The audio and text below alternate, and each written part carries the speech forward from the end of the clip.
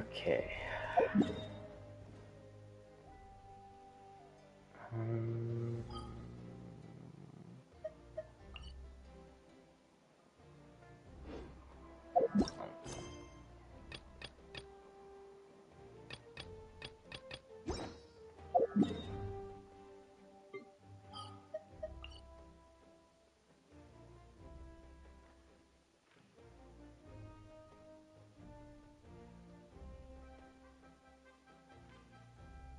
where's the blue? Oh, damn, it's all the way up here. Alright, let's just do this real quick. And after that, we could start getting into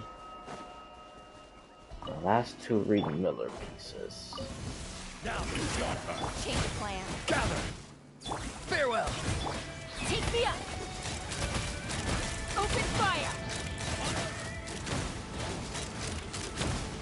I'll make sure. Locked on. Open fire. Stabilize. Not too far now. Let's fly. Locked on. Bullseye.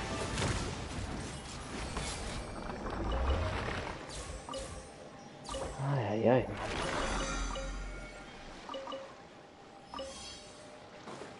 Alrighty.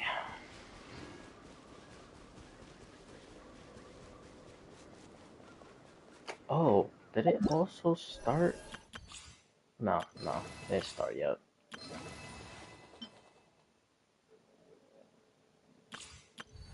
Oh, this is a quest?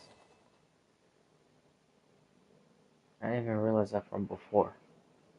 But to be fair, I really wasn't going to that event because I just wanted to hurry up and do the quest. That quest was extremely good. Like really, really, really good. Really good. This is like a couple things I still just wonder about.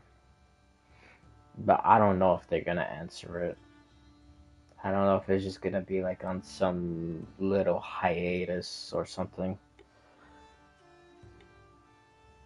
Especially with, well, this was last year, but like, who's still gonna go to Netlon and try to pick up the last Gnosis? Because honestly, I thought it would probably be the Doctor.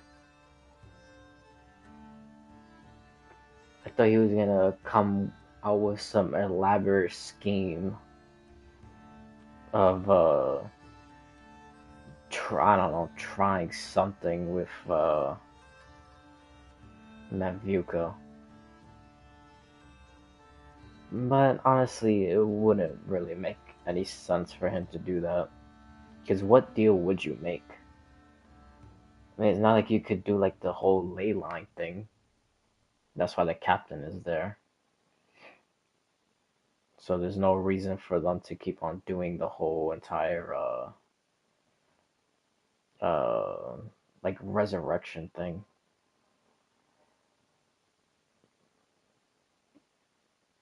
And the war is finished anyway. There's no more Abyss in Netlon. So yeah, I don't know.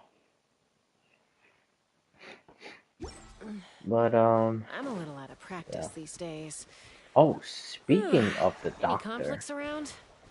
I'm in the mood for some peace. which honestly I don't know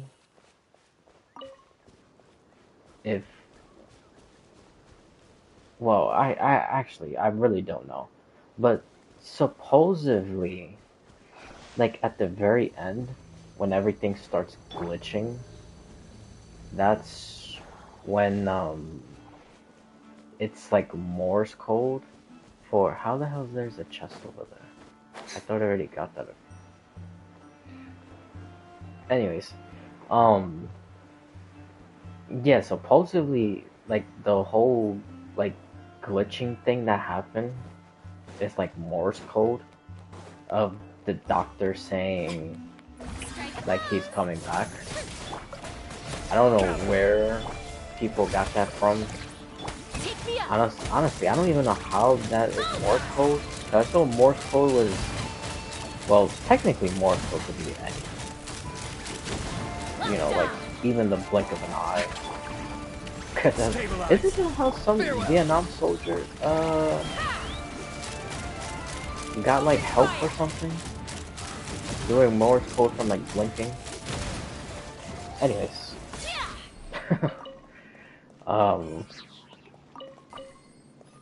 Yeah, so I Ooh, don't shiny. really know though. It's so pretty. I think it was like too short for all the glitching thing for it to be an actual like message. And when it was like glitching, like it's not like it like did beeping sounds or, well, I know it did like some sounds, but like I don't know how to explain it. It wasn't really like sounds for it to, well, to me, for it to sound like anything. Because the only thing it kind of sounded like was like, or like something like that, or maybe like two like, and I don't understand how two like, or even three of like the glitching sound. And yeah, me doing that weird it's like the glitching sound. I don't know how to make it. But yeah, it doesn't sound long enough to be long for him, because supposedly the message is it's something like I'm not dead yet, or like I will return, I'm not dead, or I'm not dead, I will return. I don't, something like that. But again, it sounds like way too short and not enough like weird glitching sound for it to make like a whole message. Like I don't know. I really don't know. And supposedly that whole thing that started was someone from Reddit, I think. Because I saw about it on YouTube, because I don't have stuff like that. I saw like a YouTube short. And someone saying that means like the glitching sound meant like he's coming back or whatever. And then I was reading the comments and people were saying that that was from Reddit. And then some other people were saying that it's not real, it's just someone making stuff up on Reddit. And then other people saying that it is real, because the person who said it on Reddit is like some Morse code person. So like, who the hell knows, honestly? Truly, who really knows? But I will say this. It could be real, because another thing, which I have to check, and I completely forgot to do that. But like while the screen is like glitching, there's like blue kind of like blue patterns like on the corners, which those blue patterns are the same patterns of when the Doctor became like the moon god form.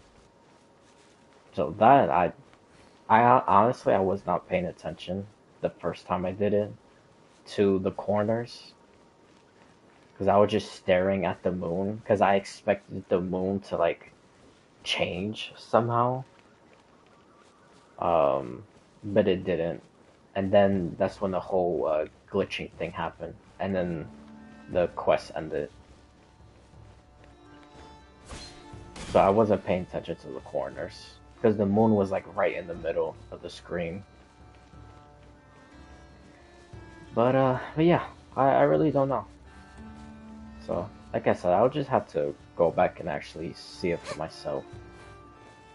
Kind of like with the whole thing with like Aha and Noose. Like I didn't catch it the first time.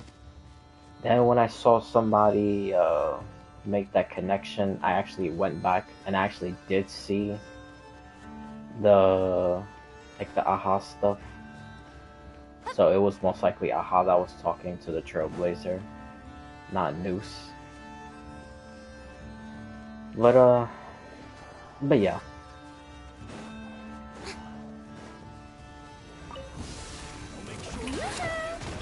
And then there was just like other like little stuff, like, oh, well, I'll do it after this, because I saw another thing with when you go back to the flagship.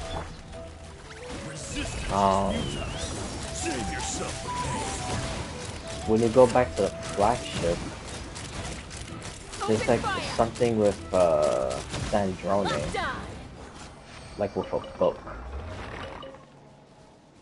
So I gotta go back and see exactly what it is, because I don't know what it is. Supposedly there's something there, but we'll see right after I finish the next resin thing.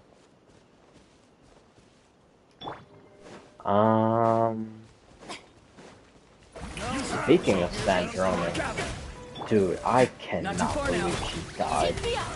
Dude, that was crazy. Excuse me, my God. But yeah, dude, I did not see that at all. That didn't even cross my mind, honestly. I thought the only thing that was they were just shooting stuff at a rock. Yeah, the only thing I thought was gonna happen was just Polonia dying. Then that's it. And her fighting the doctor, I figured she was probably gonna get beat up, but not killed. Dude, that was, yeah, that was something. That really was something. I seriously can't believe they did that. Farewell.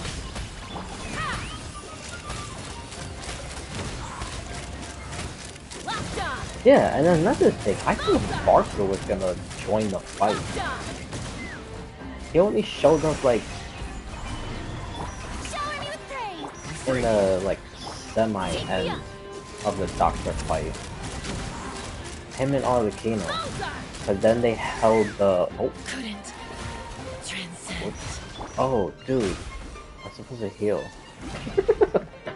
I was not paying attention. Whoop. The show begins. But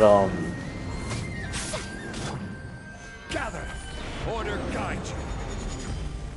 but yeah, I was a little bit disappointed about that. Farewell. He didn't You're free now. fight him and Arlecchino, and even Nicole. Let's fly.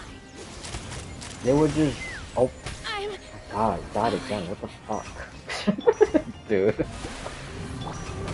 Stabilize. the mining echo in song.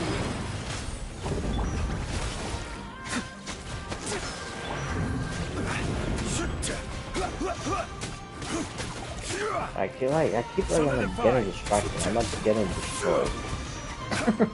And then I keep on forgetting what I'm talking about. I'm like losing my train of thought. I will have order. Stabilize. Tell me what you see. Hold on. Let me just kill this guy real quick. Shower me with praise. Not too far now. Order guide you.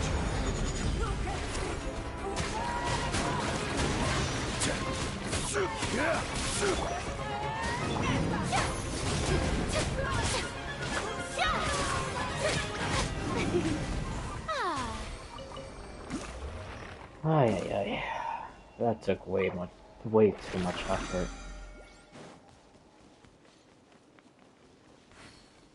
Anyways. Um. Oh yeah, about Varka. Yeah, he just showed up. Him, Arlecchino, and Nicole just holding the sky open so the moon could come inside Tibet for Kalavina.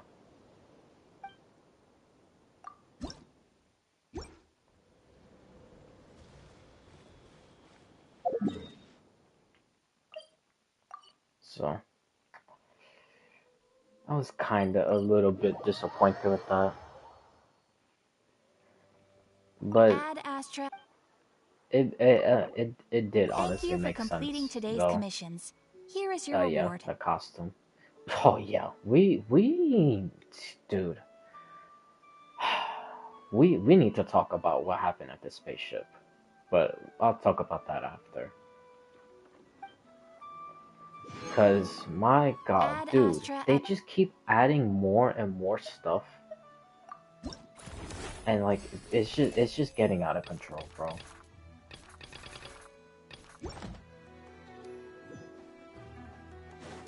Yeah, it's this thing is getting like way too much about the sibling.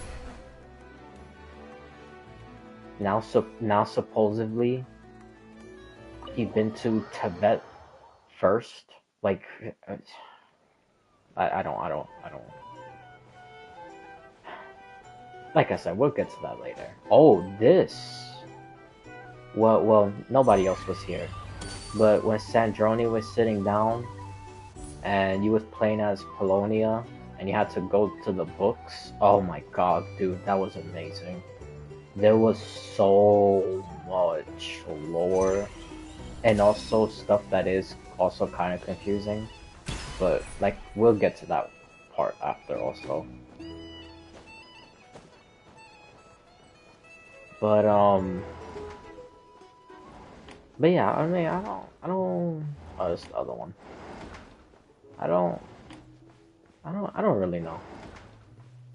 Oh yeah, there it goes. Nice. Okay. I wonder. Huh. Well, we'll see.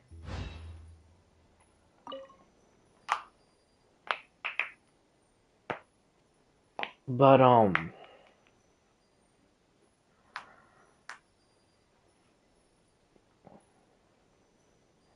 yeah, I kind of really wished Varka and them fought. But like I said, it does make sense for them to be the ones holding the sky open with Nicole. There's a couple of things that the doctor did that I kind of don't understand. And that's also probably another thing we're not going to get answered for quite some time. Like, why was he trying to convince the traveler to join him? Because he literally had all the powers to defeat the traveler. And speaking about defeating the traveler, well, this still goes into the whole thing with the doctor, so I'm not sidetracking for the first time. but but yeah, um, he had the original uh Tibet powers, like the two molds, and then he artificially made the third one, the moon marrows. And again, why did he need the traveler to join him for like what?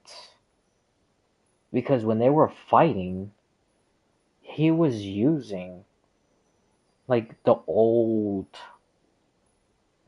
like original Tibet like powers to defeat the traveler, which was kind of weird because she's a descender.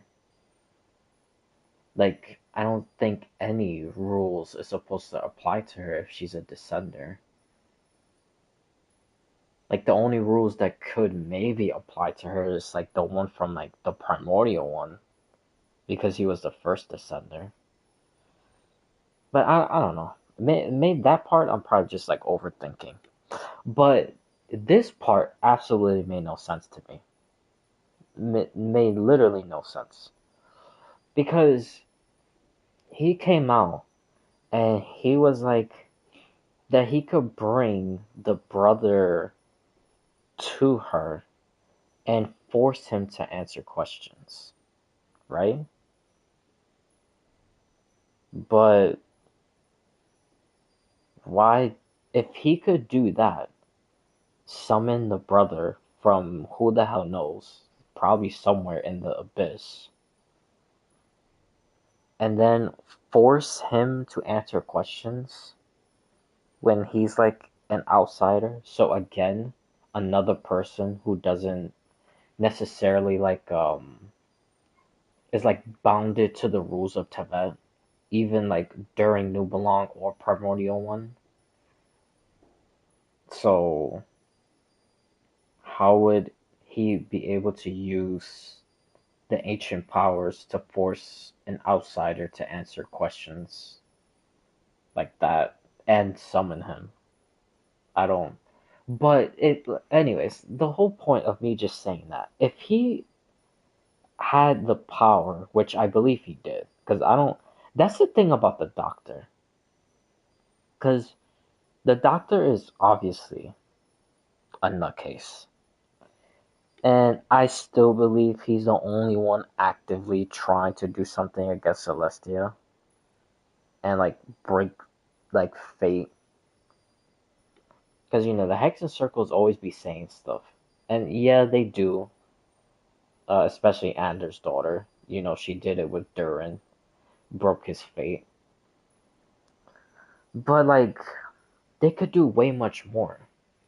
And this guy's like every single research project, like experiment, like his whole like way of life is just like destroying Tevet's like fate and creating new. But but yeah, anyways, I'm like sidetracking because now I'm thinking about a whole bunch of other stuff.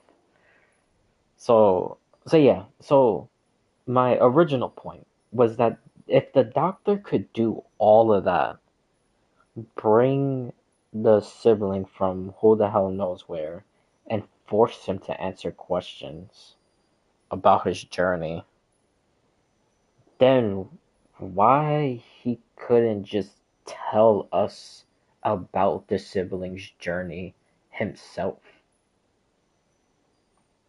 Like, that that didn't make any sense to me.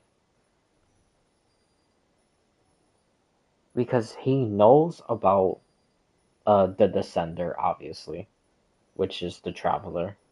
In my case, obviously, is Lumine, because I play as the girl one. But so he knows that. He knows about the sibling. He knows that the sibling was in Conria. He knows that the sibling did like a whole entire journey, basically like how the Traveler is doing her journey right now. And I'm pretty sure he also knows about the whole Atlas thing that the sibling did in Natlan. So if he knows all this stuff, has the ancient moon powers, merged all the powers into him, so he like single-handedly like uh basically broke all rules of Celestia, like in the span of like that like whole entire Archon quest. Um, but yeah, he has like every single like advantage to like know like the whole entire like history and future and a person's fate like at will, basically. So he didn't just think of just telling the traveler the siblings' whole entire like time in Tibet. Like I don't know. I just found that so stupid for him to mention bringing the sibling, force them to answer questions. Besides him just telling us what the hell like happened in the first place, because he literally has the power to do that. I don't know. I just I don't know. But yeah, during that whole like little like segment of the traveler following the doctor and them having their conversations like back and forth. Uh yeah, it was pretty interesting how Dottore was mentioning like the little tiny stuff of basically he was sounding like how Reed Miller will talk. And dude, I am telling you, I think Reed Miller is the doctor. It could be one of his segments, which would still make him be part of the doctor. But dude, I'm telling you, that connection is there. Because while you was also talking with the doctor, with the traveler, he mentioned making an Elysium. And then, not only that, he was comparing himself to a thief. And who else is a thief and talks about this perfect like Elysium for like everyone? It's literally Reed Miller. I mean, like they're just like showing us like right in front of us. I'll probably like pull up the voice lines after, because now you can actually go in like one of the quest thingies and you could look at the voice lines. So I'll show you. But yeah, it was like it was a lot. And then the thing with like Rare and the Lindis, they did answer that. But the thing about them two is how did Rare manage to keep his physical body but shatter his soul, and the Lindis shattered her body but kept her soul? And now they can't even meet like inside of that unknown place. So they still like eternally like separated. But it is pretty interesting about the whole body and soul, because now we like physically see it within the Archon quest. So that's definitely gonna be something in the future, especially with this whole third Descender thing and Wanderer and Child. That's gonna be a gigantic thing with body and soul. And now we somewhat understand of kinda how it works and how it could be separated. Even though Revere and Delinda is just two completely different people, but they share like the same bond. And yeah, they also never said what the hell that place was anyway. Cause I thought that was like the like probably inside the Frost Moon, because well, at first I didn't know what the hell it was until we met the three Moon Sisters. And then once I saw the three moon sisters, I was like, maybe this is inside the Frost Moon. Because at that time, I still thought that Nubelung trapped the three moon goddesses inside of the Frost Moon. Because the Frost Moon wasn't like how to explain it? Like not full, not like deity basically. Like it basically lost like its deityship because it was thrown out of Tibet. So it kind of meant like nothing. And yeah, that was wrong. It's not in the Frost Moon. But I don't even know where the hell it is. I genuinely don't know. It's very confusing. I wish they would have answered what the hell that place is. And dude, that place is so weird because that place is essentially a prison, but yet you can use your powers inside of it. Like what? Like that was weird also. Cause like Columbina, she was in it. Then she will make these like basically like moon gates, if you want to call it that. And then she will go through it, go in the past, and then interfere with like reality. Like when in the last Archon quest, when you play as Columbina during the moon festival thing, and you did the tarot cards, and then one of them just randomly like popped out. And then in this update or this Archon quest, uh, you play as the past Columbina, and because you there's like two different Columbinas, and then the playable one that you're using, which technically would be the past one, tap the card and then it popped out of the deck. So like little stuff like that, um, like all like the little like random stuff that happened in previous Archon quests that was unexplainable was explained in this quest because Columbina did all of it. She did the tarot card. She shielded the Scion Island. She took the book out of the spot in Flynn's library. What else she did? Oh, she also interacted with the Traveler right before the Traveler was gonna go see Alice for the first time.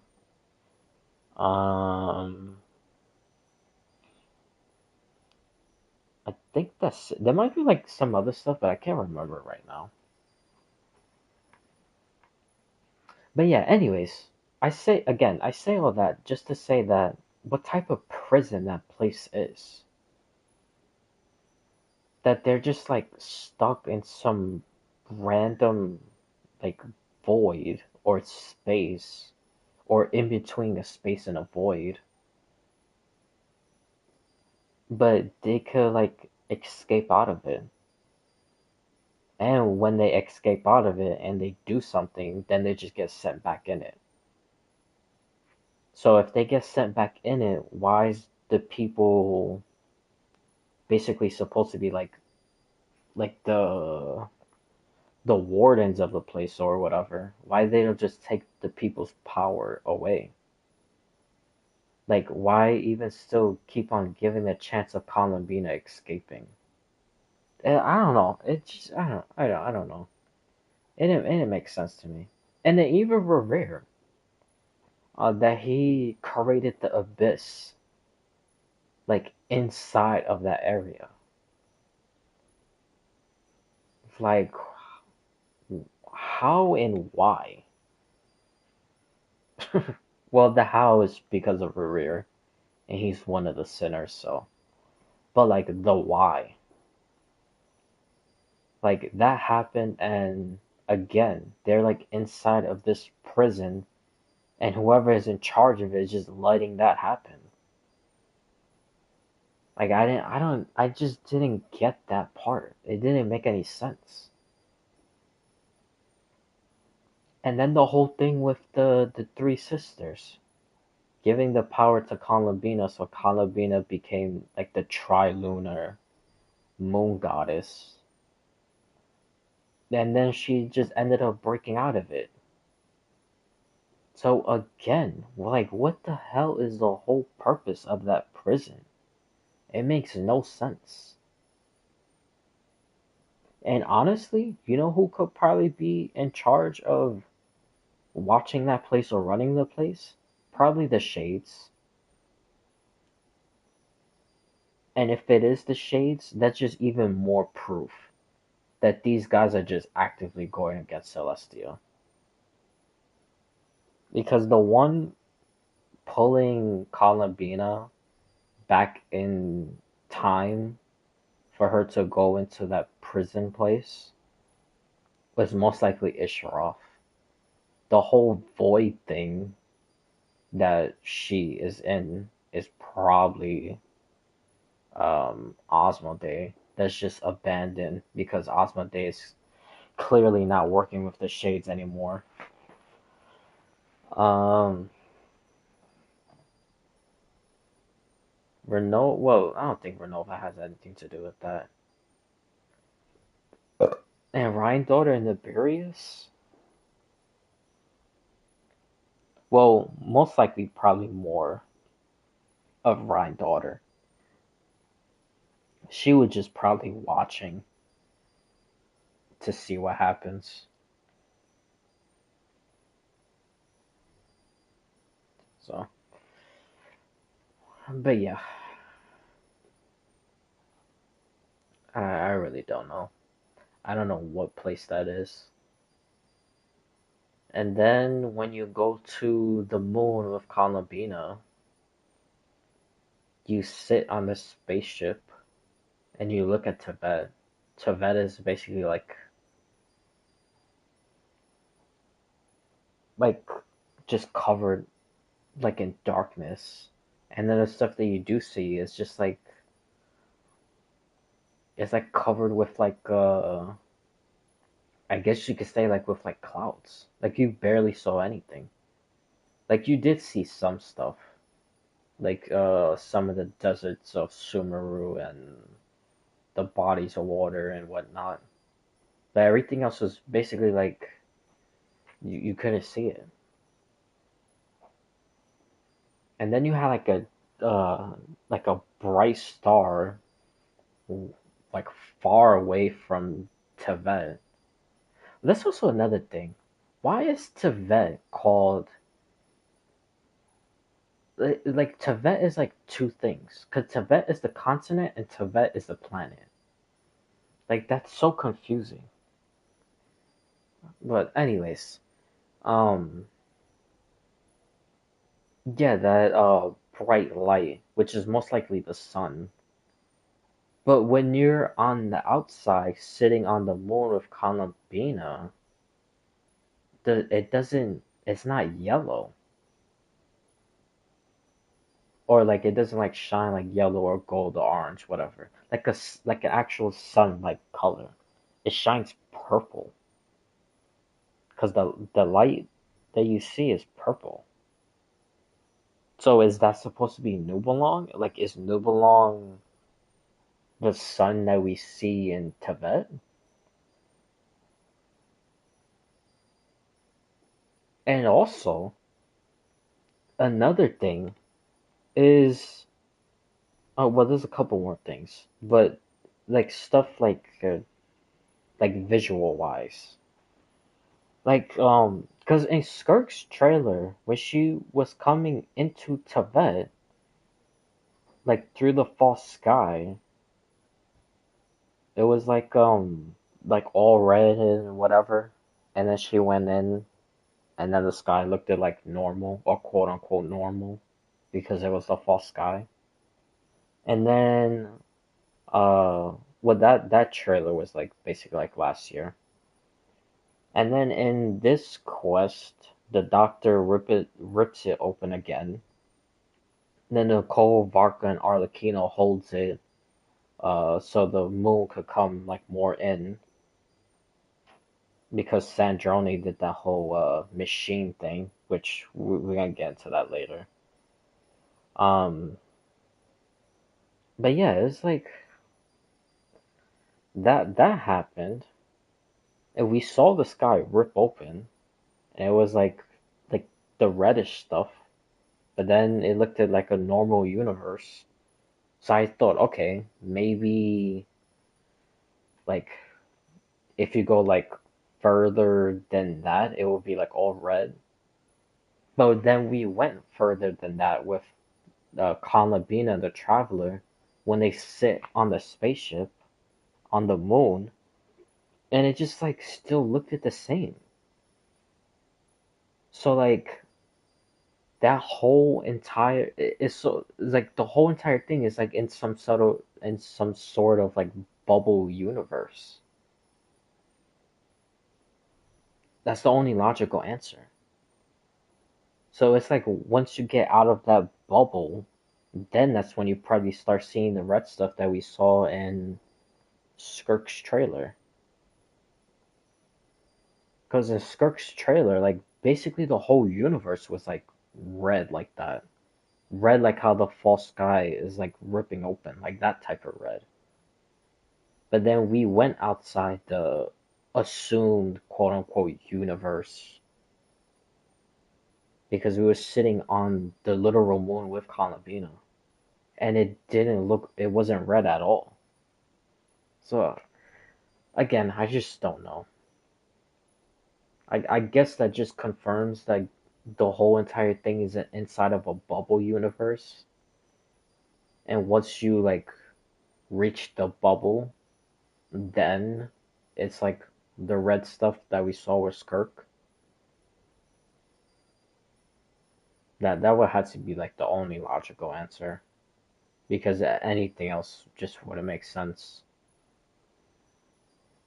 Most of the stuff is not starting to make sense.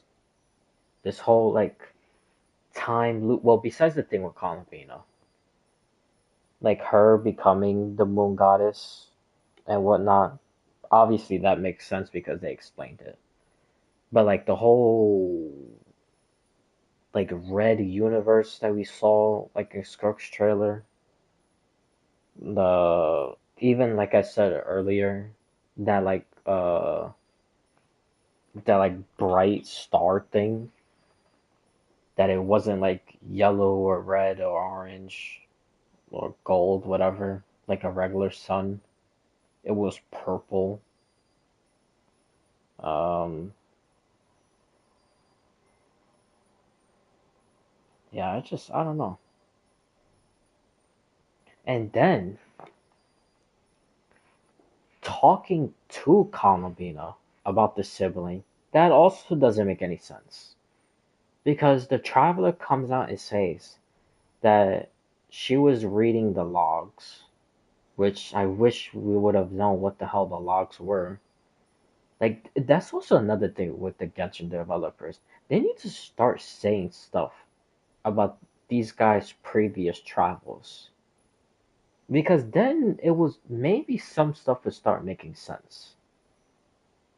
Like, is it possible that the places that, which I don't even know if it's real, because like everything has been basically a lie to us so far.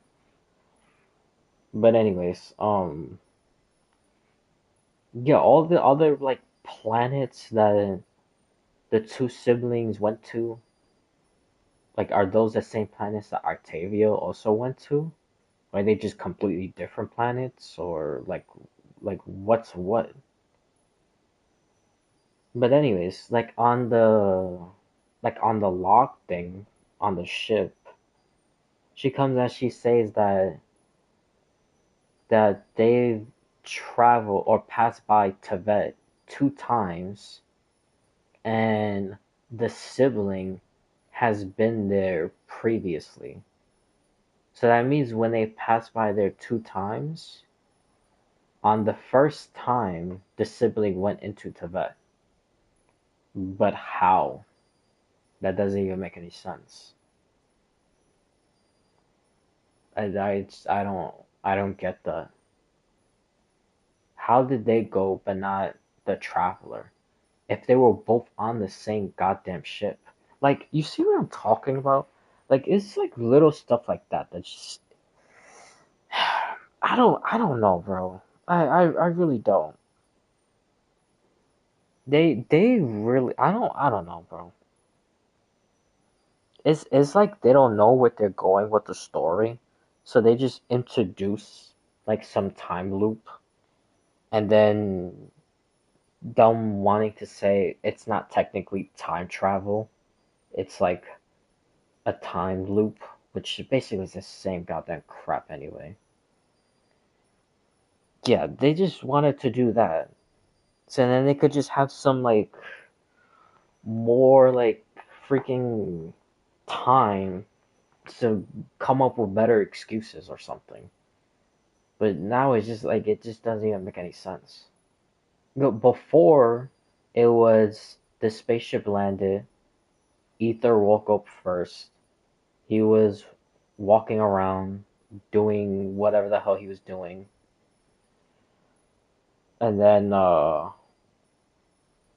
went to wake up Lu Ming.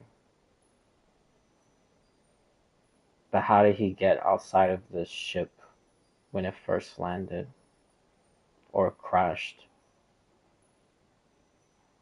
And then them passing by Tibet 2 times.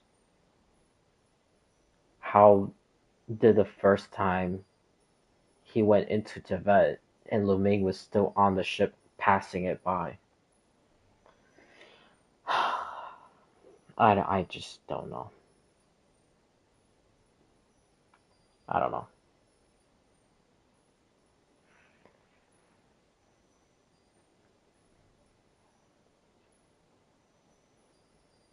And now that I'm thinking about it, if it really is true about the doctor,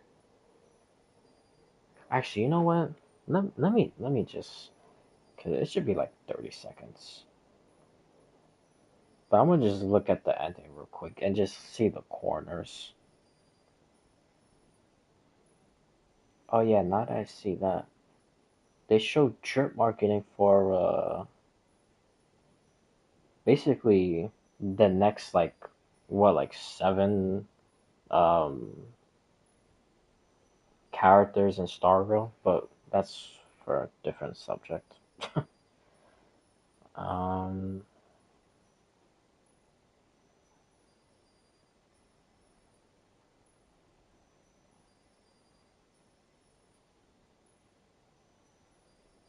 yeah, just I don't know, man. Oh, okay. Let me see.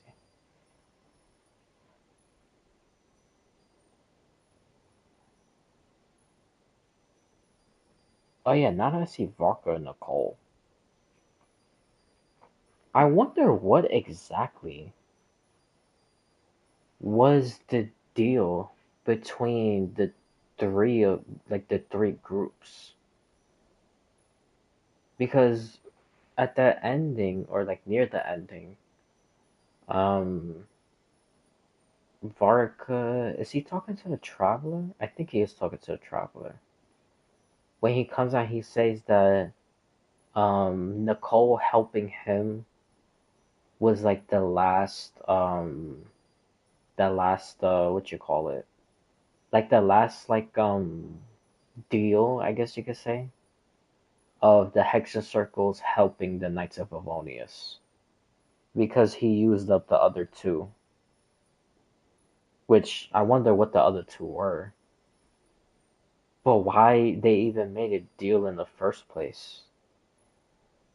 And them doing the deal, why is it like a like a couple time like use of like helping or something? Kind of like in Star Rail. Well, Star Rail, it's only a one time use, but in Star Rail, the Cienjo gives the Astro Express the Jade Abacus, And if they ever use the Jade Abacus, then the Xianzhou will show up no matter where they are and help them. But it's only a one-time use.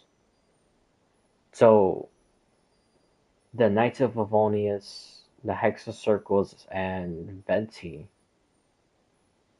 like all three of them together, each has like three like Jade Abacuses.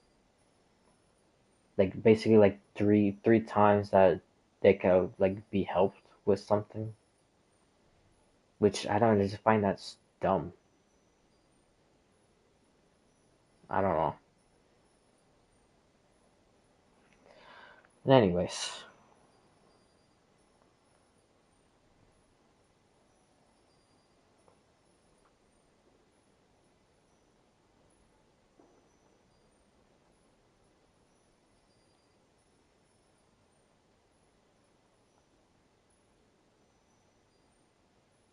Oh, it does show the blue. No, it does.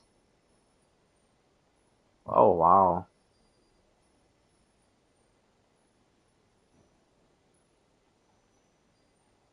Huh. That's interesting. Wow. Okay.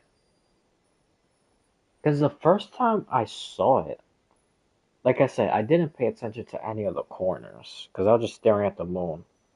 And then that glitch thing happened.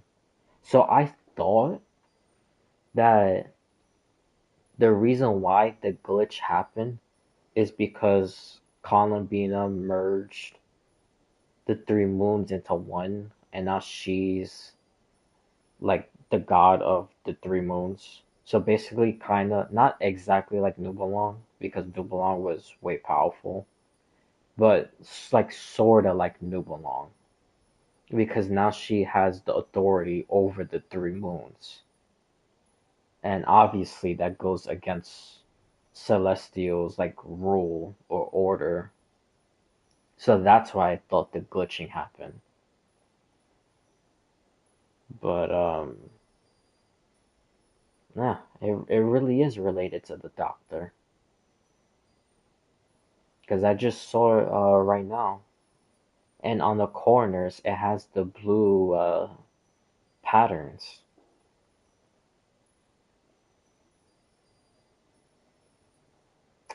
So I wonder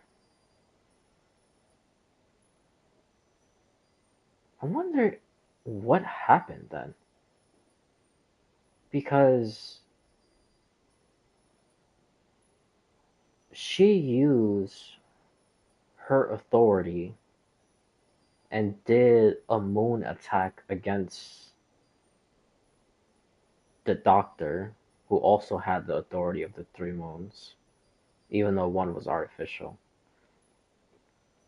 But then he was defeated, and then in his quote unquote death, it was just like blue particles like flying around. So was the blue particles like from the attack, or was it him being destroyed? Because it was probably the Omega built clone, most likely. And that is probably dead, most likely. Who the hell knows? Who really knows? But just assuming that it did get destroyed, then the segment or the clone turned into the blue particles. I don't know. Or did the attack that she did, those particles were from just her attack, not really because the body got destroyed.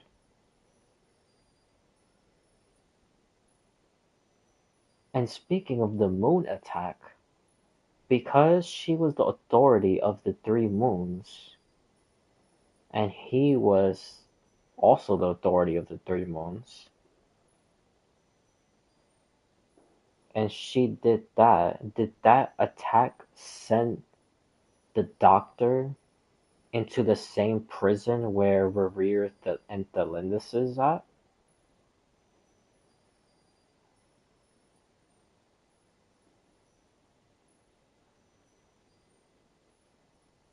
Where exactly did he go?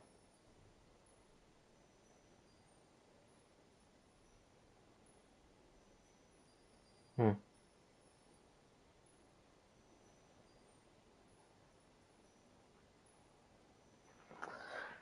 Stuff that I wish they would have answered, especially the where that place is. Because if they would have answered what that is, I probably could figure out if the doctor is in there.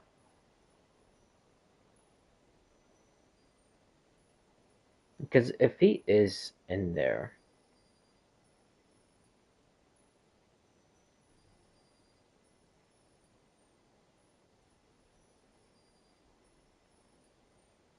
oh, wait a minute.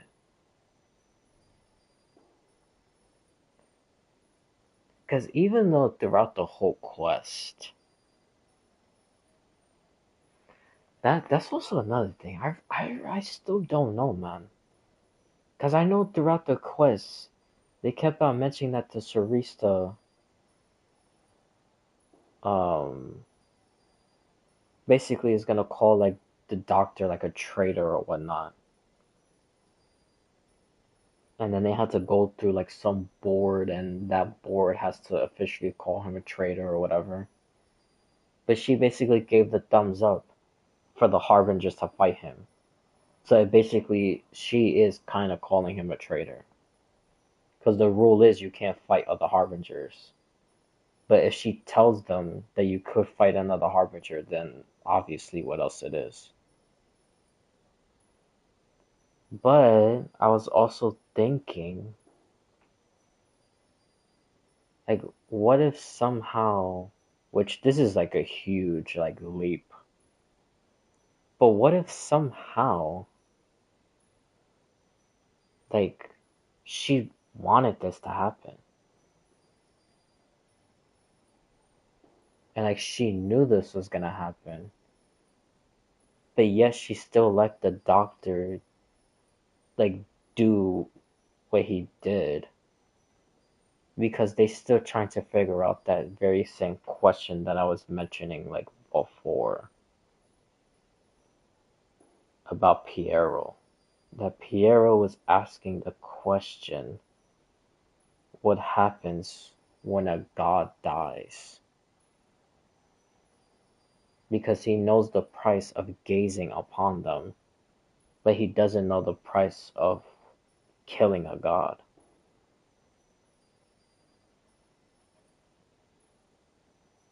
So now they might know because the doctor is dead. And he basically forced himself to become a god. So I don't think like even Celestials ruling like themselves could really do much about it.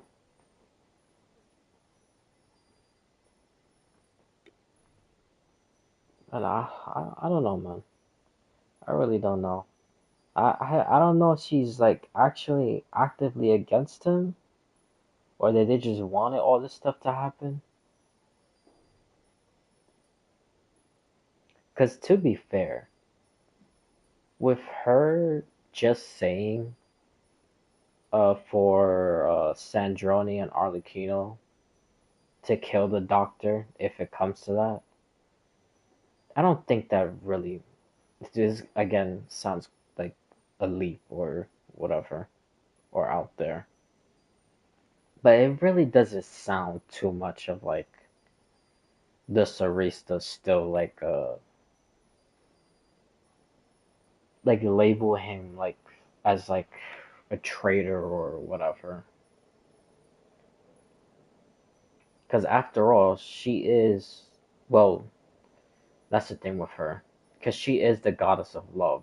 But since she's rejecting authority and how she acts with all the other people and situations, she's basically forcing herself to become like the goddess of hate, not love. So that would be right up her alley of defying her authority by letting her own people go against her own people, further solidifying her goddess of hate.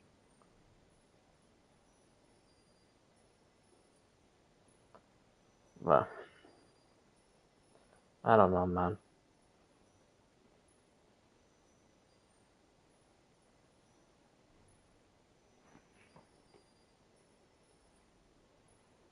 Yeah, and then Sandrone, since we're already here about to read the book. The thing with Sandrone, well, not really Sandrone herself, the books that we was reading as Polonia, and then giving those books to Sandrone.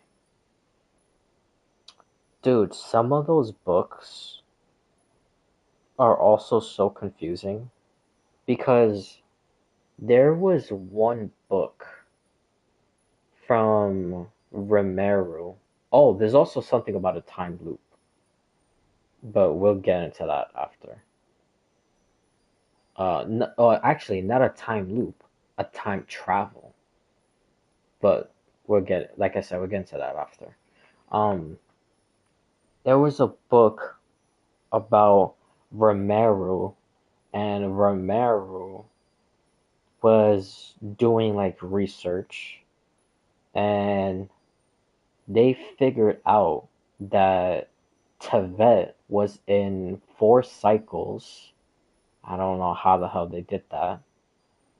Um, and the only way for that to change is to bring something outside.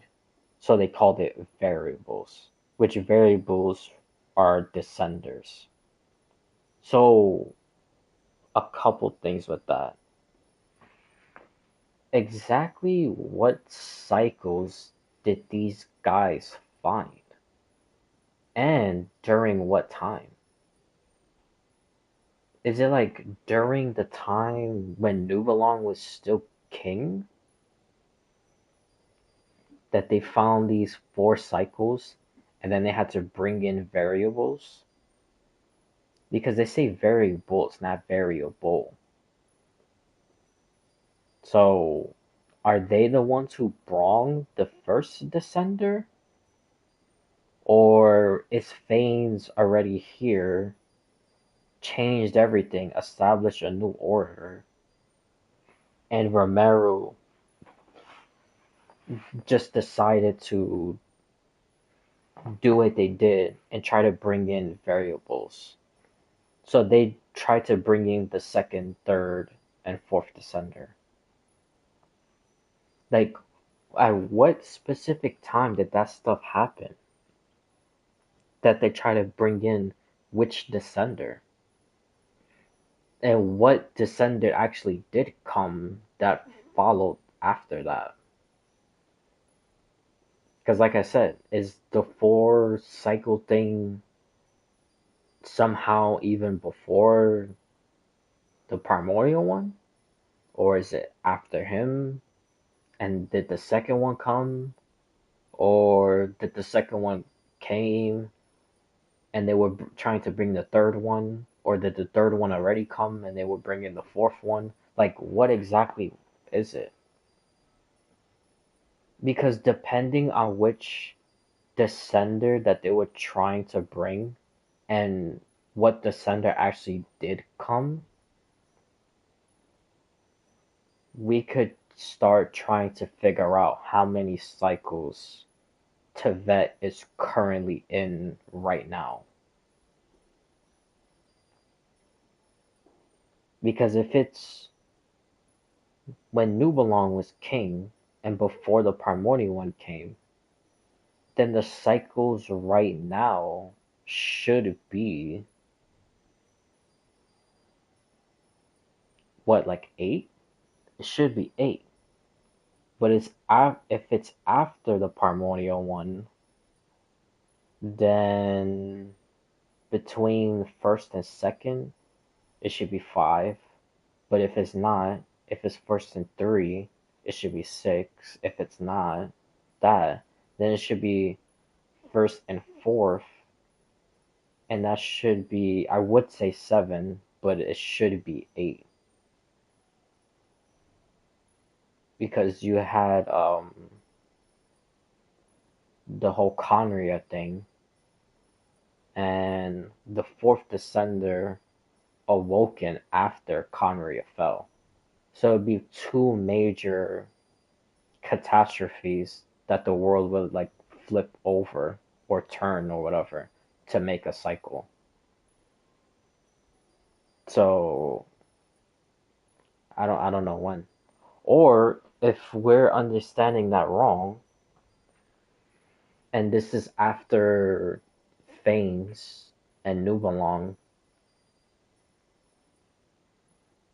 Well, when I say Nubelung, when Nubelung came back with the Abyss and that war happened, then the third Descender came. Oh, that's also another thing. I kind of wish they would have talked more about Nubelung. Maybe get some confirmation if he was the second Descender.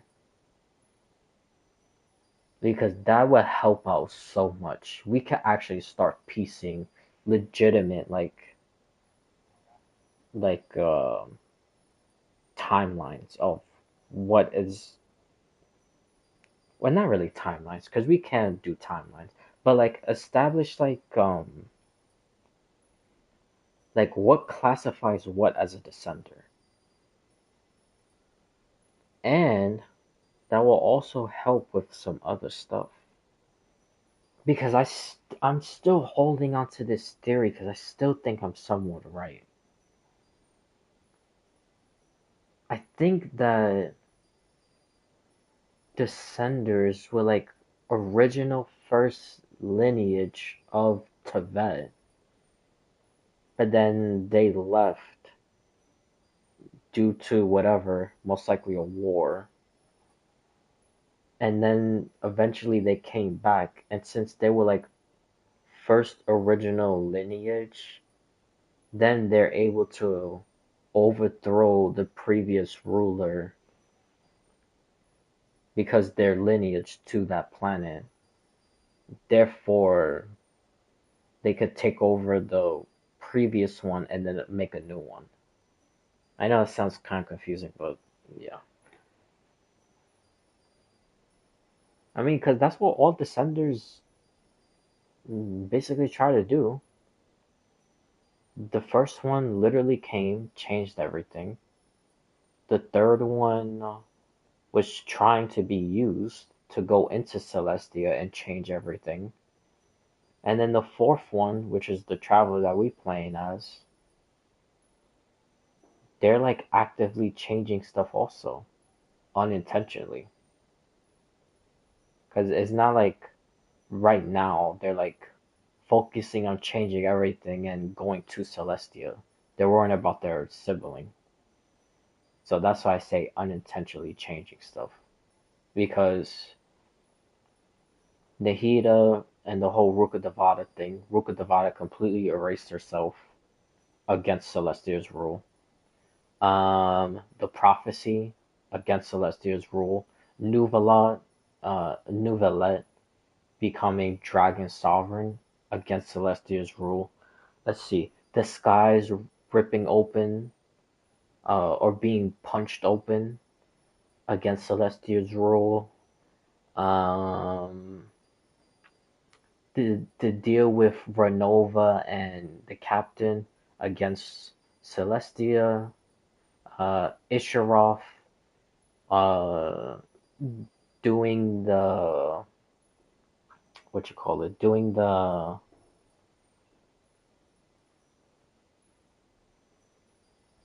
damn, why I'm stuck on stupid, with Shogun's sister. What was it? Oh, that planting that tree thing.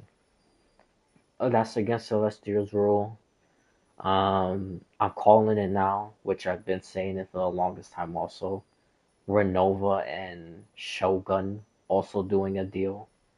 That's also gonna be revealed. Watch. I'm calling it.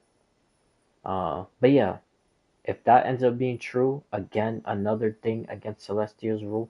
Dude, so there's just like so much stuff that has happened. Well, that one is like before the Traveler. But all the other stuff I said happened during the Traveler. So the Traveler is actively going to all these places, helping their Archons, and breaking all these rules while helping.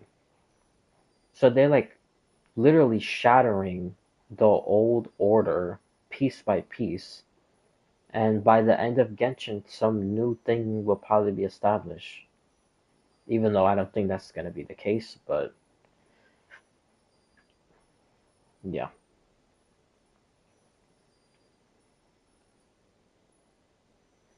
But I just, I really don't know. I don't know, man. They, yeah, they really need to start getting into.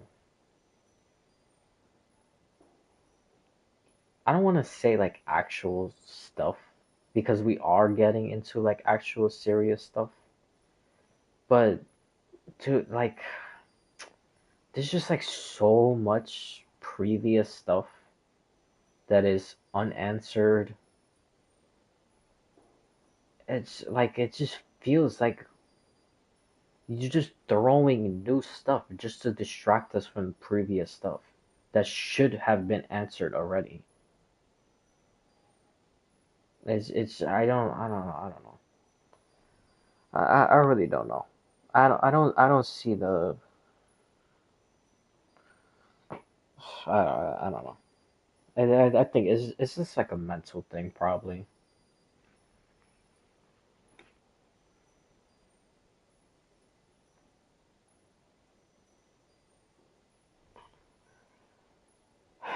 Yeah, yeah, yeah.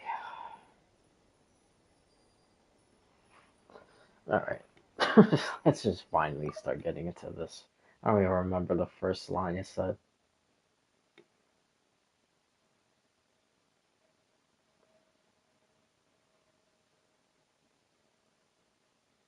Oh, dude, I completely because I was talking about Sandrone with the books. Yeah, so one of the books was talking about Romero and introducing variables. And then another book that was, I'm pretty sure was from Conria. They didn't say where it was from, but I'm pretty sure it was from Conria. Because the way that they were talking about alchemy stuff and alchemy related stuff, for the most part, would be Conria related. Yeah, them introducing like these four things. I forgot what it's called. And then you go to a different table, and then you read something about Romero, and somehow Romero has information from the alchemy stuff in from Conria. That was two completely different like time like times that the kingdoms were alive. Because the alchemy related stuff is Eclipse Dynasty, and they survived way after Romero. So, how did Romero get Eclipse Dynasty basically like science for them to keep on doing what they were doing and use that in order to summon variables? Like, how? Like, I don't even, like, what? How? And then on the last table they will go to, on that book, it was something about someone from the Fontaine research that he created like a time travel thing using some little machine that he created. And then when he told the people interviewing him about the machine, he told them to come back like a week or 2 weeks later, and then he'll show them the machine and say like what happened. So they came back like a week or 2 weeks later, and then he was talking about the machine, and then saying that he time traveled to Romero, and in Romero there was like these riddles that was like unsolvable, and then he was like thrown in prison because he was saying he was from like a different time zone or time period, and they thought he was like crazy or whatever. Oh no, they thought he was a spy. That's what it was. They thought he was a spy, so they threw him in prison. And then one of the leaders of something, I forgot her name. It started with an A. Um, she took him out and she believed him, and then she showed him like these slates that had riddles on it. And the guy was confused because the slates was written in characters of his like timeline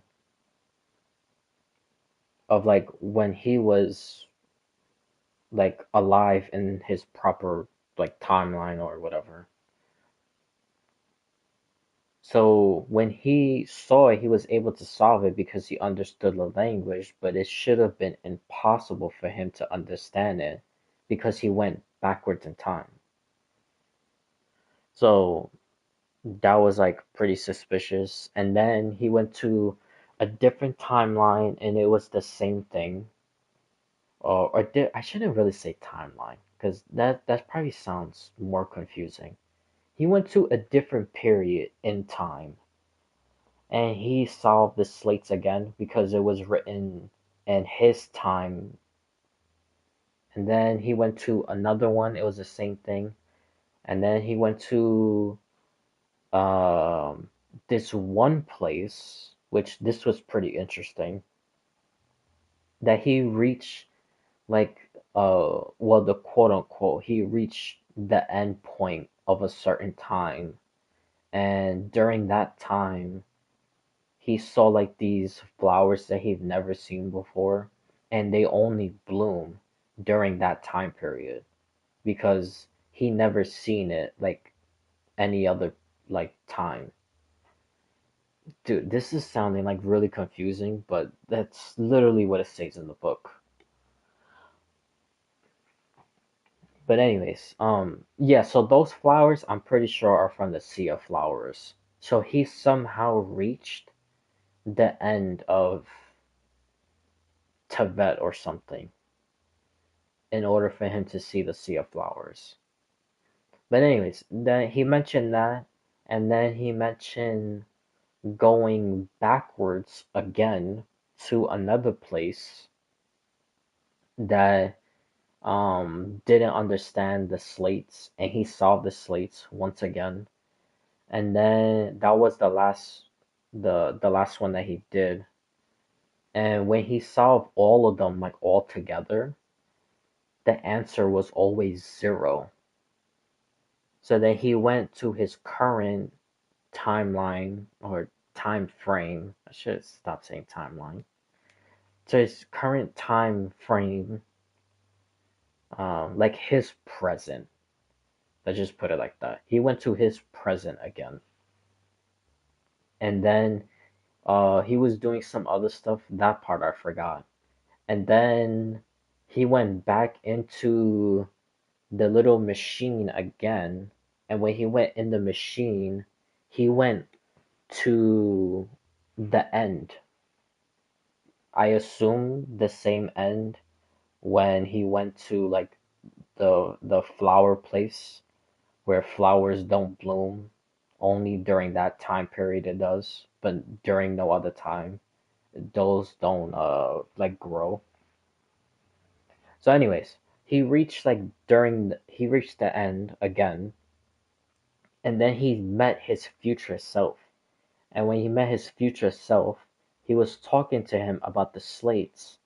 And then it's revealed that his future self was in the past placing those slates, writing the riddles, and then going all the way towards the future, waiting for his past self to catch up to him. And that's exactly what he did. So the past self caught up to him, which is his future self. I know this sounds like insanely confusing, but that's Genshin for you. Like, so anyways, so the past went up to his future self, and then they were talking, and he was asking why did he always leave the answer zero for the riddles, and he said the future self said because time doesn't matter. It's like it doesn't exist, and at any point through time, you will always start at zero.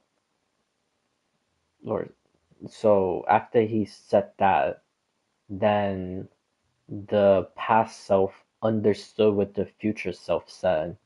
So then he just took out a gun and then he shot his future self in the head.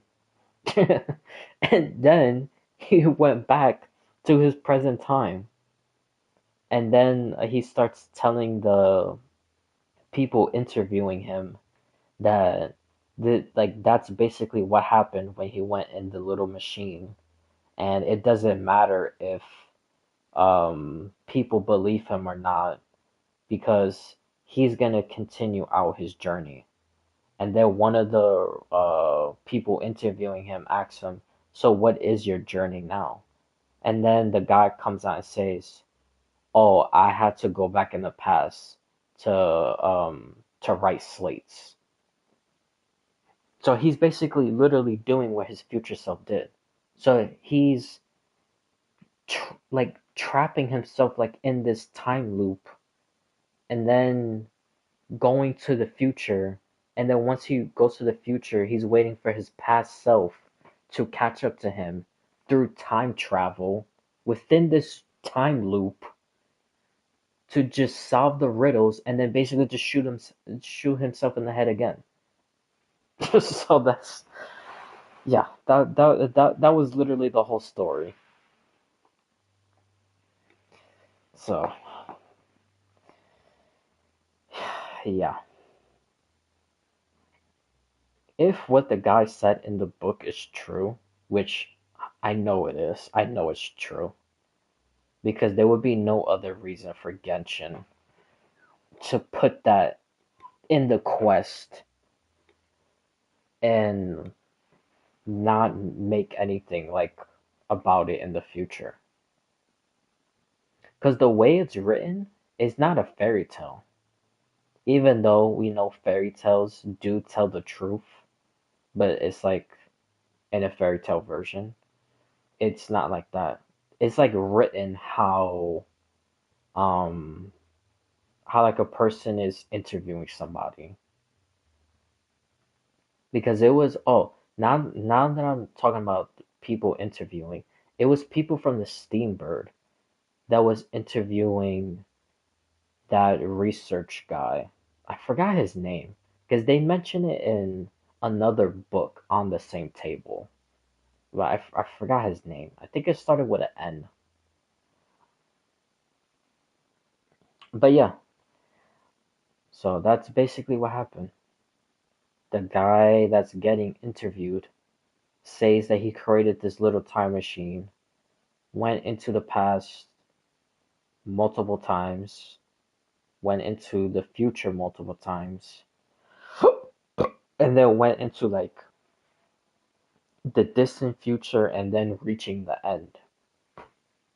And then going to the present and then reaching the end again, then meeting his future self talking to his future self, getting answers about the slates, shoots himself in the head, basically, goes into the present, talks to the interviewing people, once again, and then the interviewing people say, what are you gonna do now? And then he just comes out and says that he's gonna go back in the past because he has riddles to write or slates to write. So yeah, I don't see what the whole point of that is. I mean, yeah, it's telling us that there's actual, literal, legitimately time travel within a time loop. But why is the guy doing that in the first place? Like, is it like a nihility type of mentality or nihilistic mentality? Since nothing means anything and time is zero, you could just solve your own riddles and then shoot yourself and then rewrite your own riddles. I don't know. But yeah. And then the other books that were on the tables was like stuff from also the research, Fontaine research, which a lot of them were like Elaine or Alan. Why I always keep calling him Elaine? Alan, Guillotine, um, Renee, Jacob, and then they also mentioned this new guy. I forgot his name also, but he had a disease. Oh. That I think I know what's inside a certain place. So there was this assistant to Elaine Guillotine, and he had some disease. I don't know what the hell the disease was. They didn't say it in the game. Oh, his name was Carter something.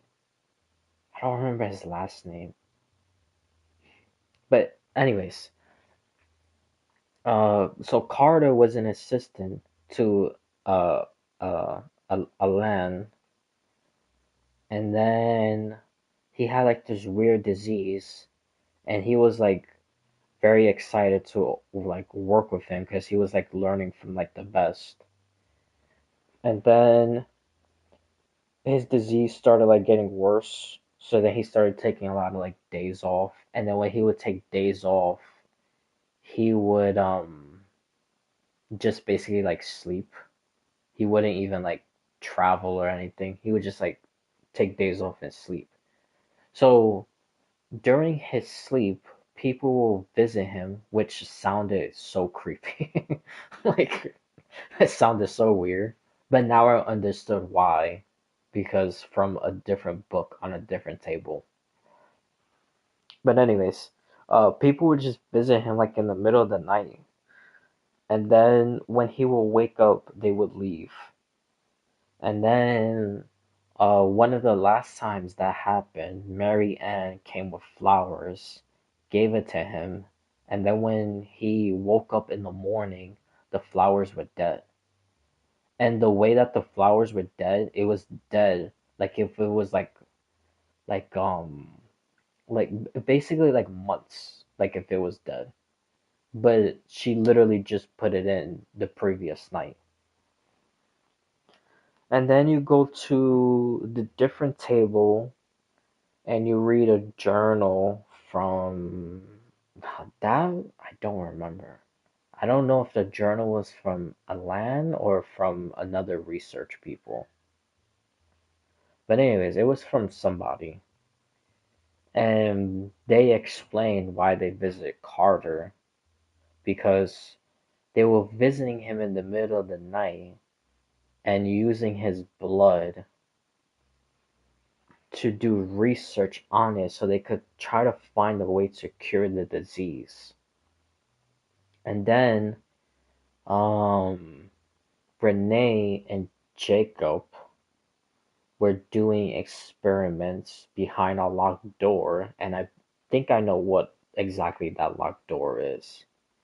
That they were doing experiments behind a locked door, and then they went to a land, and then I guess he gave him like the blood that he was taking from Carter, because then in a different book it would mention that Carter started working with Renee and Jacob because they quote unquote found like a cure for the guy, for Carter, about his disease. But then they didn't really, let's say, like too much stuff after that.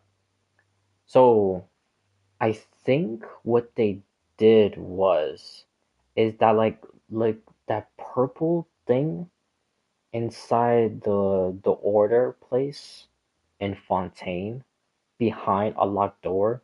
Well, for me, it's not locked anymore because I opened it. But when you go there for the first time, the door is locked. So once you open it, there's like this abyss thing like in the middle of the room. I think that's what they did to Carter. I think they tried to use abyss um like powers in order to try to cure Carter of his disease. And then that's why we never heard of Carter like up until now. Because no other like book or research or whatever talked about this Carter person until you do the quest with Polonia walking around looking for a specific book, and then you read the like the other books. So I think they like hid it purposely because they knew that what they did to Carter was like wrong, and if anyone else found it, they probably would have. The Fontaine police, I forgot their names. The police would basically go after everyone. So that's probably why Sandrone had it, and it was like hidden all this time.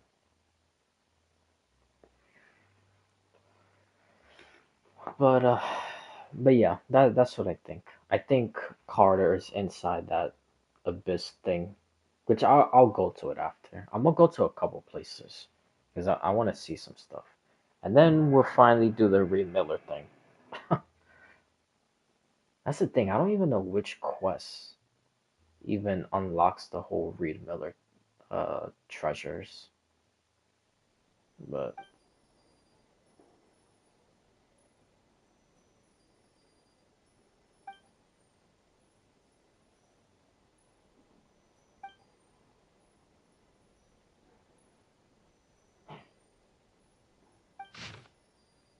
oh. Oh my God, 9 pages. All right, well, let's see.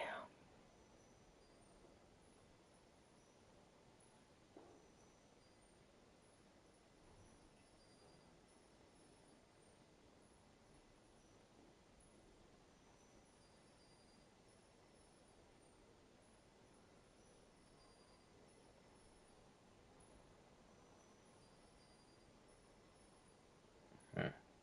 Okay, this is so far starting to sound like it's like a journal, basically.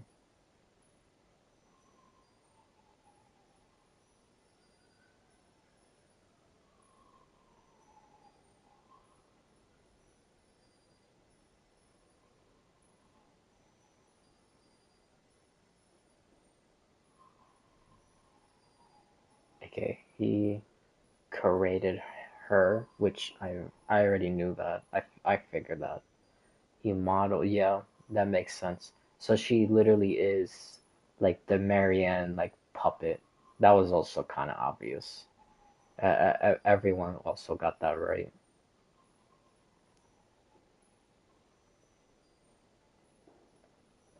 Um,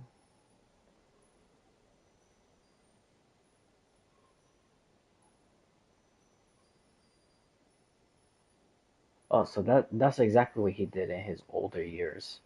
Because on the third table, the same table where the people from the Steambird are interviewing the guy who time traveled, on that same table, on a different book, obviously, um, they were interviewing Alain Guillotine and seeing like what he's doing in his older age because he walked away from the research institute and didn't hear anything about him like ever since.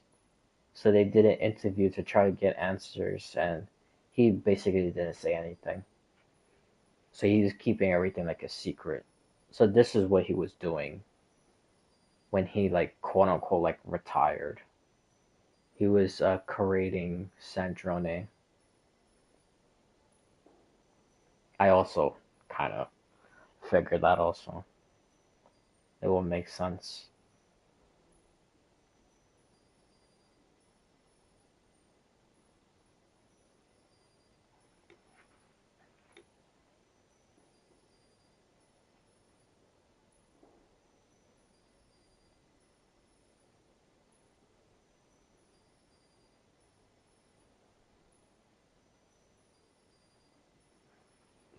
So he created her to basically be like Marianne, but he wanted Sandrone to have free will. So not to be exactly like Marianne. So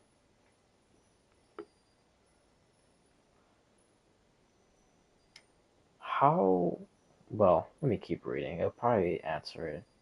Because I was thinking, like, did he like put the soul? Like, did he somehow get the soul of his sister and then put it in Sandrone, or completely just did it from like bottom up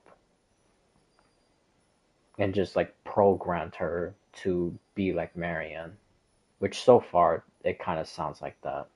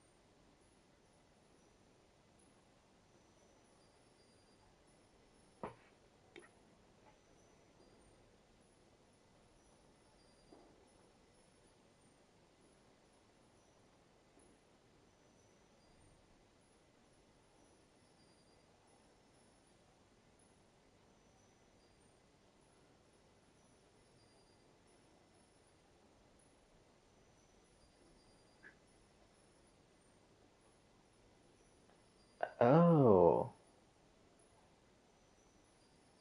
he also made Polonia? Okay. I thought okay, so I was wrong about that. I thought Sandrone created Polonia. Huh. That's good to know. So who is Polonia based of or based off? Just some regular robot, or is it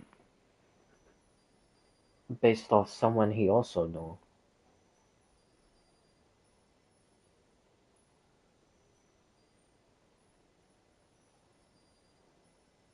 I don't know. Just a regular robot. Yeah, its architecture lacks an emotion module comparable to mine. Yeah, it's just a regular robot.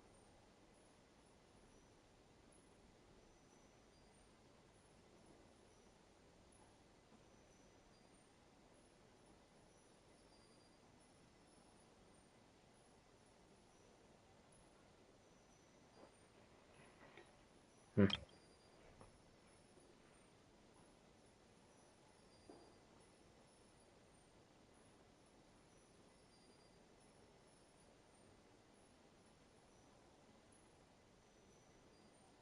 Oh. Okay, so that's how she got into the tea. Okay.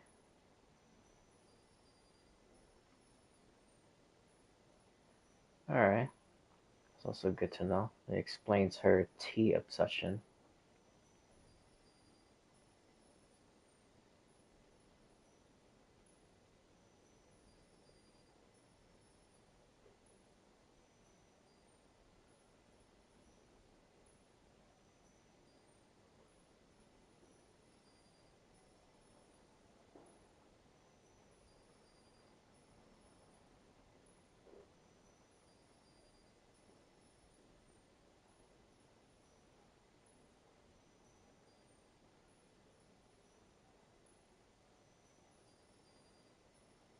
Hmm.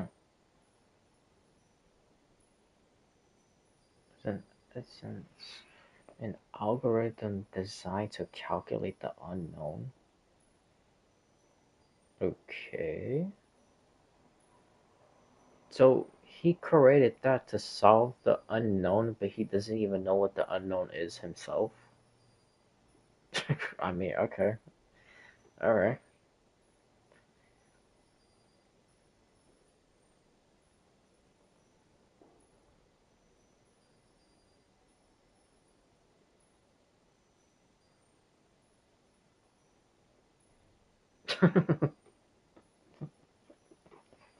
This is such a Sandrone response. He asks how shall we view the fate of this world? She says use a detector. Bro.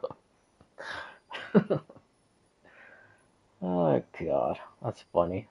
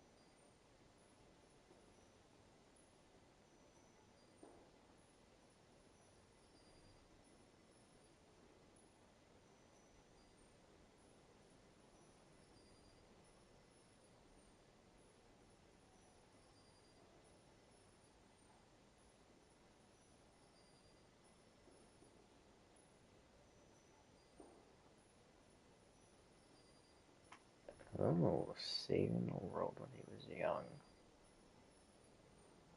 That kind of holds up with the other stuff, especially with the quest, the other quests in Fontaine. Other people always basically referring to him like if he was some sort of hero. Him and Renee, but they had two different ways of being a quote unquote hero.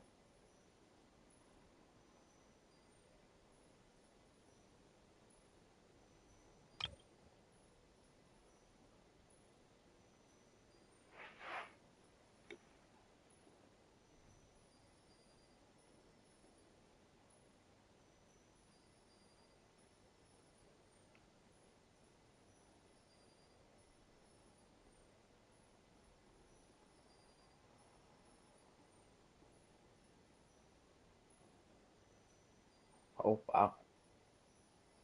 Burn the notebooks after his death to avoid death.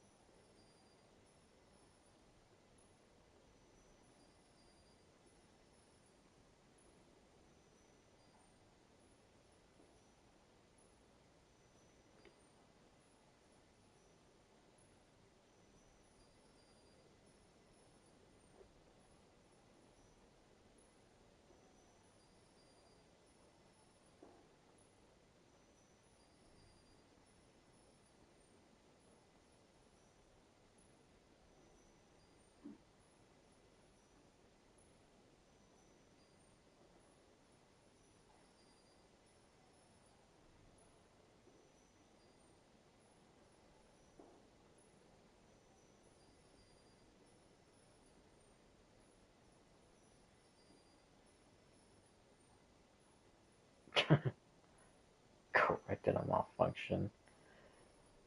Or Polonia cannot hang laundry.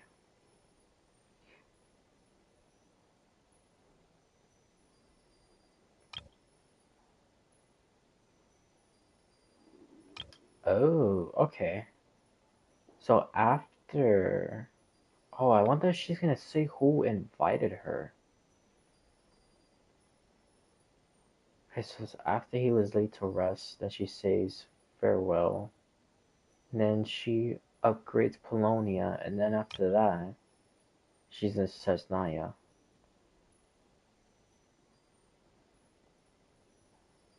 Interesting.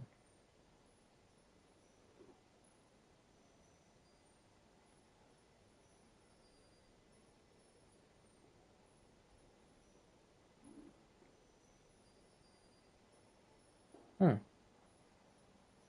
Yeah, like I said, I hope they say who was the one that invited her.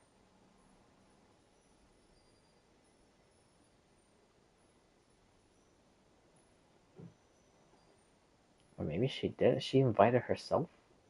Says I found a new job.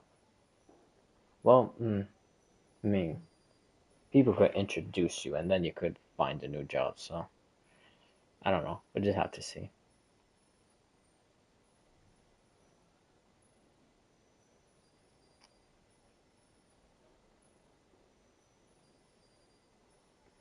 Oh, so even if it's sunny, it still snows. Hmm.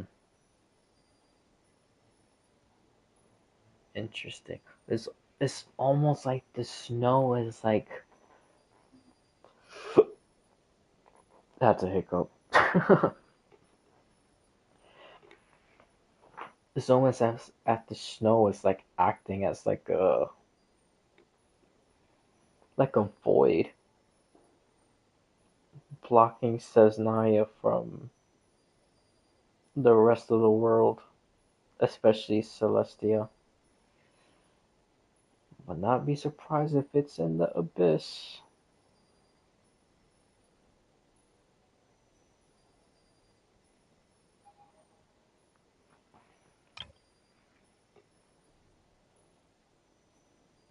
Calavita is so annoying.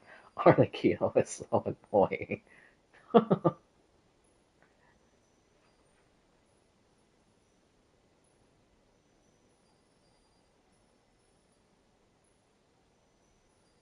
Ooh, what new project? Ooh, okay. Well, speaking of projects, no, we're gonna get into that later. But actually, no, we could. I could multitask. Um, well, actually, hold on. Let me, because when you talk to Kalabina on the moon, she mentions Project Stuja, but she doesn't know what it is. And the only thing that she does know about it, well, two things. But one of them, I don't know if it's related to Stuja. Maybe it is, maybe not. But she mentions that the rooster and uh and Patalone are actually like butting heads, like they're going against each other, which is kind of surprising. But she reveals that they're going against each other, and the only thing she knows about Project Stuja is a word, and that word is I don't even know how to pronounce that. Uh, it's a Norse. It has to do with Norse mythology. Um, Miss Miss Tiltinian, Miss Tiltinian. I think that's how you say it, Miss Tiltinian. But anyways, that is Norse for two things: mistletoe, but that's not really important. The other thing that it is important is it's a sword from a legendary person. I'm not even try to pronounce this guy's name, but the sword itself is legendary because it's a blade that never dulls. So it's like always, basically forever sharp.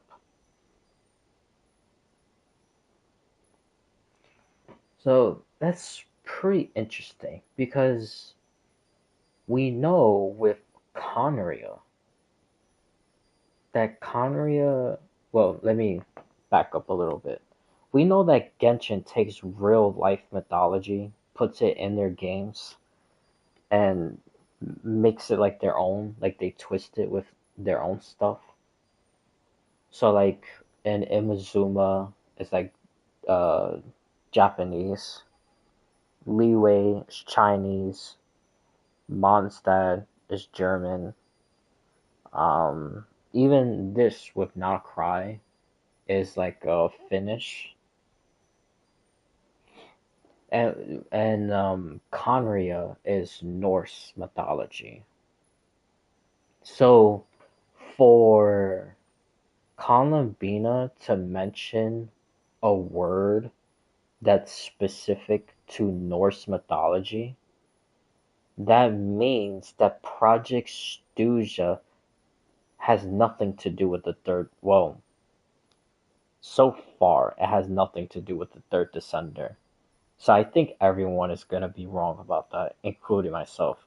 Because I thought Project Stuja, well, I thought Project Stuja was the Doctor related. Then I was wrong about that.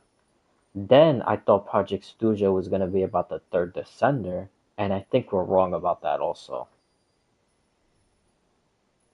It has to do something with Conria. For them to mention a word that's like related to Norse mythology, and like I just said, Norse mythology is connected to Conria, then that means that word, Miss, what is it again? Miss Tenen or Tenen, and it's a blade that never dulls. That's obviously Conria related. I just don't know in what capacity though. Like, is it gonna be? But there's like multiple stuff. There's like some really out there ones, like probably doing something with the Five Sinners, but I kind of doubt that.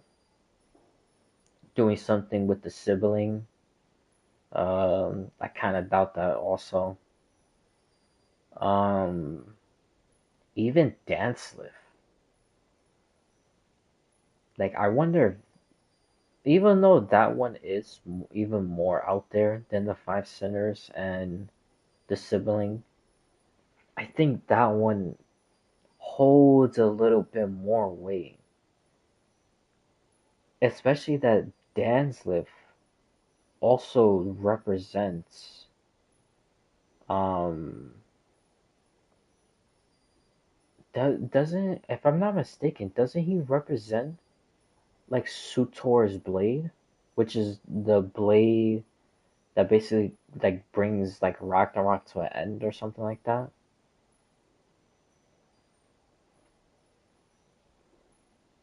And since that word means a blade that never dulls, so what exactly is it? Or are they gonna try to create a specific weapon like for the Sarista for her to use? And it just so happens to also be Conria related somehow. Like I don't know. There's just like endless possibilities. But yeah, as far as I'm concerned, it's something with Conria 100%. Because they would have never mentioned that word if it wasn't. And especially that the word is Norse mythology related, that means it's Conria 100% without a doubt. So Project Stuja is something with Conria. I don't know in what capacity though. I don't know if they're making like someone quote unquote like Blade, and that person would be like I don't know, like a man-made weapon for them that could like never lose, or is it trying to bring Dance Lift for use the third Descender if they revive him and give him a weapon that never blades? I mean, that never dulls. I don't know. Just way too many stuff. And honestly, that's probably why the Doctor's still alive. Because if they're doing experiments, the only other experimental person is the Doctor. Sandrone, yeah, but obviously Sandrone is also dead. So,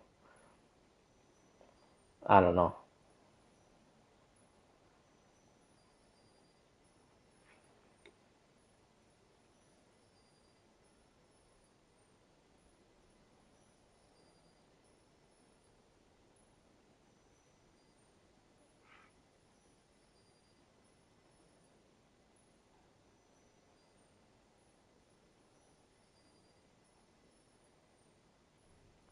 Oh, so he control. Well, that makes sense. This guy's literally basically like the money Archon. But everyone in the Fatui shares like the same budget, and within that same budget, he also controls it. So he's even like, controlling the money amongst the Harbingers. Mm.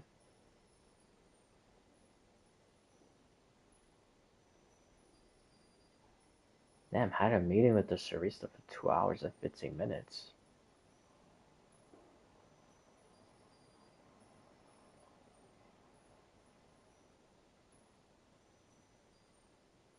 Ooh,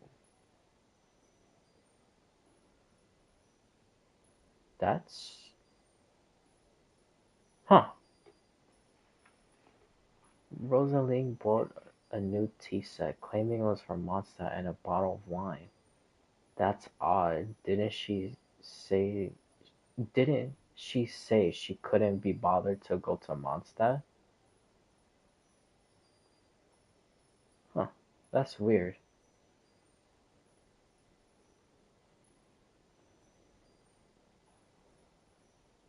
Cause obviously, you could have like shipped like stuff in, but for her to deliberately come out and write, didn't she say she couldn't be bothered to go to Mondstadt? That means that Rosaline or Signora came out and said that she went to Mondstadt and got this.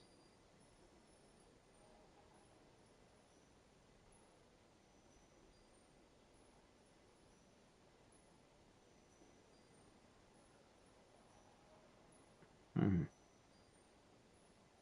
Yeah, this gotta also be before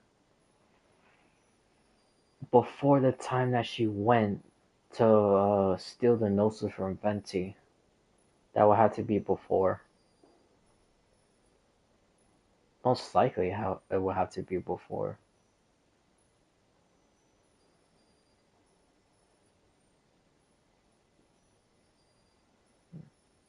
Attended a lecture. What the hell is he gonna lecture about? Well, he was a mage, so Conria.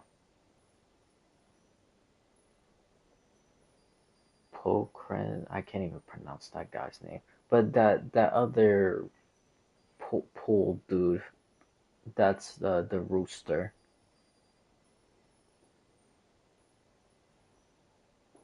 That's the rooster's real name.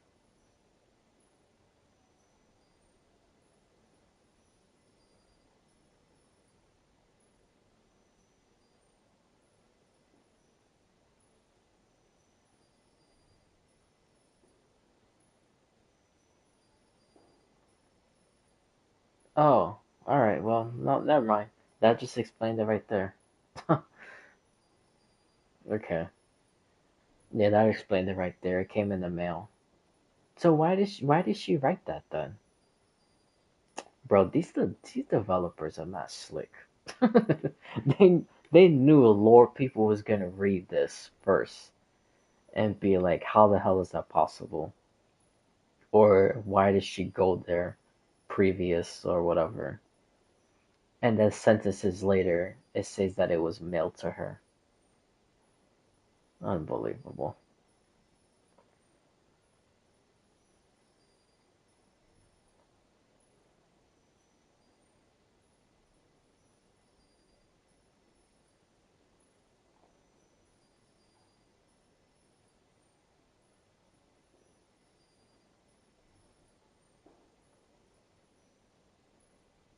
It's been 2 weeks since we lost.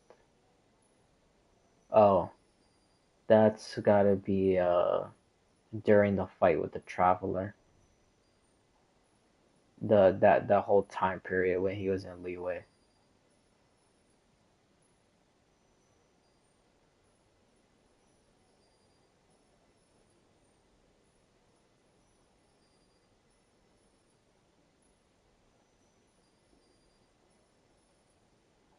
Oh damn.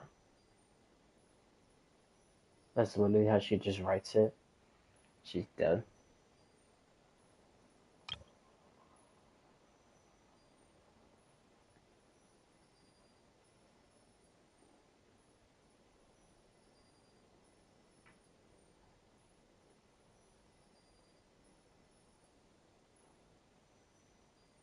Damn.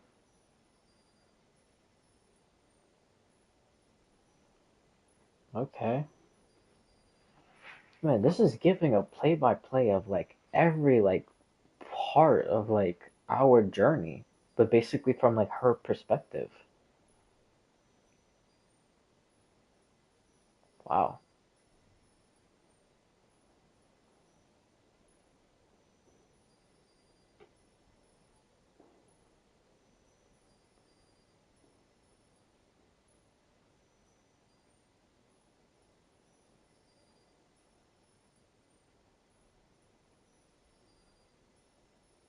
Ooh. She forced Dottore and Sandrone to work on a project.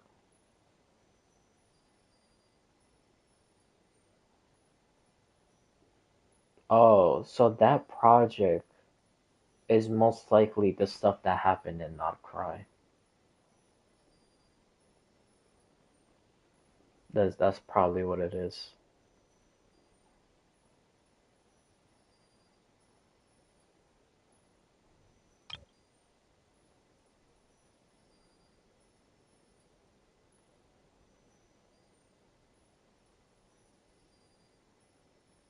Oh,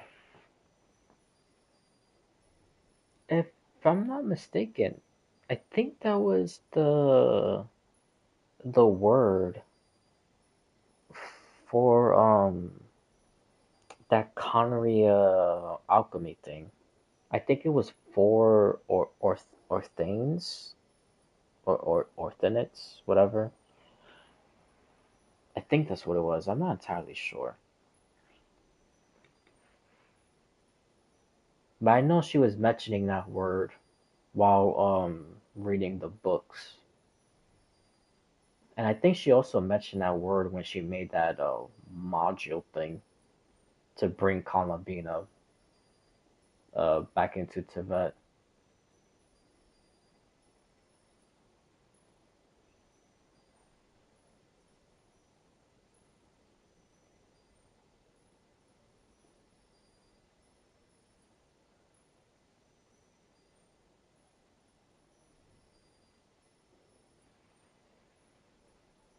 Oh yeah, now that I see that, I'm still surprised. Even though it makes sense for the doctor to not remember Wanderer because Wanderer erased himself from Irminsul and the Doctor should be affected by that.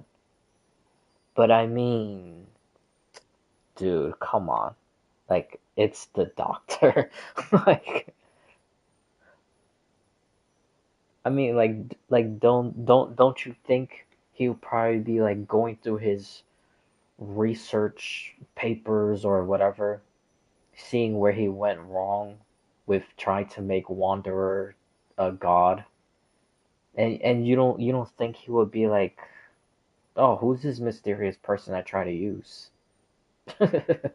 Like, and then not only that, like also stuff like him even gaining all the like the moon powers and basically become the original authority of Tibet, kind of like a Nubelong. And talking about going into the past and going into the future and you know creating a new rule and stuff like I don't know. Like I kind of would have just figured that he would have used the powers to figure out that Wanderer was still alive somehow.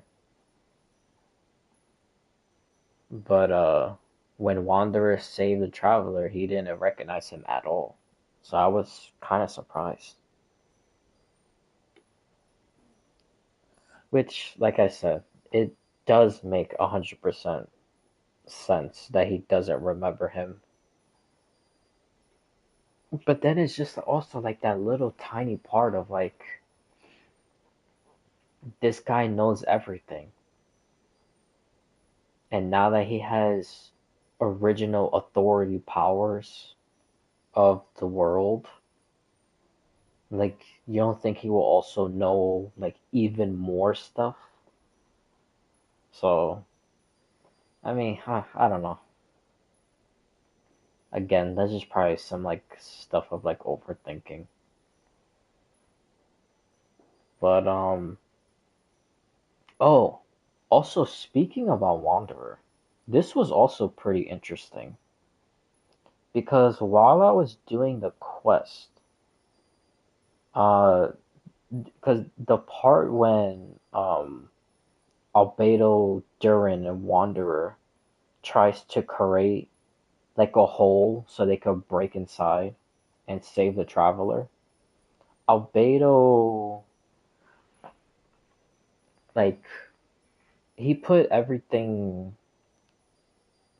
like in terms of like a prism of like the light realm energy and dark realm energy is kind of like both of them kind of like reflect off each other, so it works like in a frame of like a prism. So all the elements are light realm energy, and the power of Durin, well, the abyss side of Durin works as like the dark realm energy, which we already knew that stuff also, but it was confirmed 100% by Durin. I mean, not Durin, by Albedo in the quest. But anyways, yeah. So as he was trying to create the hole, because he was using like his power and Durin's power, and then Durin's abyss power also to try to create the hole. Um, he realized that it worked well, and that the abyss worked like really well, but it was like possible of destroying everything, like even destroying the stuff inside of the like little bubble thing that the Doctor created. So then Wanderer came, and then he asked Wanderer to hit it. And when Wanderer hit it, it broke like pretty easily. So I wonder if Anemo is the strongest element of the light, like the light realm powers. or the light energy powers.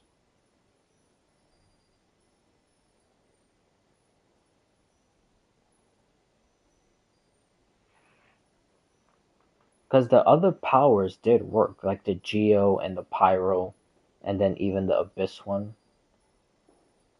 But with Animal, like, it was the strongest to break it, and it was also, like, while he was, like, breaking it, it didn't, like, because, like, with Durin, if he used the Abyss, it could have broken, but it would probably would have destroyed everything also in the inside.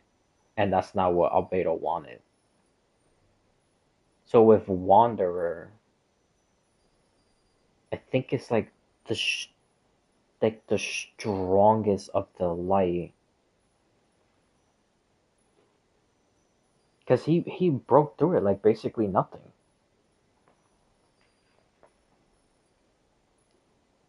Which actually that would make a lot of sense because, dude, Animal is like insanely powerful. Like Venti wiped off Marijovarro. Venti picked up the Lyre in Old Mondstadt, or Storm Terror layer, if you want to just say that. And then played a song that Isharov didn't even know, which still to this day, I cannot even figure how the hell he did that. Um, and like got rid of the calamity that was approaching that area. Then he also went to Khaenri'ah. Um, let's see. Blessing the Traveler, and then in every single like dramatic time that the traveler is like about to die, it's always an animal person who always saves her or him if you play as Ether. Because Wanderer saved them, Shao saved them twice, Kazuha, uh, the Traveler saved Nahida, the Traveler, I think they saved Farina, right? Or they do something with Farina? I don't remember. Um, oh, and then Wander again in in the quest that came out uh like 2 days ago, I think already. Or the quest that literally just came out. Wanderer saved them again. So it's always an animal that's always saving them. So I think due to them being the purest, that they're also the strongest because they're the purest. Because they're just wind. Like wind will always blow, as Venti puts it.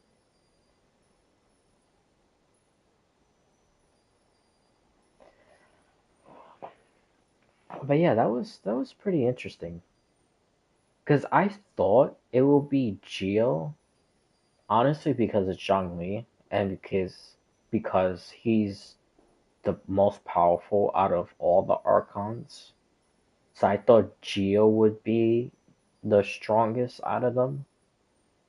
But I'm pretty sure with me doing the quest and that whole like Albedo, Durin, and Wanderer thing, and the way he just broke that like little bubble thing like flawlessly, I'm pretty sure Animal is the strongest.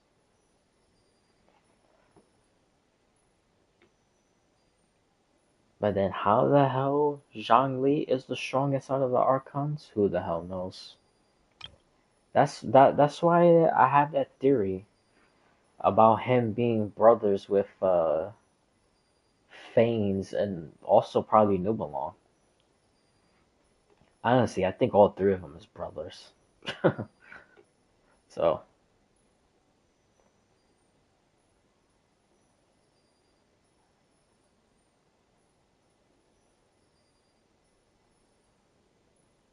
oh yeah, you see, she even uses that a variable in this world, a descender.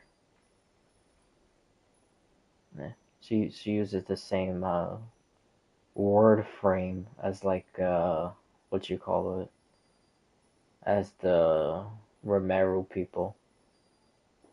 Oh, now that I say that, that makes sense for her to use the Romero phrase of like descenders, which is a variable.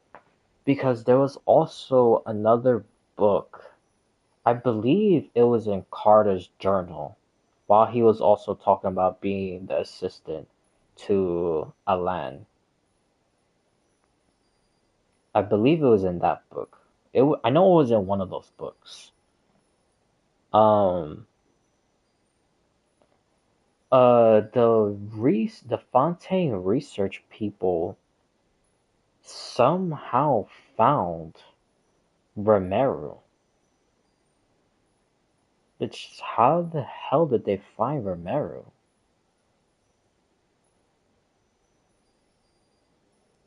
That shouldn't have been possible.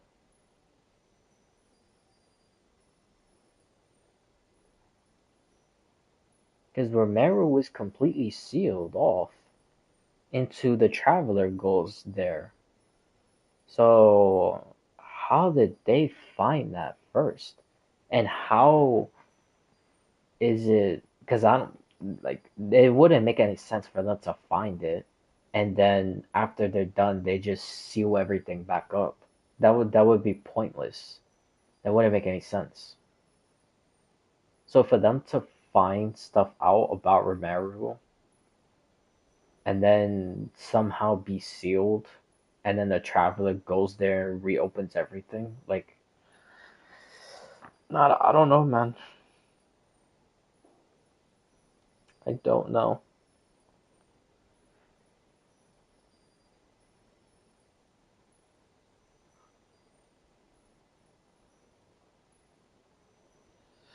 Yeah, there was just a whole bunch of stuff. Dude, that quest took me mad long. It took me like like like over 10 hours, and I think the quest itself is mm, like 6 7 hours, but I kind of like doubled that. Dude, there was just so much lore, man. There was way too much that was happening. I had to like process everything.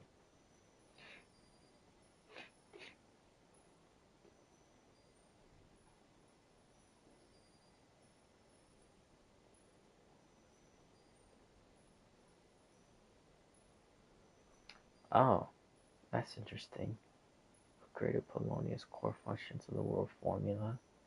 Upgraded Polonia's search and retrieval functions. Implemented a new self-preservation mechanism for Polonia. Combat priorities shifted from protecting me to protecting Polonia. That all that makes sense so far, because that's what Polonia did. Installed a false core and data. Yep, that's also what happened. Log data would be cleared if the damage level falls before critical threshold. Iterated on my self-preservation mechanism.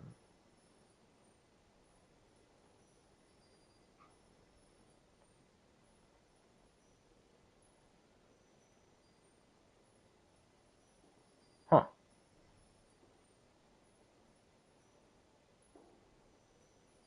So she made like a fail-safe of her self-preservation?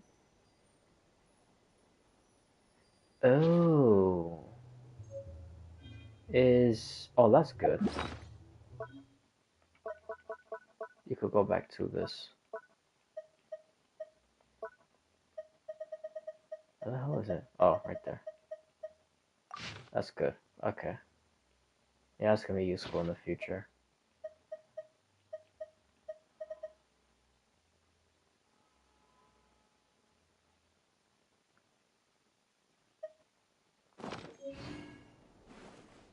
But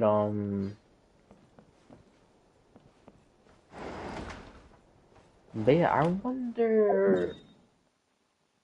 That kind of makes sense of why she gave the rest of the stuff to Arlecchino, and then Arlecchino was supposed to give it to the Fontaine Research Institute.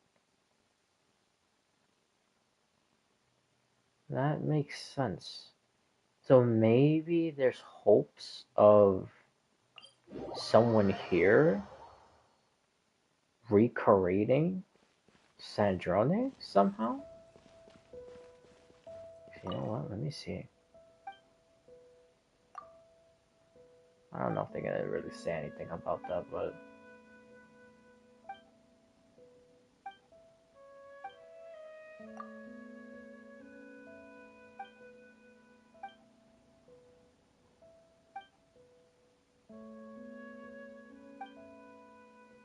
oh, I think this is all just, yeah, this is all talking about these floating things.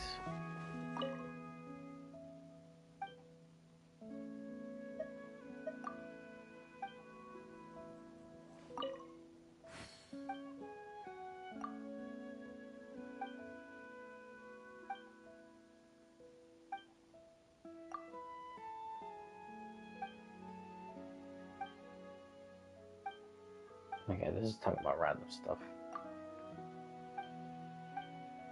Trying to see if anyone's gonna mention something about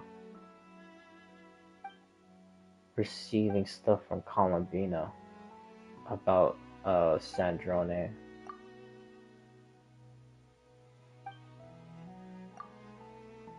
Okay.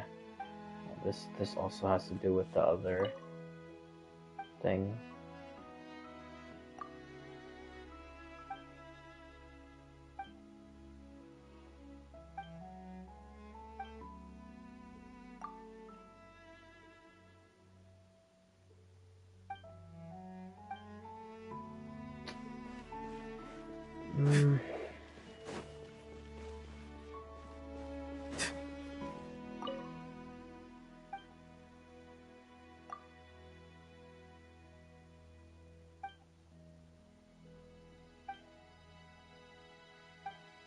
Yeah.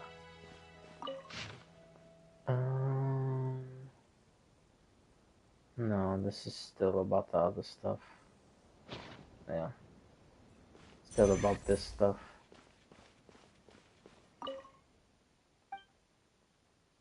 Well, they'll probably update this in the future.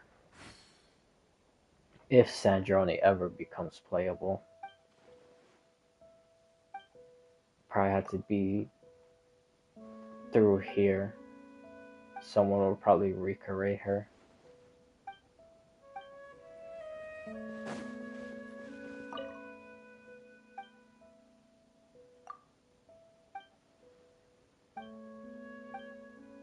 Oh, I wonder.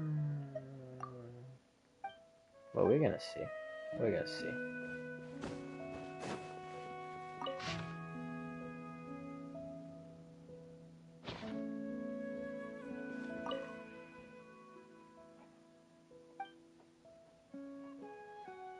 No, it's gonna be random stuff.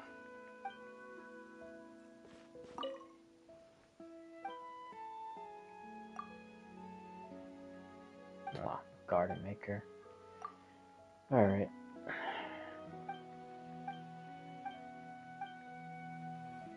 Okay. That's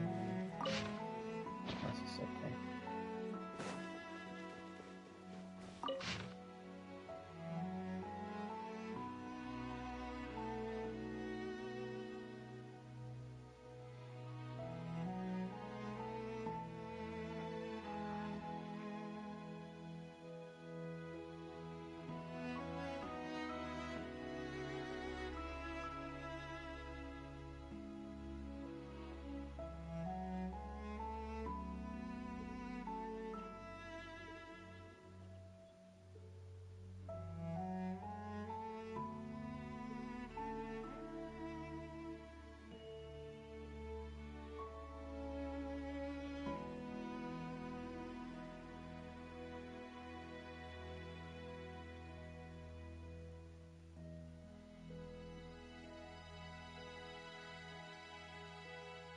Oh, now that I see Remus, I don't know why I didn't think about this earlier. Because I was speaking about Romero. There was also another thing that bothered me about Romero because it also talked about uh Remus, which like the lead he was the leader of Romero, and during like one of those books, during the whole Sandrone and Polonia thing, there was times that they kept on referring to him as God King. And the way that they were like talking about him being God King and the way that they were talking about like the neighboring like nations or whatever, that like they will go to war and Romero and Remus would completely like destroy everything because they wanted to like have this like perfect symphony or harmony. Like I was like I don't know if they kept on referring to him as God King because that was during the time that Nubelung left. Because when Nubelung left, the first descender didn't come right away. It was millennia after that, after Nubelung left. So during those millennia, did Remus at one point become like Nubelung position and was referred to as God King? Like, why was everyone referring to him as God King? Because there was a part in that same book also that it wasn't only just people of Romero. It was like other people that they were fighting against. And they had like so much fear towards like Remus that they were also calling him God King. So I don't like. I honestly don't even know about that either. Because I know eventually, uh, the primordial one did come. Because it mentioned that Remus even had the I'm trying to remember the exact words. I should have screenshotted all this stuff, which I'll probably do that tomorrow. So if I ever bring this stuff up again, I could read it word for word. Um, but anyways, um, they also mention a part which I don't know if it's supposed to be like Nouvelle, because it does kind of sound like Nouvelle. But it also mentioned that Remus even had the Abyss uh like Water King or whatever. Um, but like the way it's written like if it's Nouvelle, because Nouvelle was like the original like authority like of like the primordial like water. So the way it's written about like the Abyss like Water King or something like that, it kind of sounded like the dragon who ran or who had control over the primordial sea, which that would be Nouvelle. But anyways, as I was saying, in the book it came out and said that Remus even had the Abyss like Water King or whatever like in fear. So like Remus was so powerful that even Nouvelle feared to fight him. Like that one that doesn't make any sense. Honestly, I kind of don't believe that. I wonder if that's just like exaggerated. But I don't know. They never did say how the hell Nouvelle even like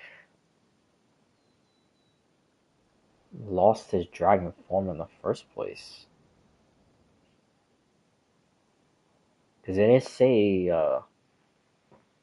like, Celestia beat Neuvillette. But I don't know. So it was like Remus who beat Neuvillette? And then gave the power to Phanes for him to basically correct the order of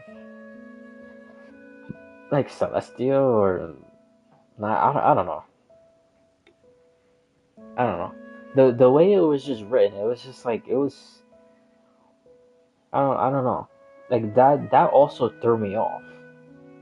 Like, they were calling him like God King, and even like basically Neuvillette feared him. And then after that, they were talking about some more stuff that I can't remember.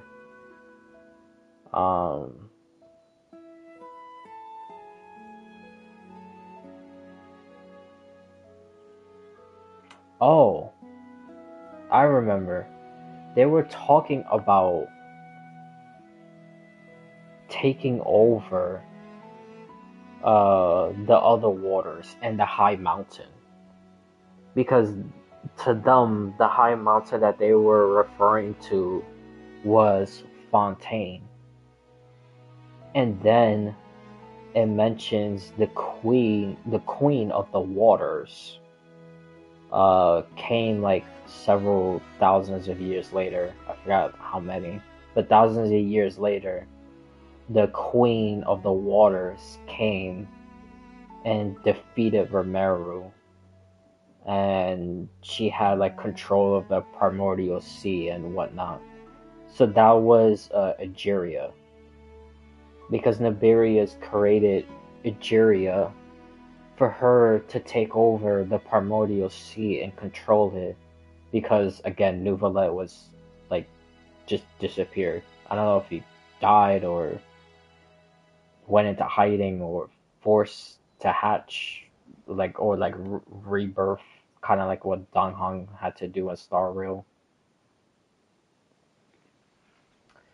But yeah, that was also one of the other books. Then there was another book, now that I'm thinking about it. It was about the person who created those two dancing robots in Fontaine.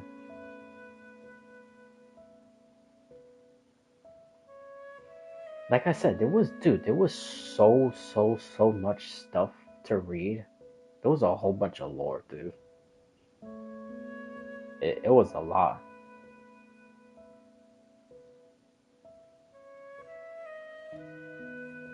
I think this stuff, what I'm reading right now, is old.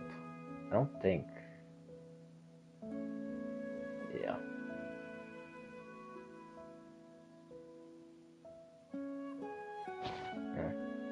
Yeah, so they don't have anything new yet.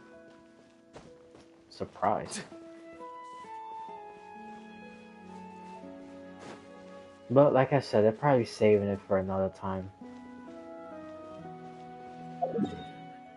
But where is this order thing? Okay, I don't want to go in there yet. I don't even think there's anything in there. Or anything else in there for me.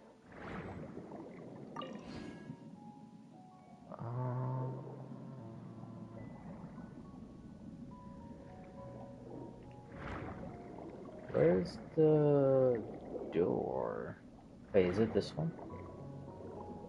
Oh, this is out. This leads outside, right? Yeah, this leads outside. Alright, I gotta go all the way. Oh yeah, they also, now that I see this, they're also talking a little more stuff about the research they did in Sumeru.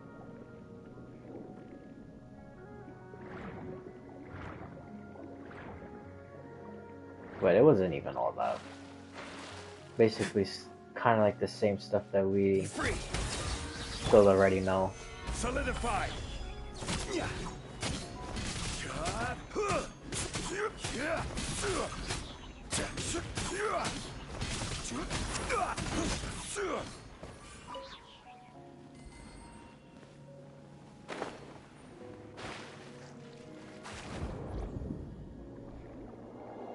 Now I think about it, I'm pretty sure there was an easier. It was an easier teleport to go into to find this door. I don't even know where the hell I'm going. Where am I going?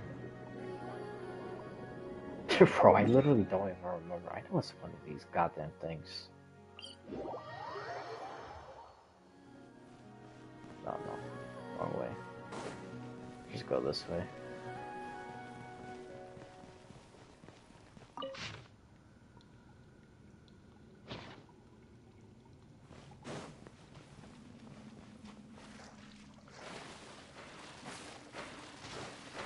Is it right here? No, this is not it. This is something else. I'm pretty sure this was also locked though. But this is not the same door. Oh yeah, Basile, Emmanuel. Oh, so they did mention Emmanuel before. Yeah, because I didn't remember that name. I didn't remember Emmanuel.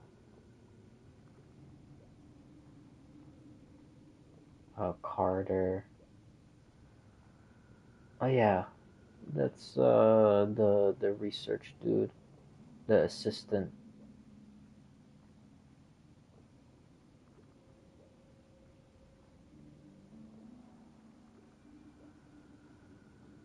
Wait, I just realized. Hold on, is this?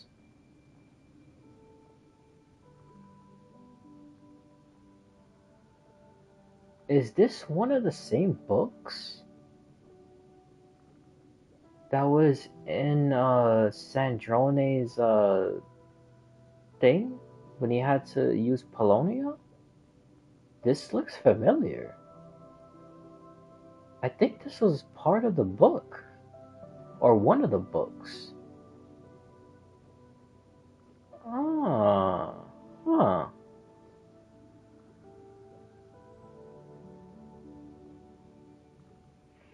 Interesting. So I wonder if they took these like little notes and put it like in one big book.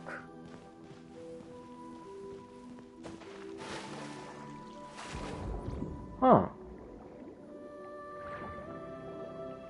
That one looked so familiar.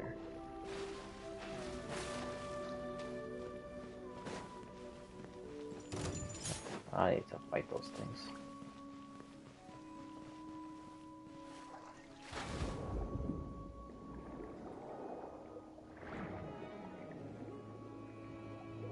I don't know if this is it.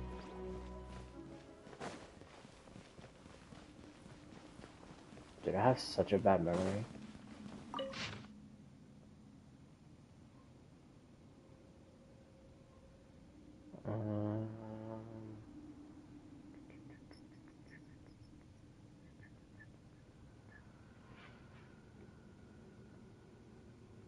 Trying to see.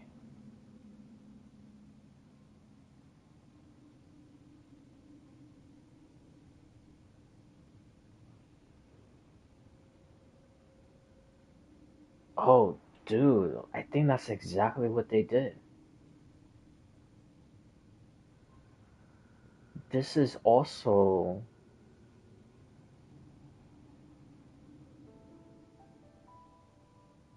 This is also one of the stuff in the book or books. This one might be part of Carter's journal. I think Carter's the one who wrote this. Damn, I didn't even realize that. So all these ancient logs and notes and whatever that's in here.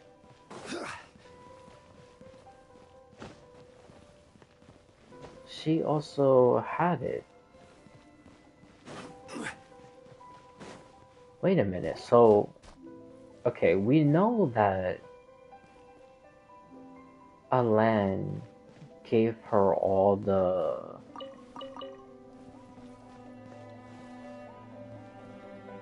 research stuff that he had.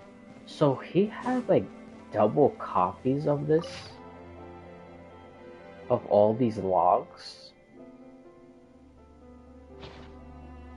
and then he just gave it to her. Cause that's the second one that I recognize from reading it, from reading Stabilize. the book Not too thing, far now. or books.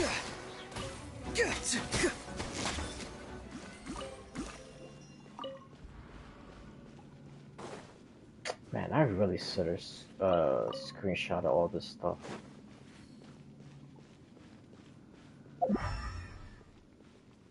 I definitely have to do that later. Oh, this is it. Yeah, it's over here. Yeah, because this door was locked. And this here. I think they put Carter inside of this. They also have stuff for Dragon Spine. These rocks. Because they mentioned weird gemstones. Well, that was in a previous thing. And then when they were talking about convincing this guy, Carter, to do research with them, and he agreed. I think this was it.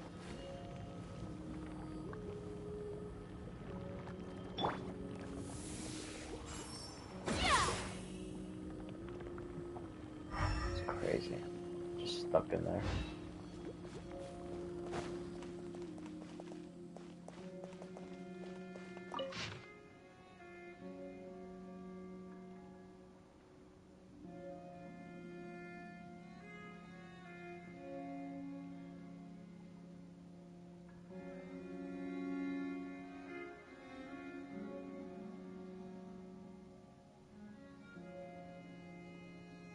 Oh, this is Jacob's journal. Because Jacob was the one helping Renee. This was also one of the... That's... Okay, that's literally what they did. 100%. They took these journals, or these logs, whatever, and they put it all together. Well, I don't know if it's from the same exact book. From Sandrone, yeah, from the Sandrone part.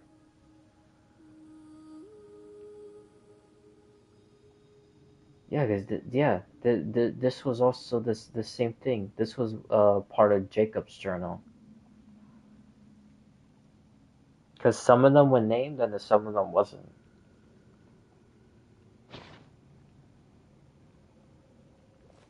That one was named from Jacob's journal. Wow, okay. So they put all these like little things in there. I didn't even realize that. And then they put also more stuff. Because the stuff about Carter having a disease, I'd never seen that before.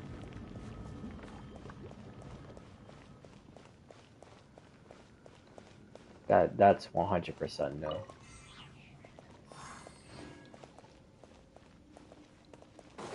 Isn't there another? Yeah, there is one.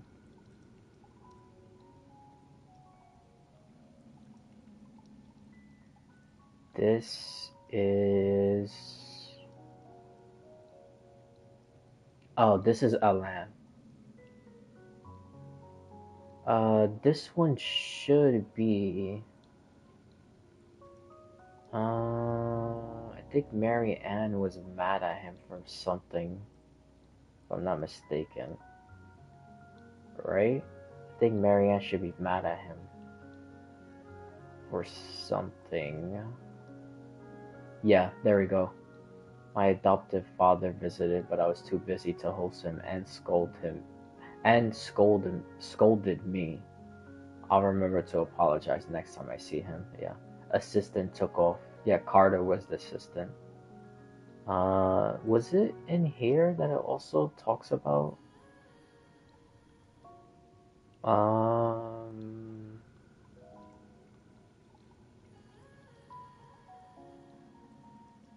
about taking the blood? No, that was somewhere else. Yeah, this ancient log, this is Alan. This is part of Alan's journal.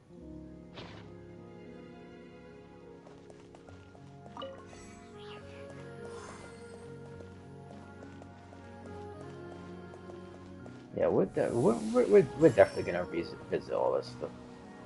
Because that's exactly what I'm gonna do later. I'm gonna go to those parts and I'm gonna screenshot every single thing.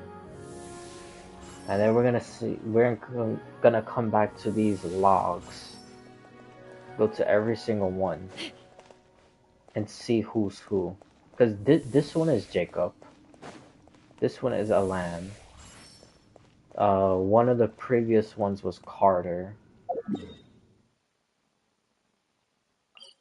But then like one of these other ones, I'm not sure who it is. I believe this one here was Carter's, right? This one was Carter's? Oh, is this one? No, this one was something else.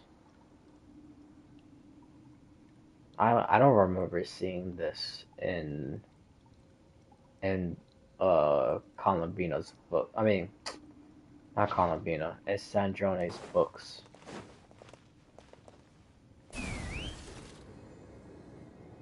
This one has to be Carter, right?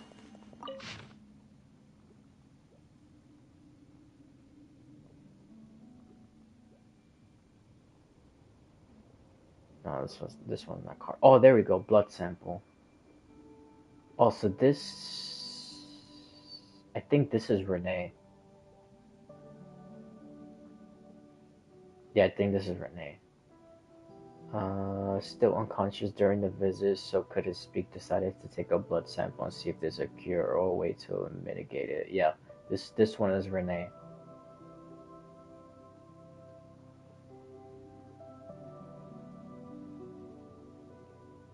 Wait, no, it's not Renee. I only just learned that these are Carl's adopted children. Yeah, this isn't Renee. I thought it was Renee. Who is this from?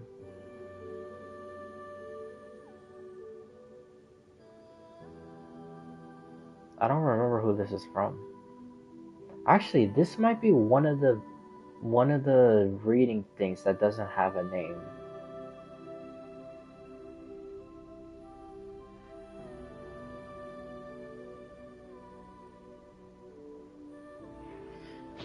Okay. So that means one of the ones in the hallway after going through all this stuff. That one was Carter's.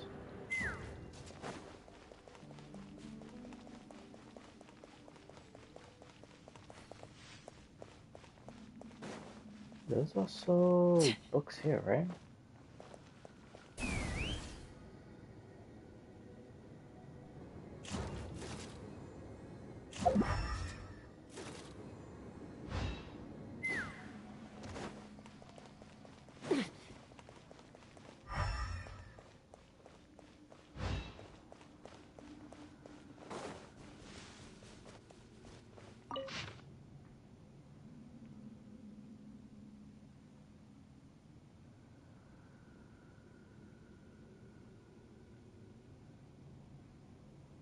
Oh, yeah, I remember this.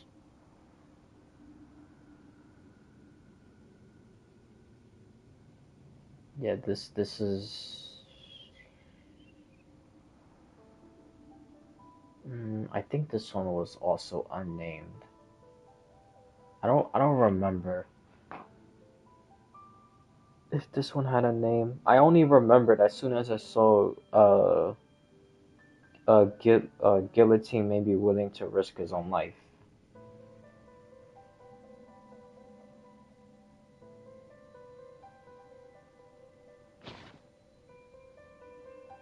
Actually, hold on. It says in the bottom about them being caught by the police. Let's see, long enough to be close, right?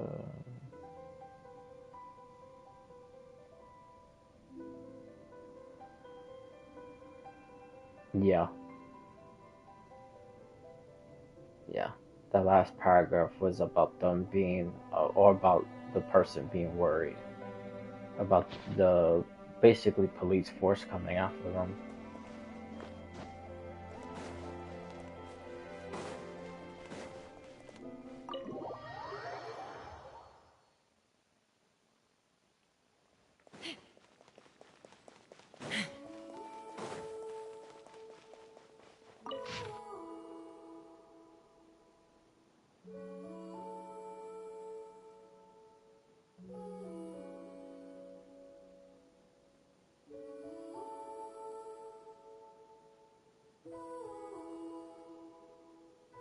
Ooh. Huh. Wait a minute. Ajax.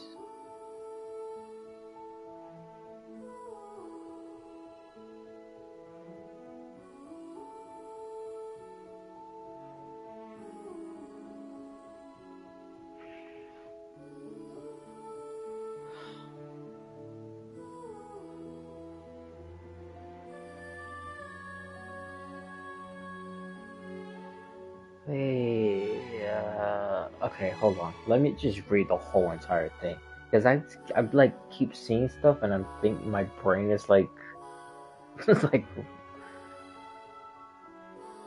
thinking about a whole bunch of other stuff. Let me just read this whole entire thing.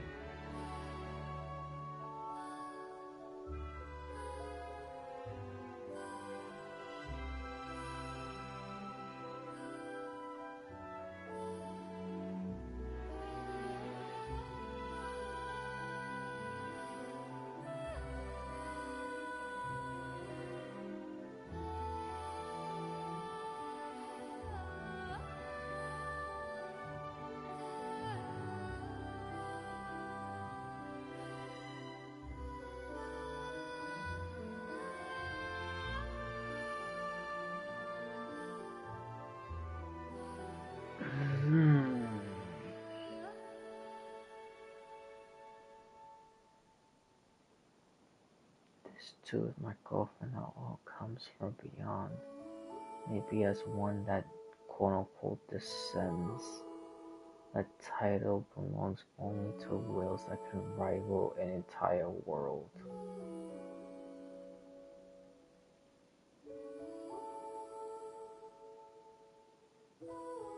Wait a minute. Dude, this was right in front of us the whole entire time?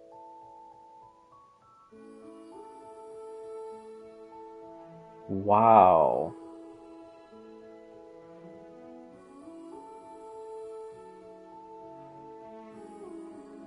So the third descender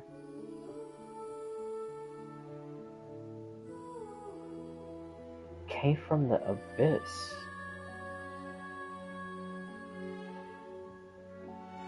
The purpose of this line in ritual scripture is to forsake the self and sink into the abyss, and in the abyss to welcome rebirth as a holy infant. The origin of this is a tragedy of unknown.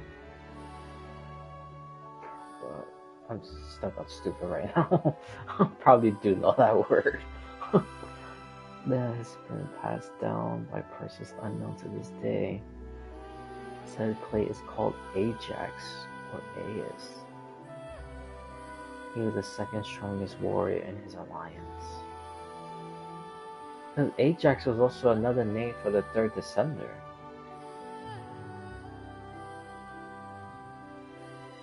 Oh.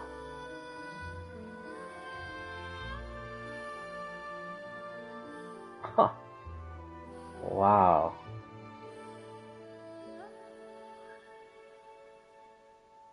That's crazy. This was literally right in front of us the whole entire time.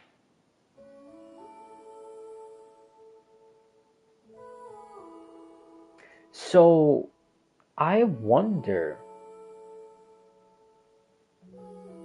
if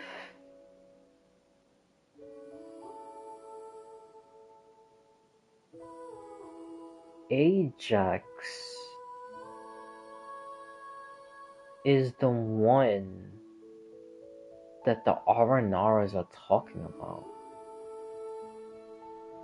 Because when you go to the Aranaras, well, dude, that thing is like forever. But there's one part in one of the quests that you meet an Aranara who is like, I guess like one of the first ones, or retain the memories from a previous one or whatever. That when they see the traveler, they thought it was a different person because they were like the same exact person, or they look like the same exact person. And yeah, the logical answer would be the sibling, but I don't think it's the I actually never thought it would be the sibling, because I thought he was always just too busy with stuff with like Danslick and Conria and all the other stuff. So I didn't think he will interact with Aranaras.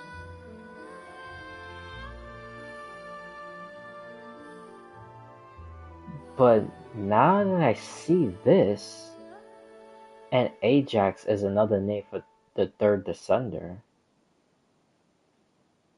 then I wonder if it was the third Descender who the Aranara saw and was thinking about when they saw the Traveler.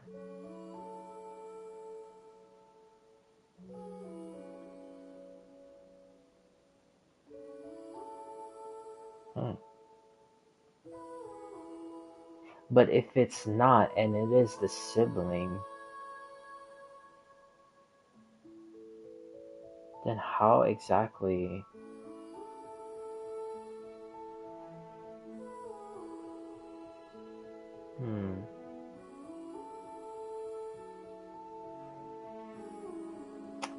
Okay, this is gonna sound crazy, but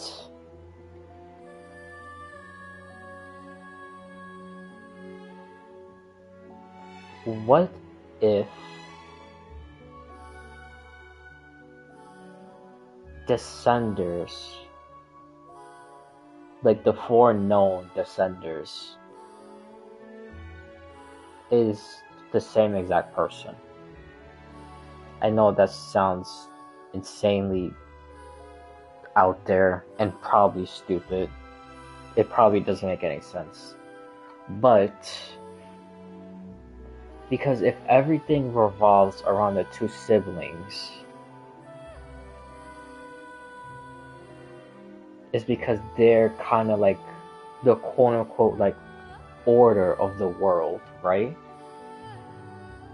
So the first Descender, Phanes, came, did what he did, fought Nubelung.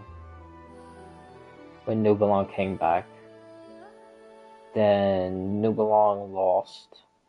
I'm pretty sure Phanes also lost, but Celestia as a whole won, obviously. But Phanes, like his regular, just only himself, not including Celestia, only by himself, I think he also probably lost. And then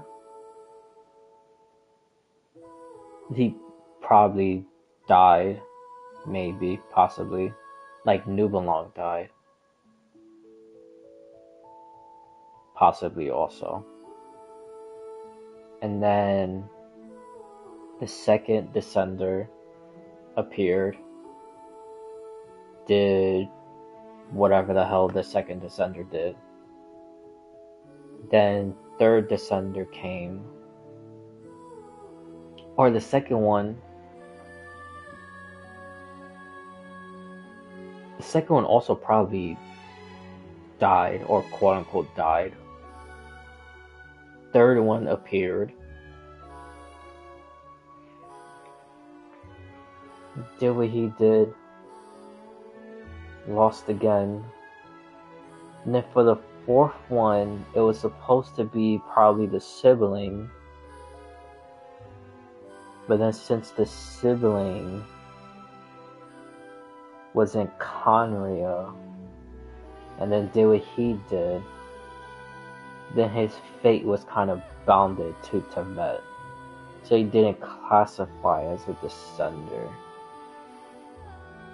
And then the sister woke up. Now she's doing what she's doing.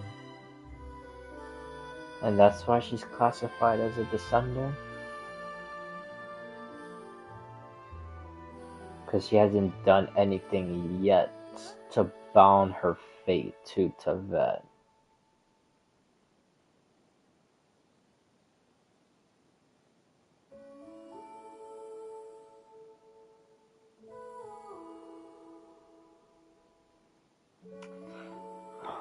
I really don't know, man. I don't know.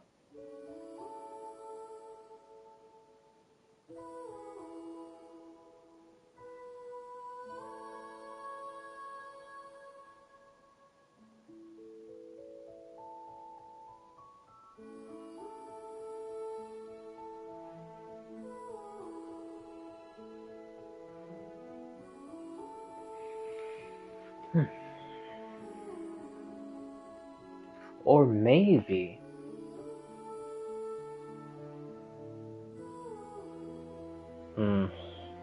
I don't know.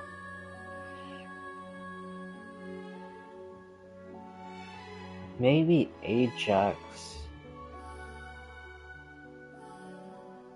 was somehow the brother when the brother came to Tevet by himself, again also somehow, and then died. And then, oh, well, that's an extreme long shot, but if the sibling did come first and he was Ajax, so he was a third descender, then he died, and then his body was made into Gnosis, and Gnosis was given to the Archons, thus bounding himself into Tevet. So when he was reborn through the Abyss, that's why the sibling is not considered a descender, even though he should be. It was probably because he was the third descender and he died.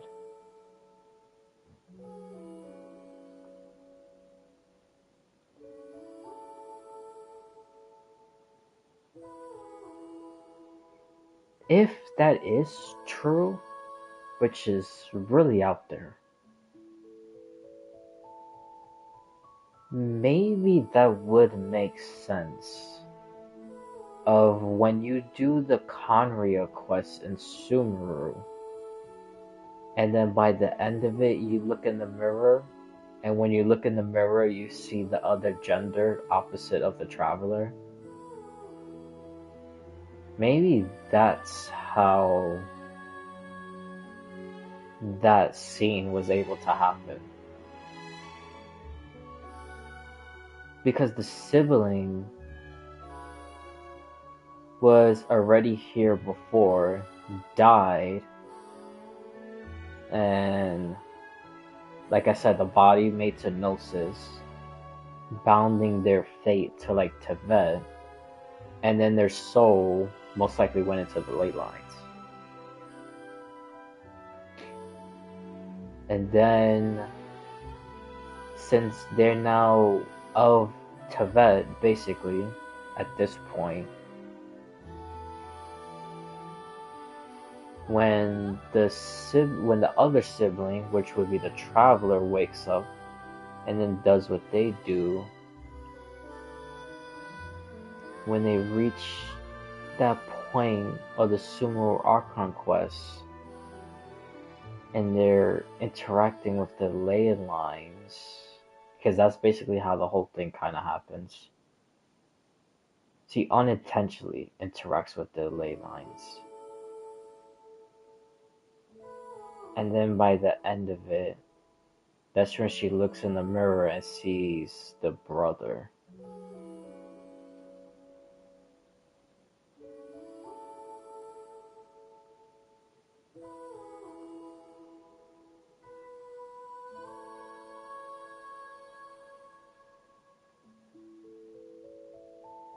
Hmm.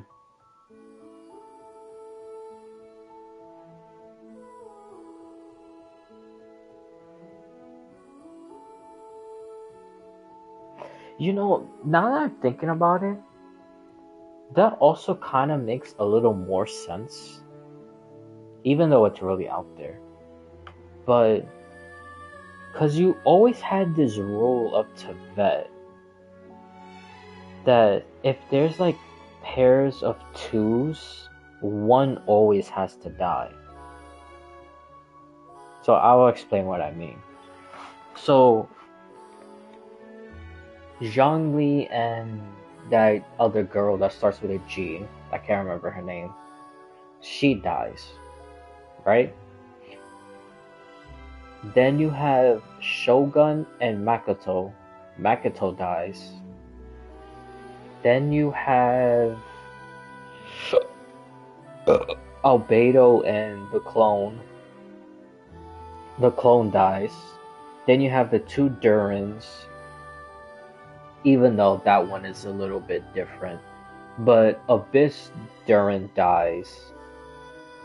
And then it's merged into with Mini Durin. So now two becomes one. But like I said, that one is a little bit different. But the Abyss Durin is like completely dead. Like it doesn't have its own like body.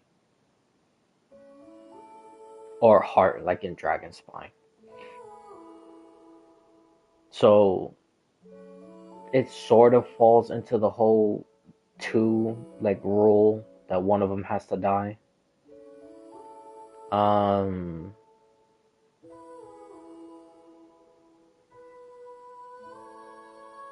Who else? I'm trying to think of more people. Because I know it's Albedo and the clone, Shogun and Makoto, Zhongli and the other girl.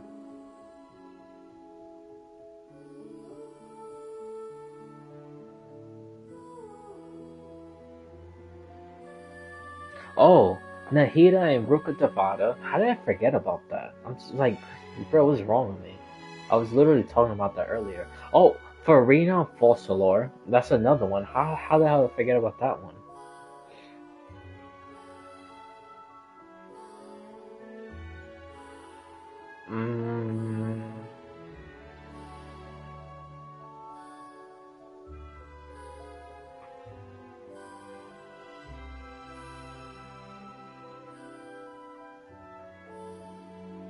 Yeah, that's what I can think of right now. But yeah, anyways, those are the examples of like, kind of like the rules of like two. Like if there's like a pair, like one of them will always have to die. And now that I'm thinking about it, is only really related, well, for the most part, of like Archon ship. Even though you have Albedo and Sword of Durin and stuff like that. But yeah. So if it's like that for them, it should also be like that for the Traveler.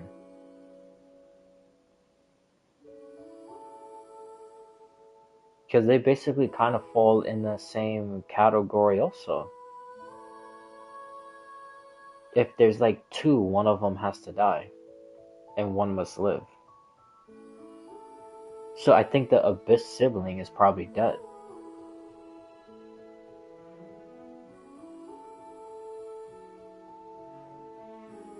Hmm.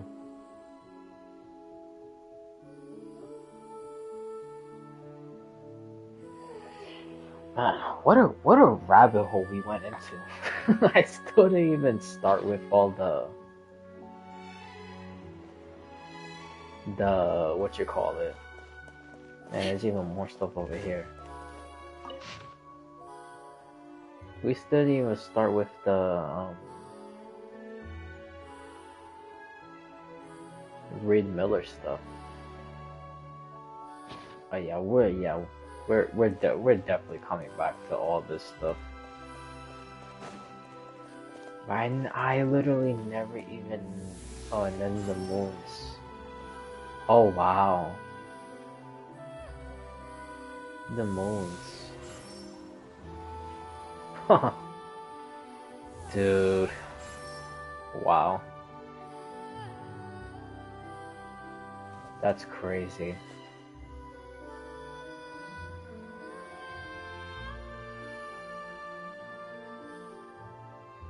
Huh.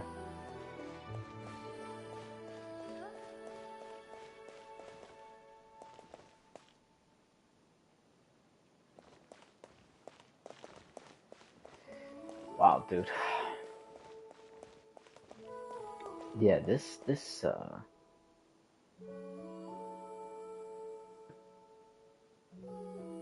dude, this is like crazy. They like literally told us everything from here.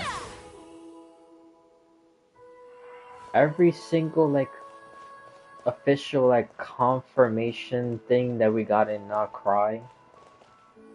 Like even through like the books in Not Cry, the World Quest in Not Cry, the Archon Quest in Not Cry. They literally told us everything from here. From doing all of this stuff, the order missions. Marianne, Seymour, Caterpillar, Renee. They literally told us everything. Dude. Like actually everything. Like even the third Descender. With this. That's crazy.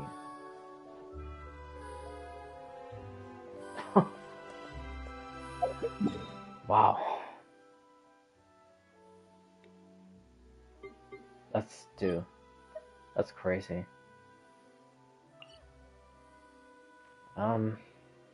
Okay. Well.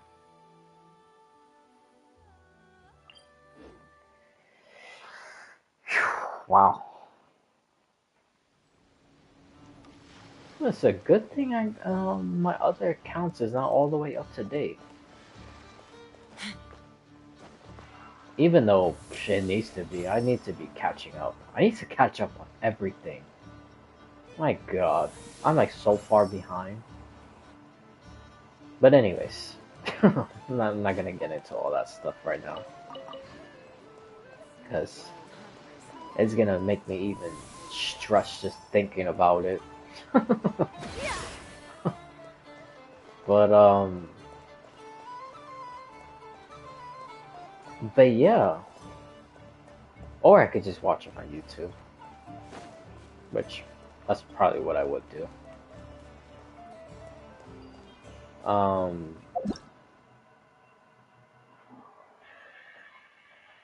But yeah, dude, that's crazy. Literally, they told us everything.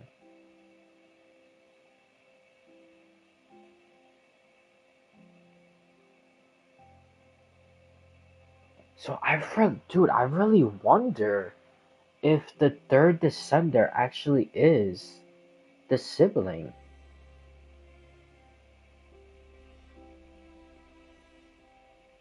When he first came to Tibet, somehow before the Traveler, because they passed by it 2 times. Which I don't even know how the hell they did that. And somehow on the first time, the sibling came, which again I don't even know how the hell they did that.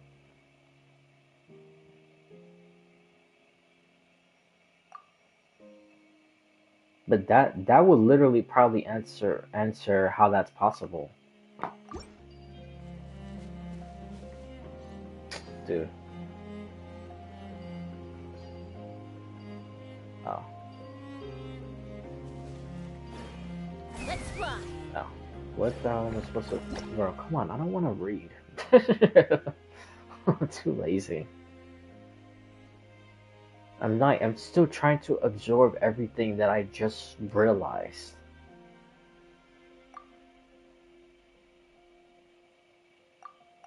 Dude, I don't feel like that's too much. What the hell? Why can I not drop down? Oh my god.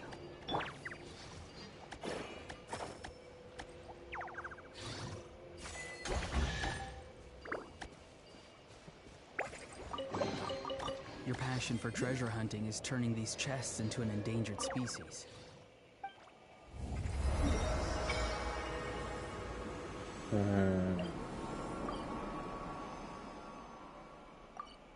That's the thing. I wonder... Because I want to do the ones that's only really related to Rita Miller. But I don't even know which ones it is. What is this? Is this the witch's place?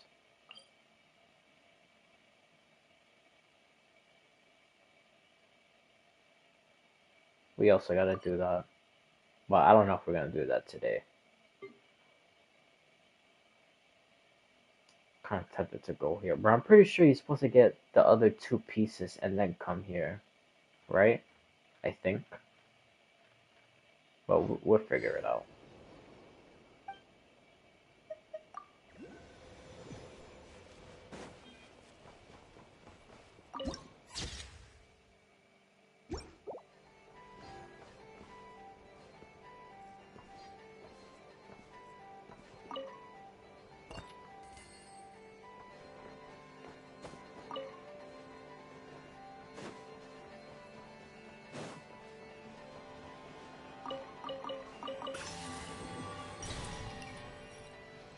So it's bouncing back and forth. What is that? Is that an animal being corrupted?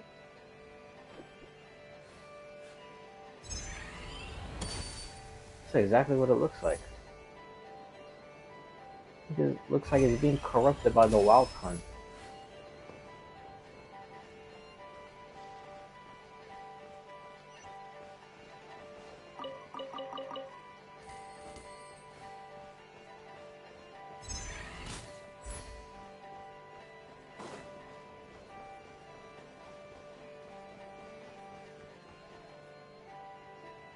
So it just starts it.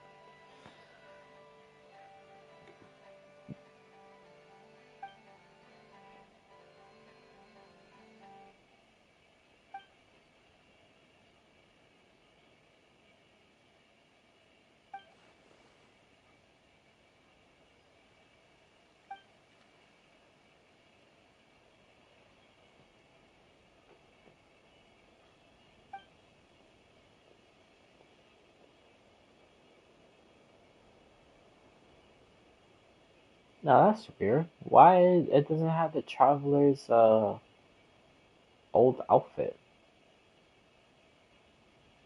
Why I got the well, technically that is her old outfit. I meant like the spaceship outfit, because the spaceship outfit is older than this outfit that you see.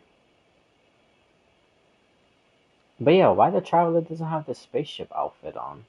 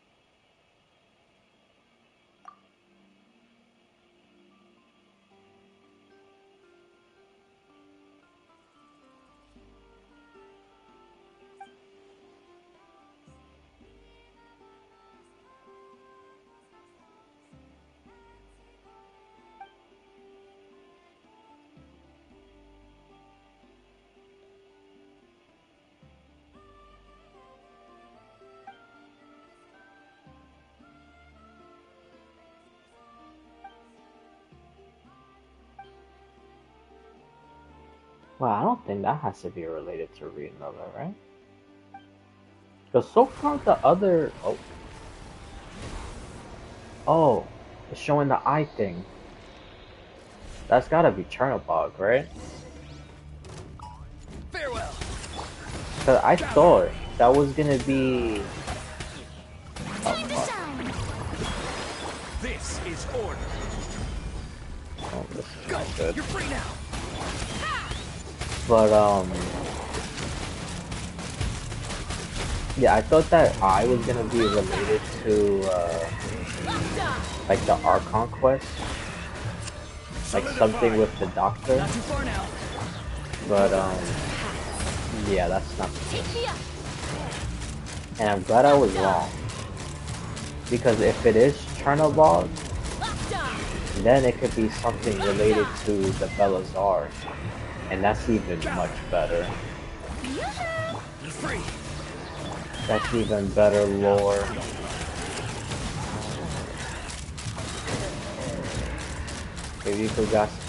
Maybe we could get some more stuff about Stabilize. the third Descender. Take me up.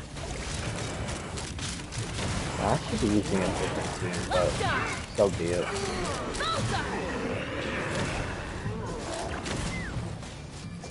Man, how many goddamn people is here? Strike a pose. Not too far now. Let's fly. Locked on. Bullseye. Oh, I just realized. Hold on. Locked on. Oh, it's about to be reset time. I gotta claim the stuff in the battle pass. Well, the daily stuff in the battle pass.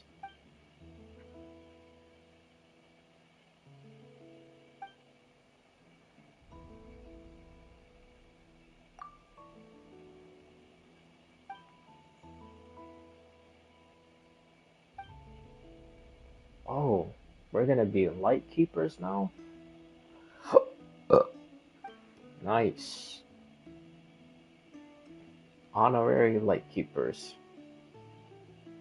Oh, speaking of honorary, I wonder what other title we're gonna get from Mondstadt. Because Varka was talking to the Traveler and saying that he wants to give her another title. He wants to give her another title. He's gonna give Durin a title, and he's gonna let Durin basically like bypass the Wind Glider test. Oh, and he's and and to like make up like more deals between them and the Hexen Circle. If Jean ever punishes Klee and she has to go like in the closet as like a punishment, Varka came out and said that he's gonna do the punishment for Klee. So Alice could make more deals between the both of them. When Varka said that, I just started busting out laughing.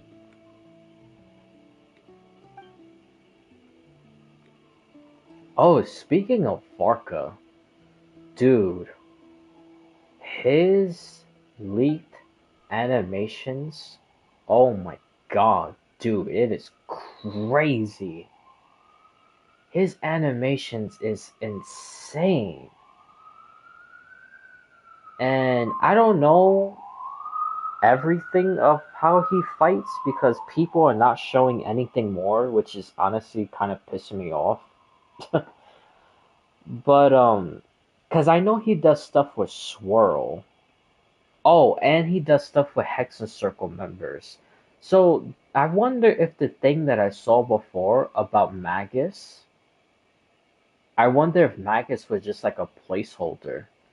And then when his official beta stuff came out, then they took out Magus and put the Hexen Circle thing.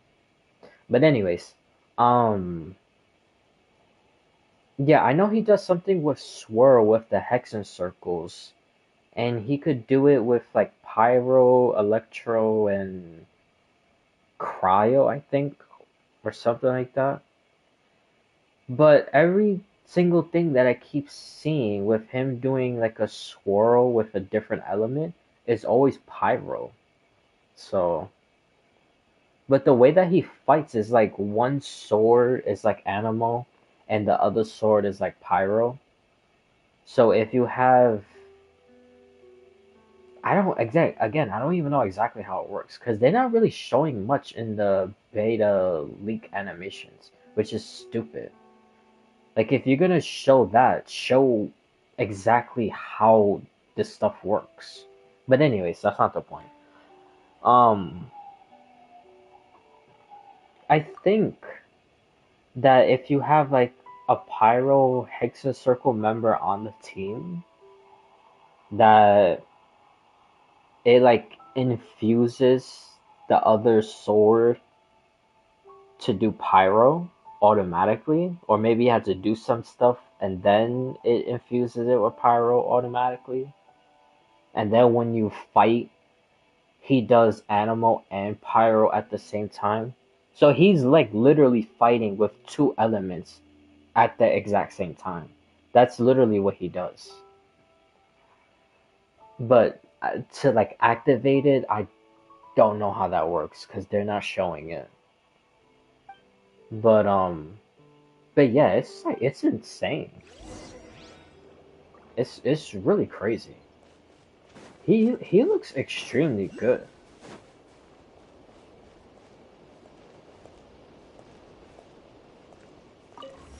I'm actually very excited to see more.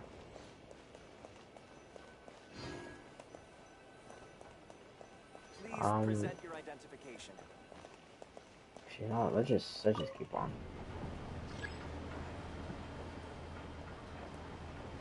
I'll go back to these places like off stream, or maybe in the next stream. I don't know because I gotta talk to these NPCs. And this week coming up, I need to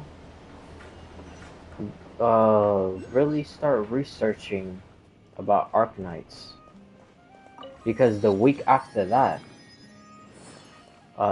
Enfield comes out. So, whew, yeah, that should be something. Cause I don't know a lot. I know like extremely little. Like I know I was speaking about it like Absolutely fine. before. Oh, I should not be going through this stuff. I'm gonna go down a rabbit hole. Oh, but I can't even do anything anyway. Oh, so I guess when you play as Iluga, you come here and you can interact with this stuff. I guess. But anyways, Let's fly. yeah, like I know like basically next to nothing. So I really gotta start getting into the lore of all that stuff.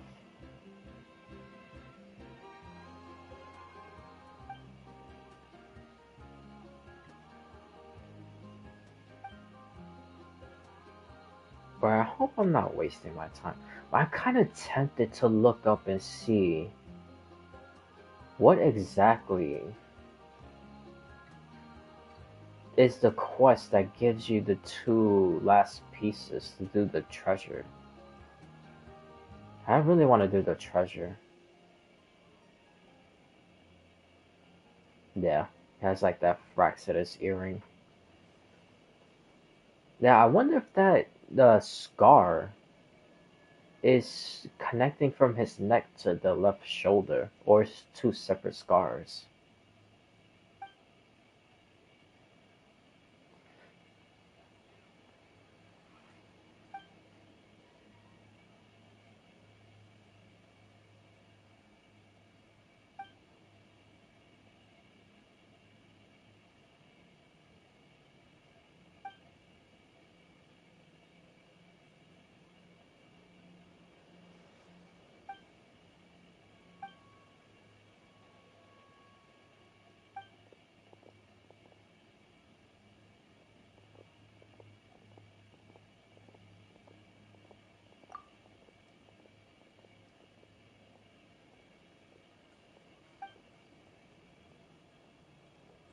Yeah, I don't think this is gonna be related to Reed Miller.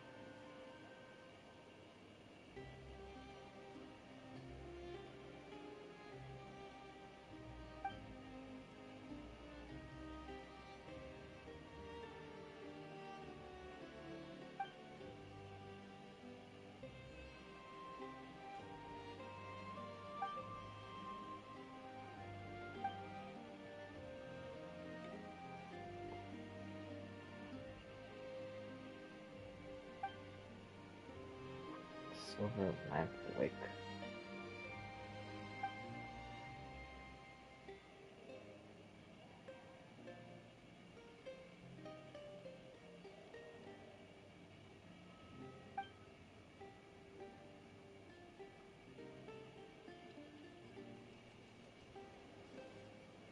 Oh, now I have to find 3 other relics. Okay.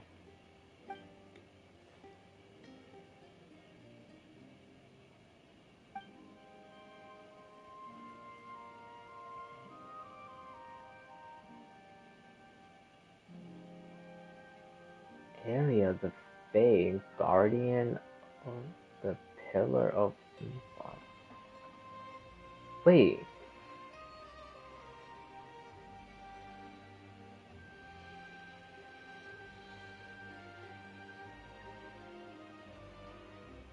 Why does that look familiar?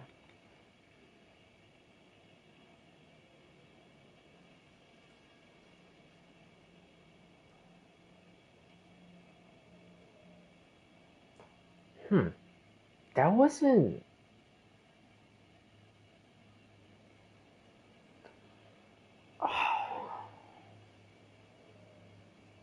Was that one of the Archpriestess and during that whole Scion thing?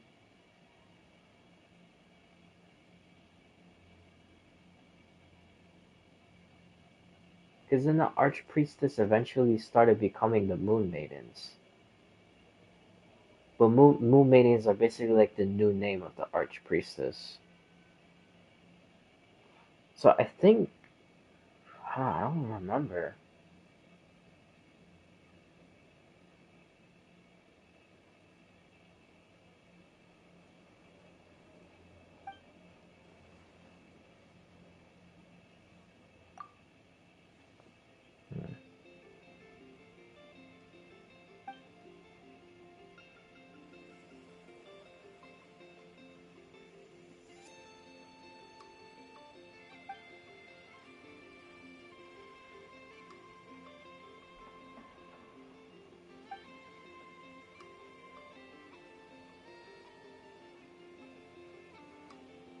Yo, no, never mind. I don't think this is one of the Archpriestess. I think all of the previous Archpriestess are already dead. I think. I know a couple of them were considered like traitors. So like during that last one, the granddaughter, when she got older, she became the first Moon Maiden.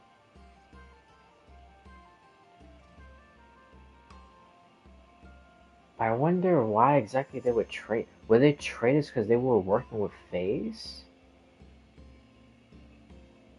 Because I know secretly the first Moon Maiden was working with the Lightkeepers. Because she gave the Lightkeeper dude, what did she give the Lightkeeper dude? I forgot. Oh, it was a fragment of the arrow that was shot into the abyss, and it killed the abyss, or a part of the abyss. Obviously, not the whole entire abyss. Yeah, she gave that, and then her blessings, and then she put it in a lantern, and then she gave it to the guy. And that's how the guy was able to use the lanterns and was able to dispel abyss stuff. Because it was a part of an arrow and the Moon Maiden's blessing. But she did that in secrecy also. So she basically kind of continued what the Archpriestess was doing before her.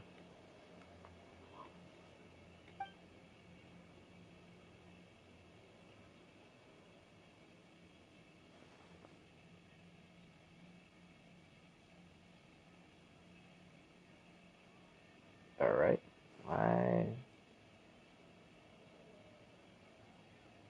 The guy's standing very suspiciously.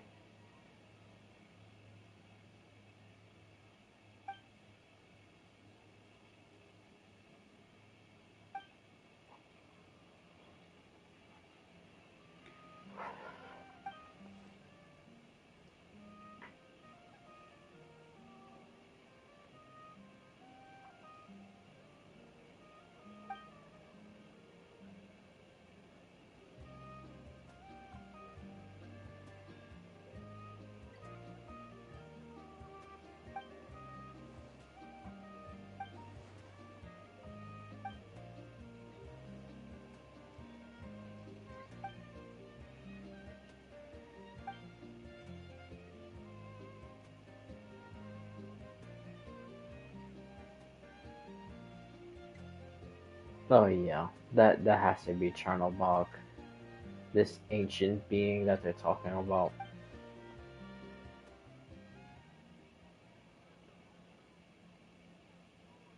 Hmm. I also know a little about him. We met at Belisar's court. Even no garden variety viper was he? Yeah, yeah. That has to be Chernobog.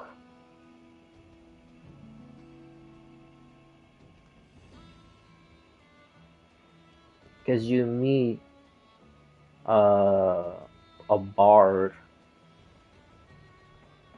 in one of the three places in Notcry where he usually is at. And he tells a story that the Belisar went to war with Chernobog, and it was basically like a disaster.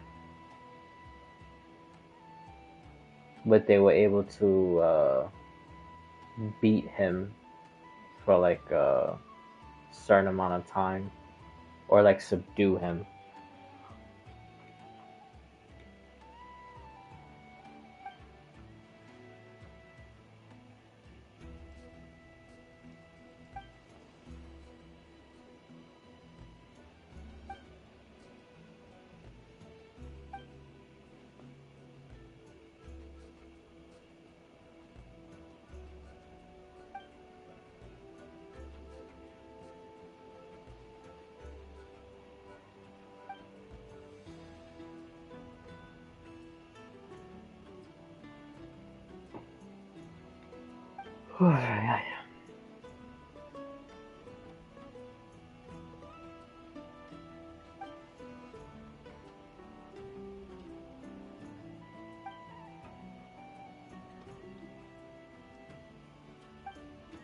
Man, I really want to do this also.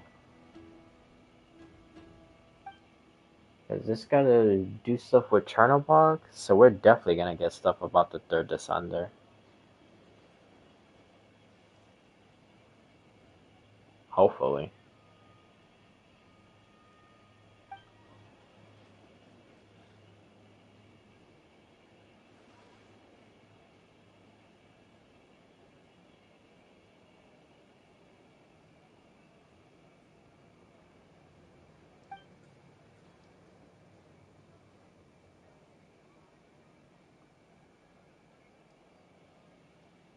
Yeah, see? power of the bow and arrow.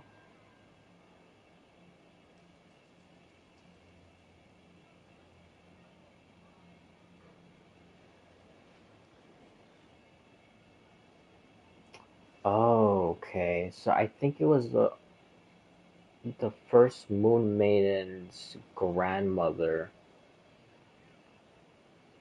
because I believe she was the last, she was the last archpriestess,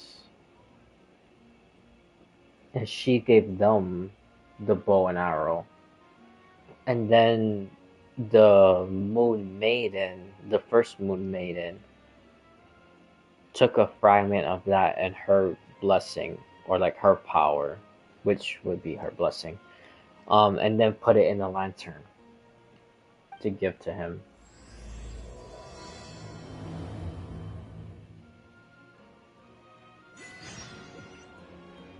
Nice. Alrighty.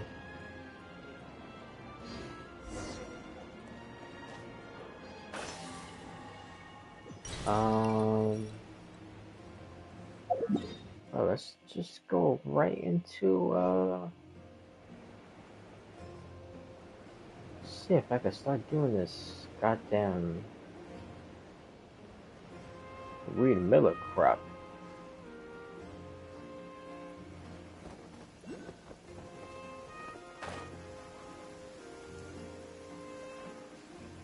Rain. Ugh, my hair and feathers are gonna get soaked. Time for some preening when I get back.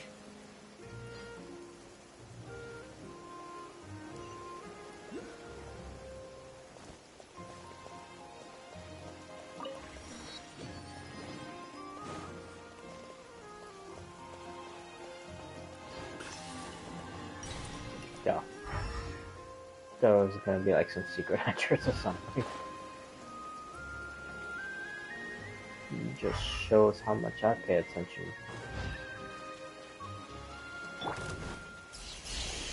Solidify!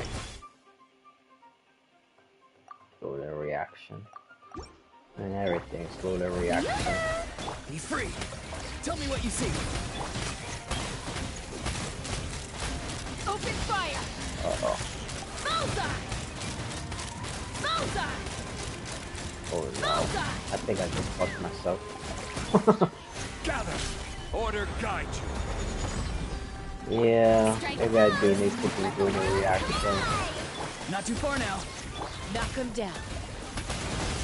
Take me up! Open fire! Open fire!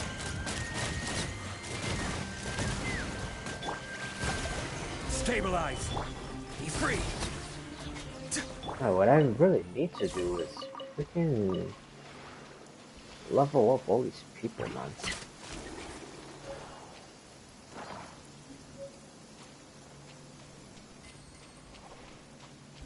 Cause I can level up the Mondstadt people.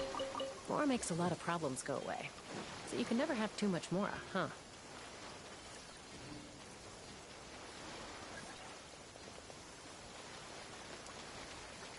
The treasure hoarders.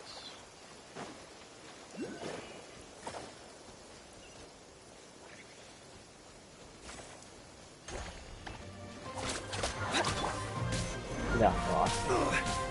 Oh my God. Gypsy countermeasures aren't my thing. Solidify! This is order! Of course, countermeasures is a good thing. Time to say hello. Not too far now. Hold on to your hats. Never needed to do countermeasures. Locked on! Open fire! Oh shit, Johnny's dead.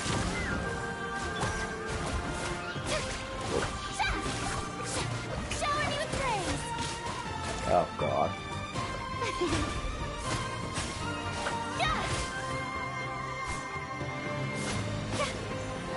Can I throw this at him? I don't even know why the hell I'm attempting to do this. Oh yeah, no, I can't. Farewell. Oh Lord. Bullseye!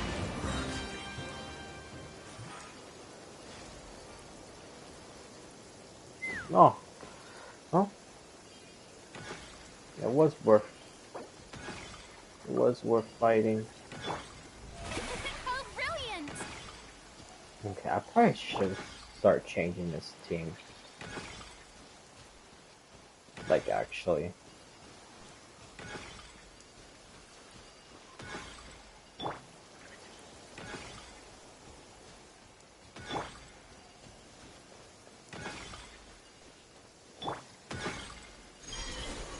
Okay. Bro, what? It did all that just to do that? Seriously?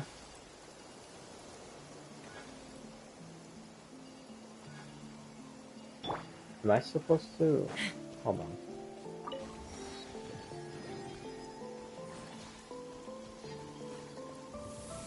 Yeah, every time I see these, I wonder if these are part of, like, these spaceships. With, oh. With, like, Celestia.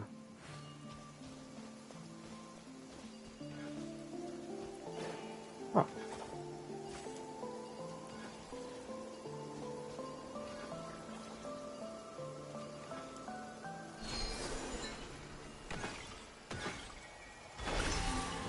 Ah.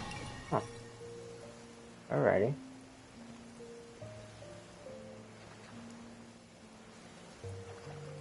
So, what is this?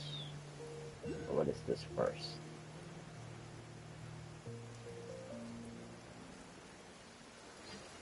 Oh.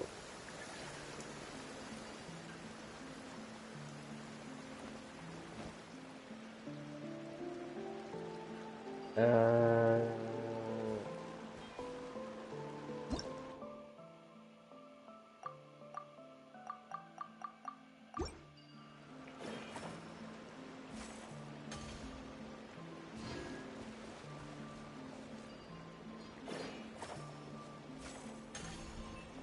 Fuck am I supposed to hit this one? Oh, stupid. Probably have to do it over there.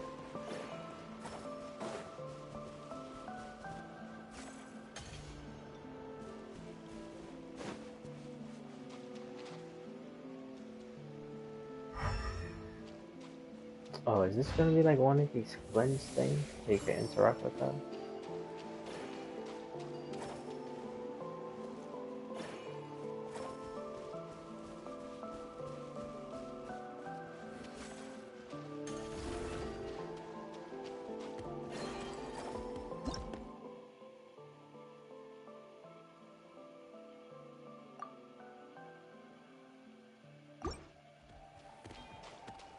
Oh, they can hit me.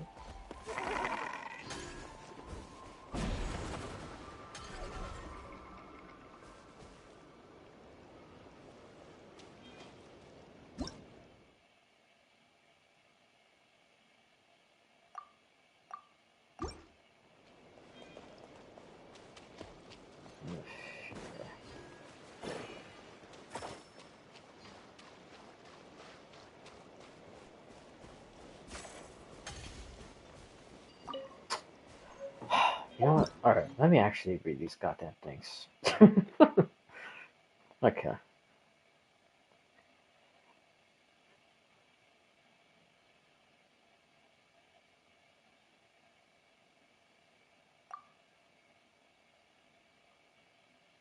Okay, multiple charges.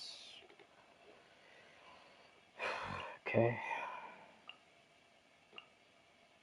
Where is... yeah.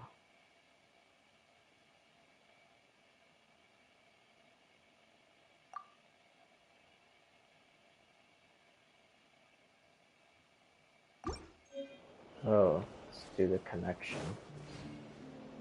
Okay. Do the connection. Which I think I already saw another one.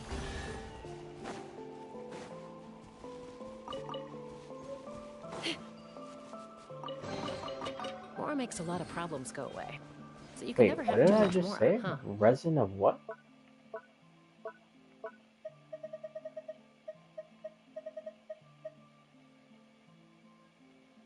And the resin of... oh.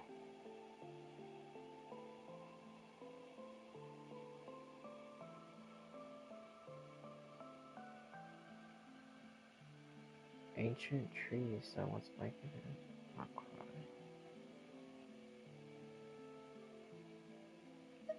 Huh. Okay.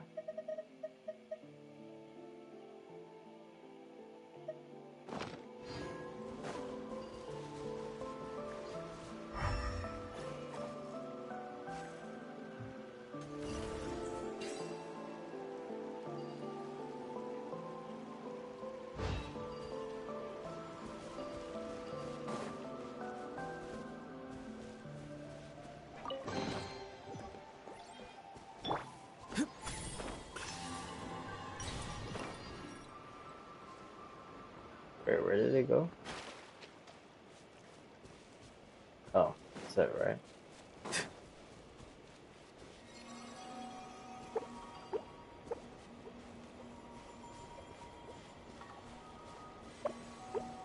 Where the hell is this thing taking me?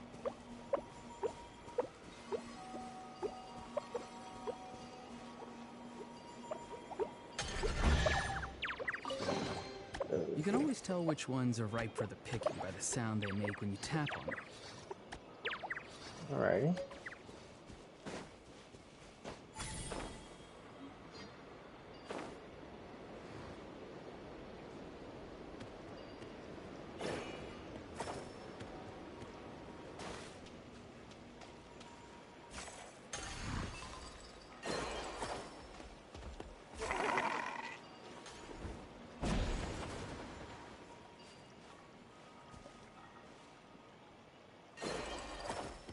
Goodness.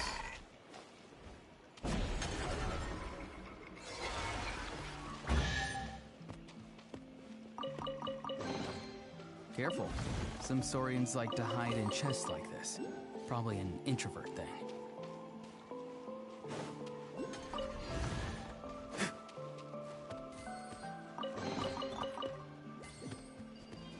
Okay, hold on. Before I continue with this.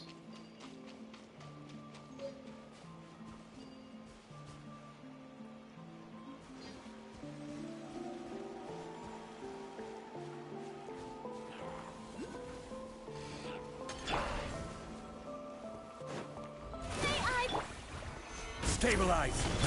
Be free!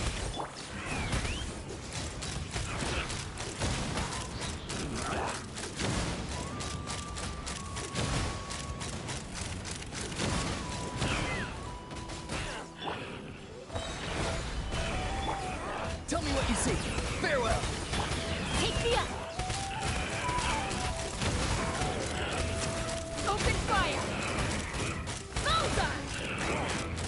Bullseye!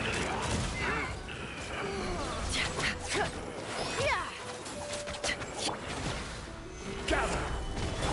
Not too far now. The Shelby! Ha!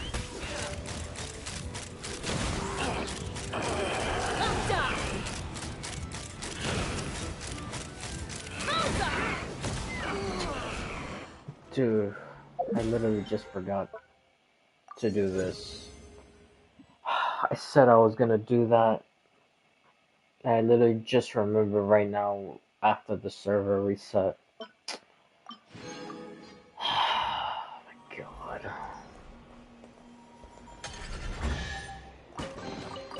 Dividing the loot is often a cause of conflict.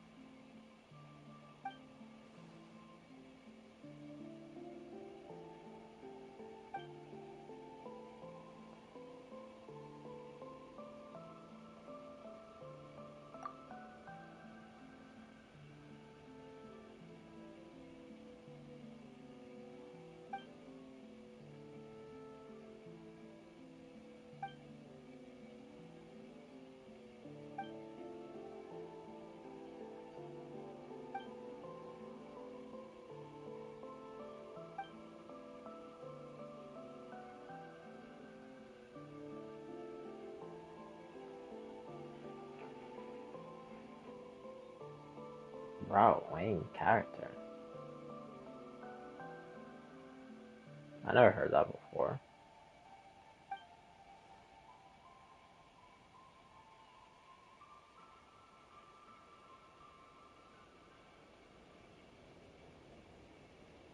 Huh. Okay.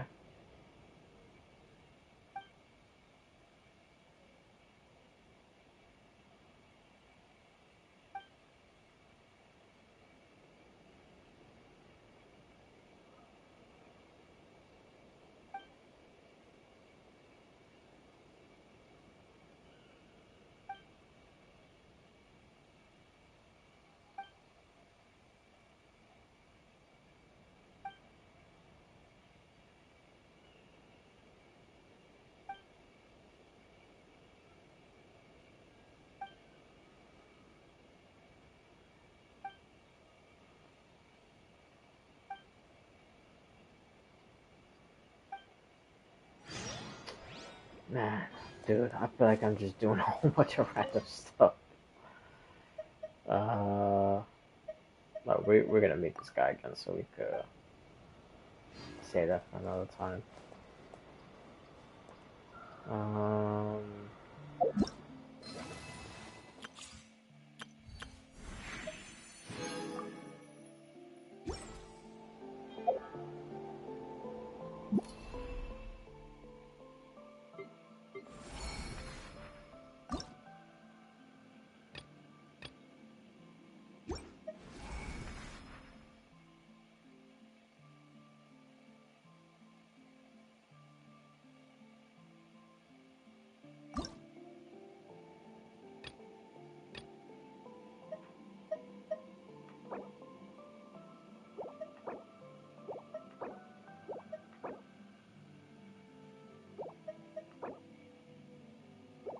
See if any of this stuff matches Octavia.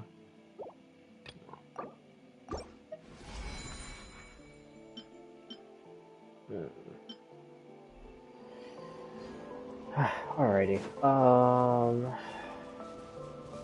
Hold on. I really should probably change the team.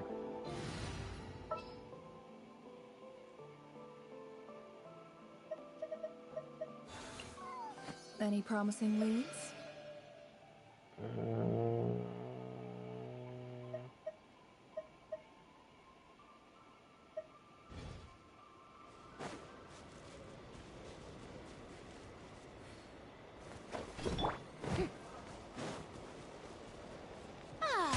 There's no end to this. Solidify! Time to say hello. Farewell. It all adds up.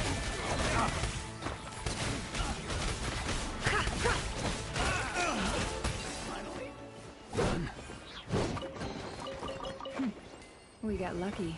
It could have been a trap. Oh. I should change my team. Should probably do more.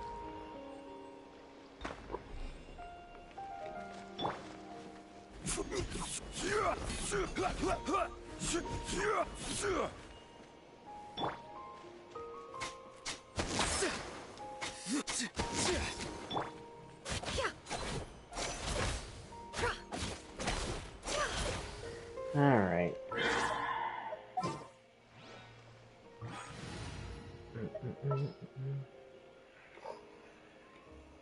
I don't even know who the hell to put, bro.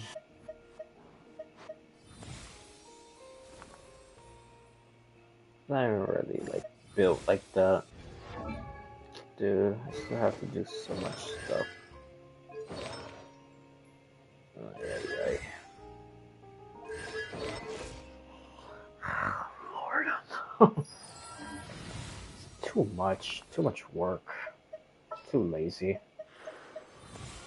Do not be afraid, for I am with you. I only care about lore, dude. That's it, man.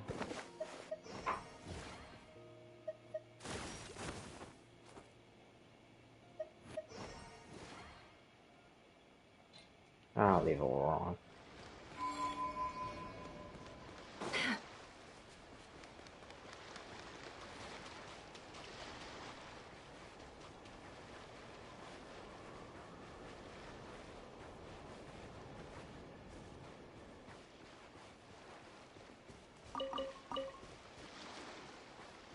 I could put Ino. I think Ino is even like in a worse build than these other people. Where the hell even is she? Oh god. Are all of these 20? Oh.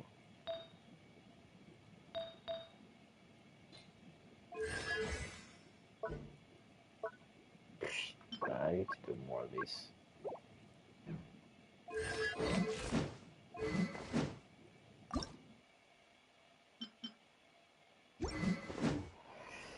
Ay, ay, ay.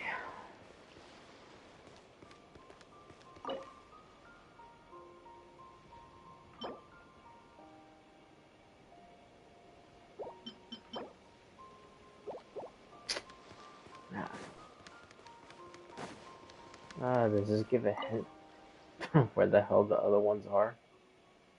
Oh, Raven, oh, Raven.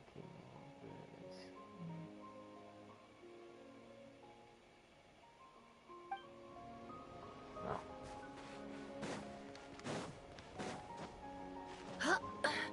That's kind of what I figured. Jeez, dude. I'm not fighting that right now. I gotta do that another time. I probably should just fight that goddamn crap. But, whatever.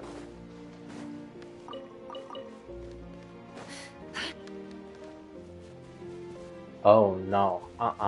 Mm-mm. Does it just start when you...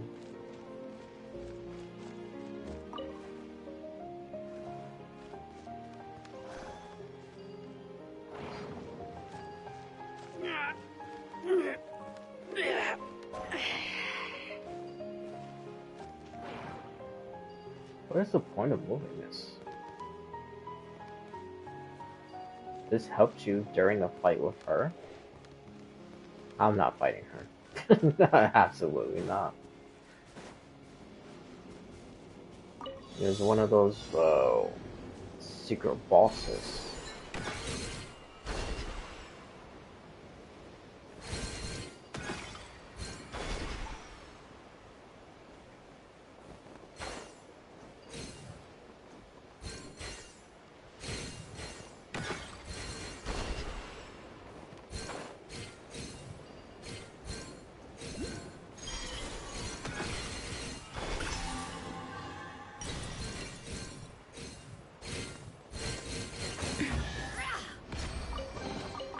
This time your curiosity paid off, but don't get careless. Alright, let me fight this crap. Fight it and be tortured. Be free. By the Frostmoon of old. Seek within.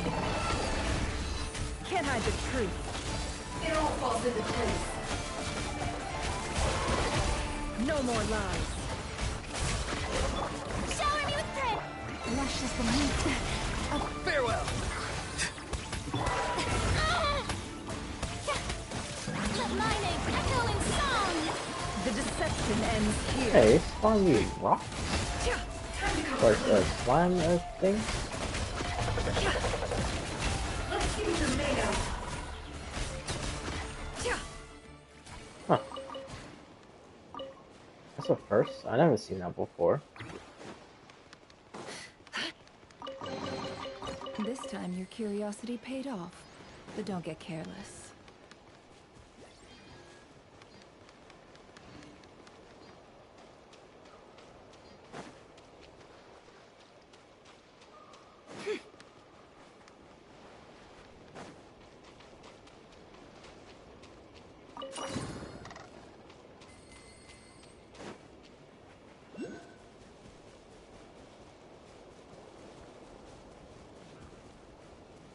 And I really do.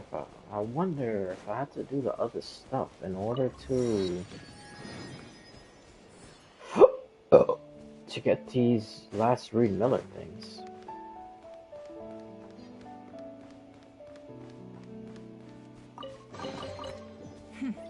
We got lucky. It could have been a trap.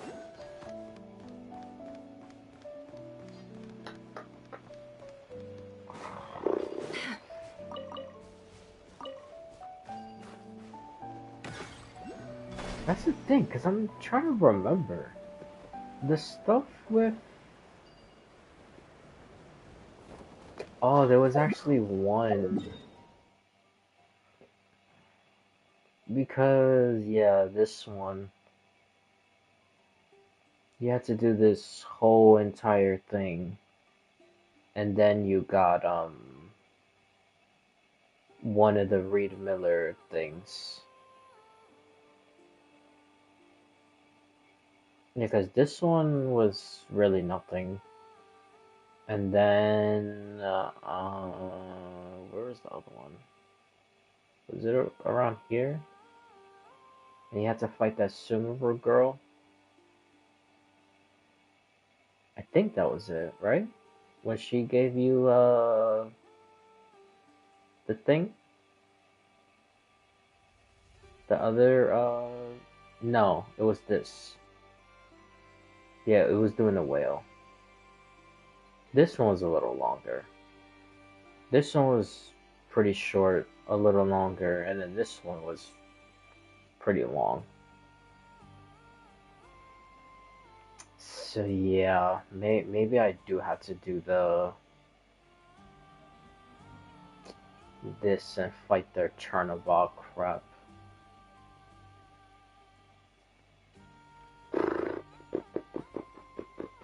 Okay. Alright, well, let's slowly start making our way. Even though we're going the opposite direction. But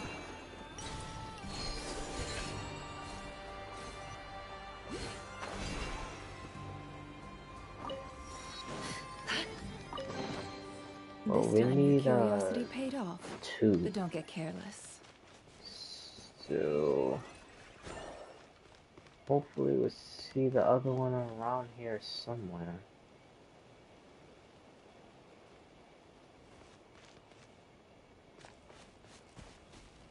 That's definitely something.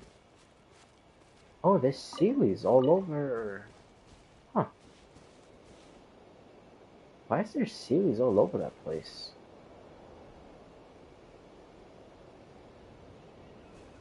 What the hell is this? What is this area?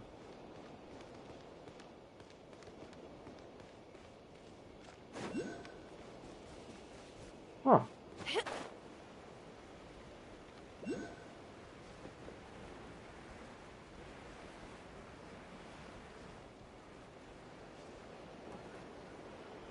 Bound to be treasure. Yeah, hopefully. But probably not.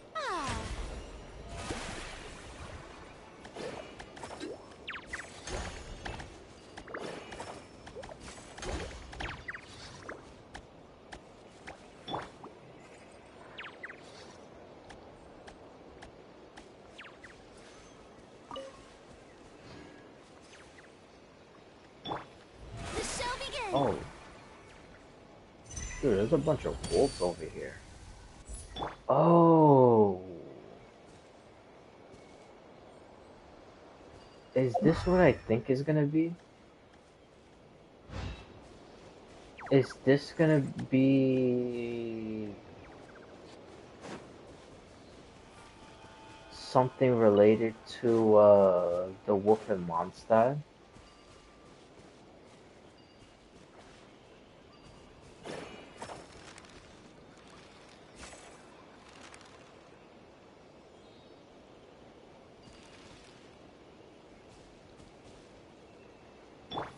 How am I supposed to get this for something else?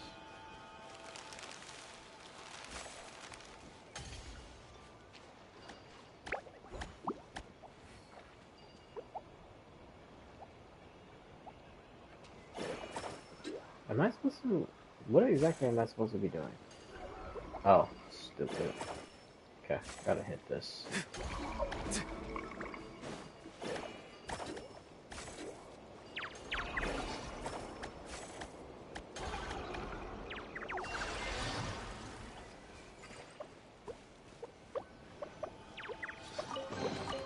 You can always tell which ones are ripe for the picking by the sound they make when you tap on them.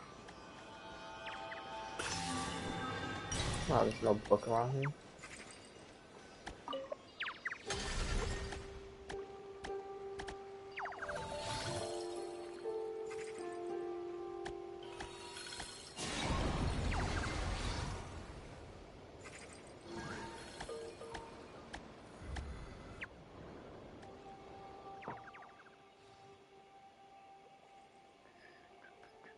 Okay.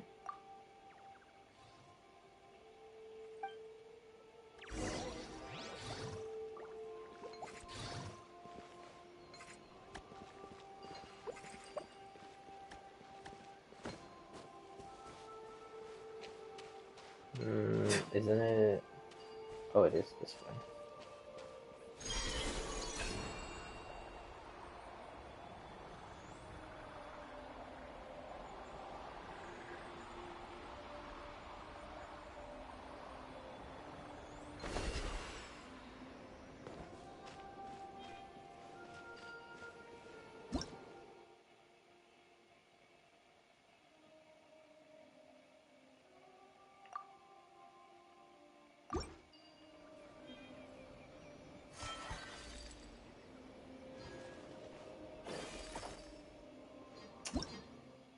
Bro, why didn't you just put this with that one? Making it mad complicated.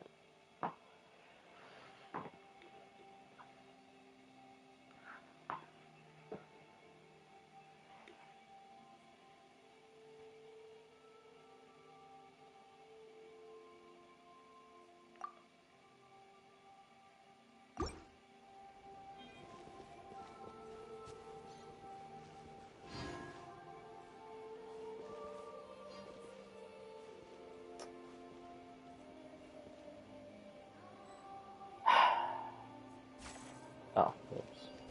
Oh, okay.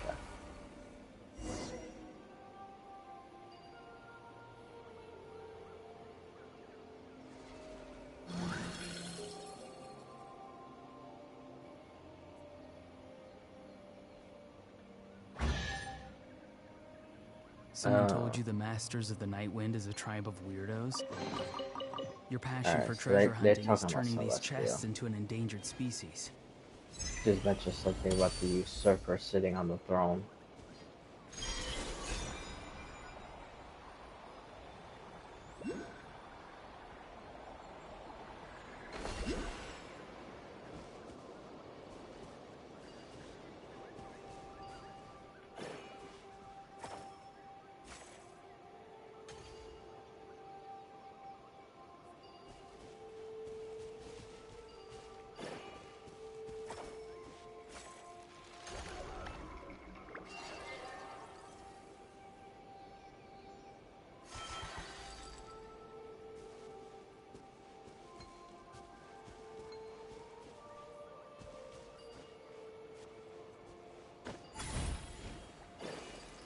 Oh no, don't. Okay, I thought he was gonna.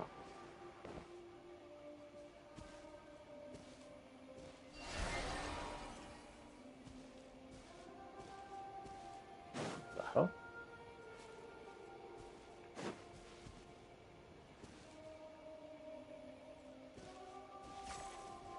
Right.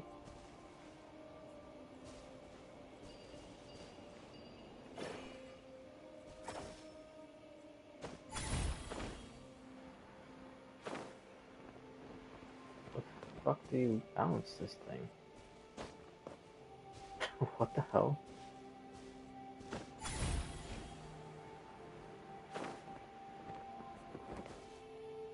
I'm confused.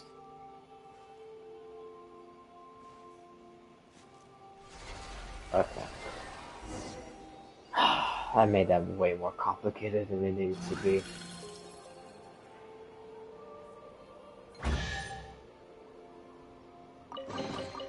You can always tell which ones are ripe for the picking by the Harbor sound they make Golden when you City. tap on them. Oh, is this just Golden Hall that they keep talking about? Is this gonna be where their Sealy's went to? Okay, I think this is gonna be related to the Golden Hall that they keep talking about.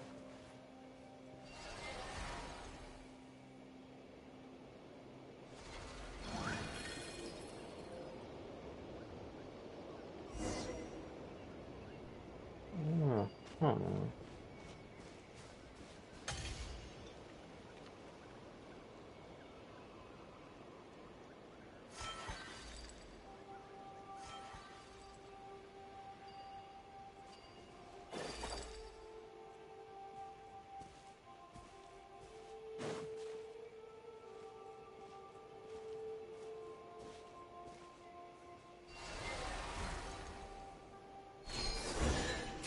Oh, whoops.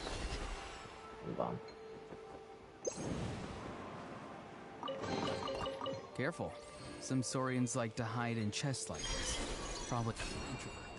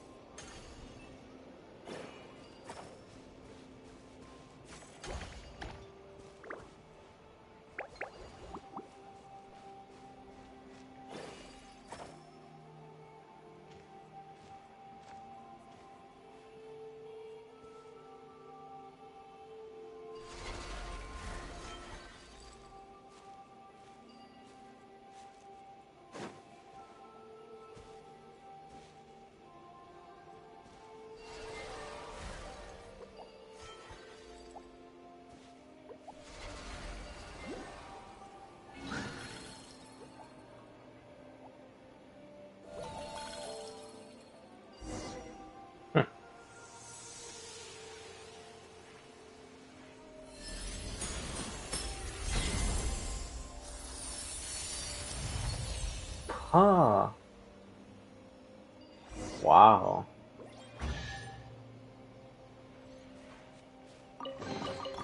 Your passion for treasure hunting is turning these chests into an endangered species.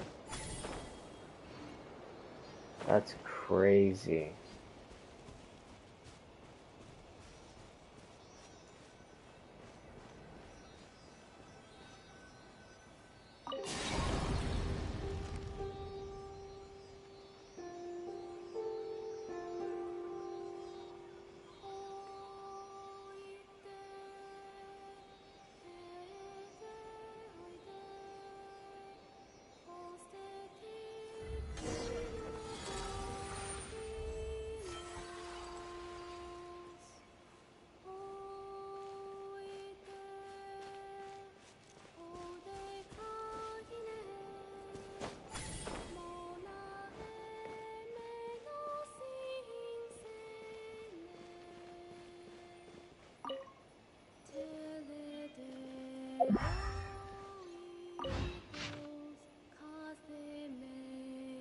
Is this... No, this is something else. Um...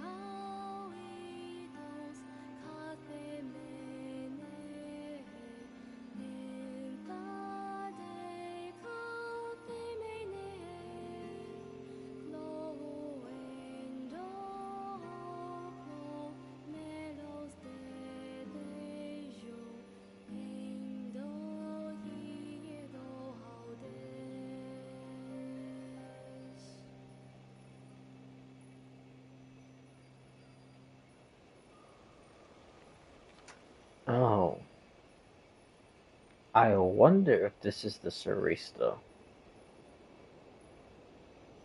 If I find that book that talks about the one in Mondstadt that I saw from the leaks, then this is 100% the Sarista. Because the one who talks in that book, I'm pretty sure is the Sarista. Because she mentions stuff about a palace.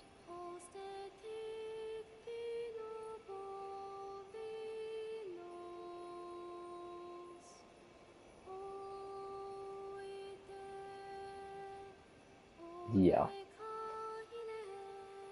Yep. Yeah, this is the Sarista. Yeah, this is the Sarista.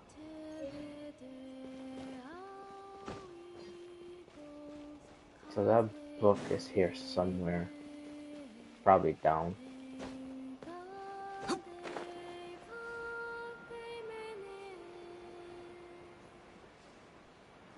Yeah, it should be in here.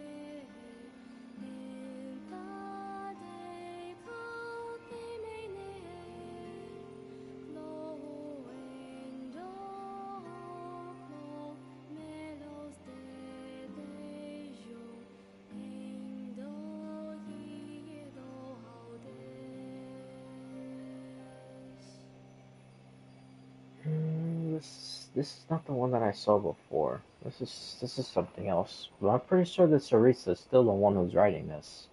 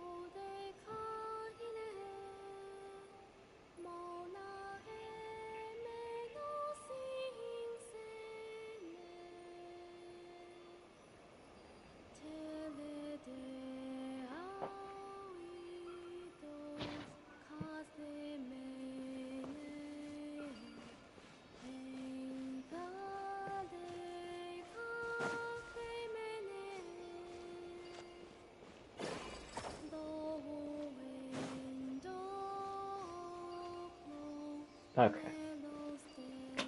Dude, come on.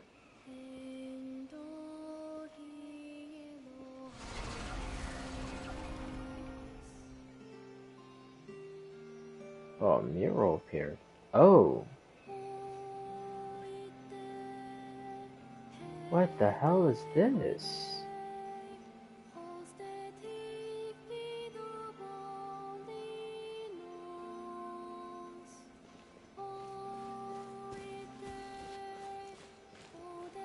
What the hell?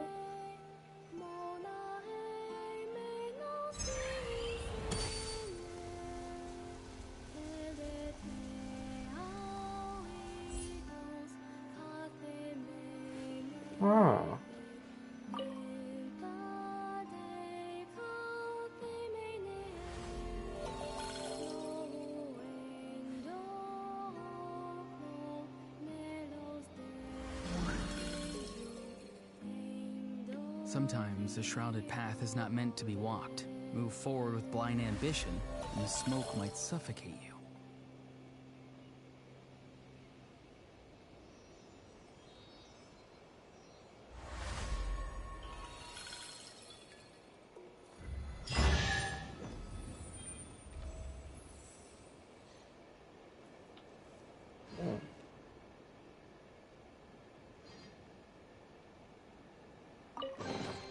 You can always tell which ones are ripe for the picking by the sound they make when you tap on them. Why did it say this is? Oh, okay, I see why.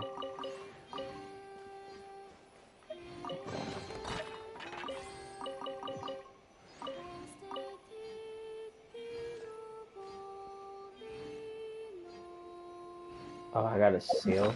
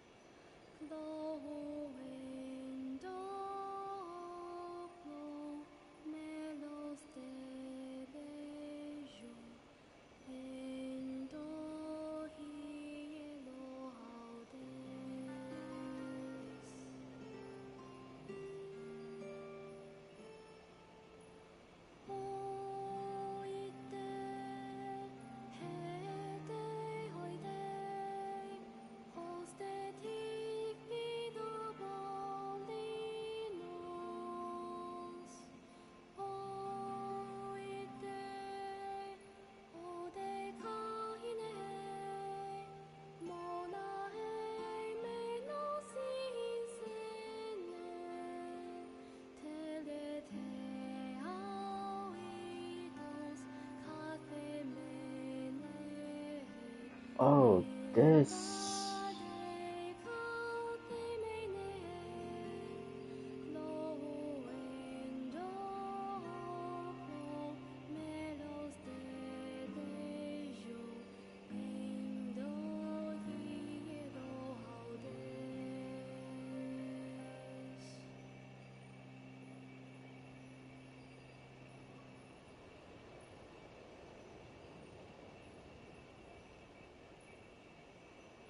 Oh, there's another part to this.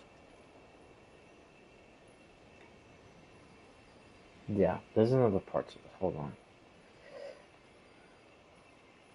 I wanna make sure this is the same one.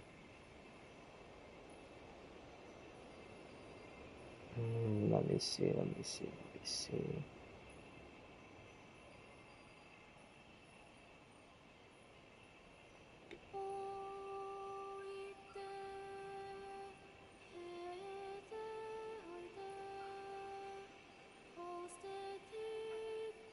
Yeah.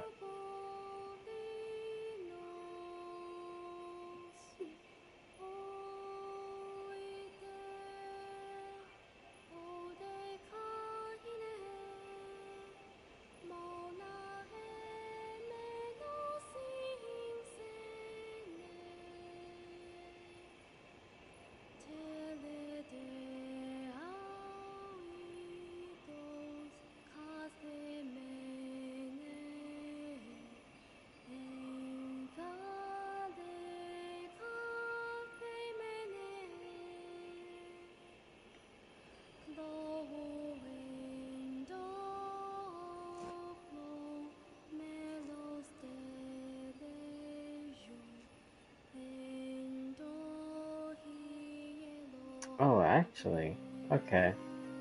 This might not be the story stuff. Because now that I'm reading the second part of this pale palace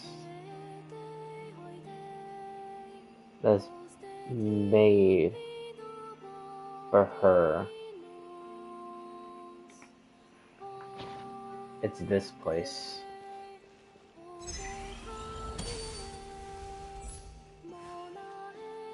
So who the hell is this then?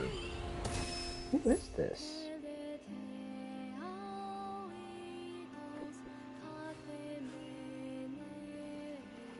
Who is this?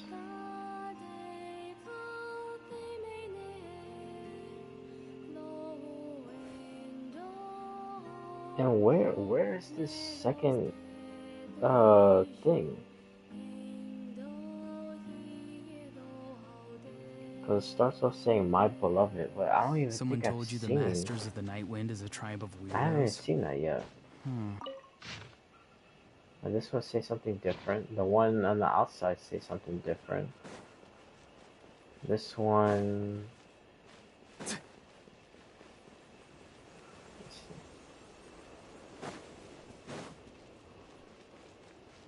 Wait, where the hell was it? Oh, it was up here. God damn it.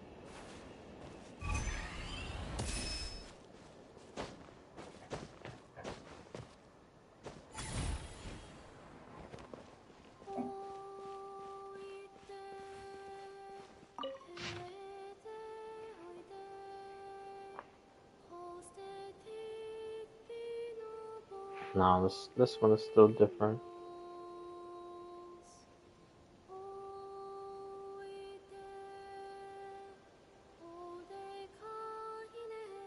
Oh, wait a minute.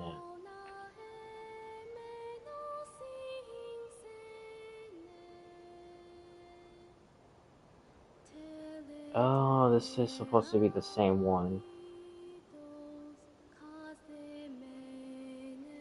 Oh, why they changed it though? They changed a couple of stuff. This is different from the beta one. This just says my heart's beloved. How delightful your expressions were to my inmost self. And the beta says my beloved, how sweet your words were to me. How they have been cut off by a hardened false master, turning my heart into a wasteland.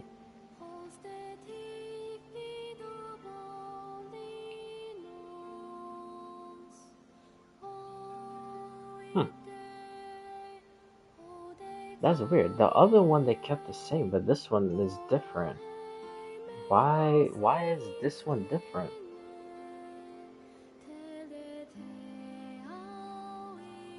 It basically is saying the same stuff, it's just written differently.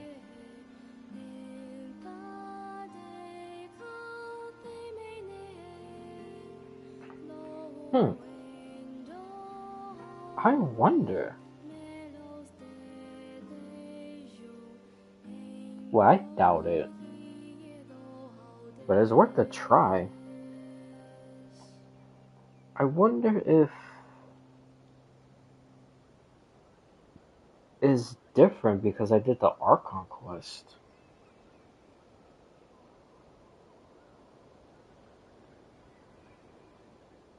But if I didn't do the Archon quest, would it be the same as the beta one?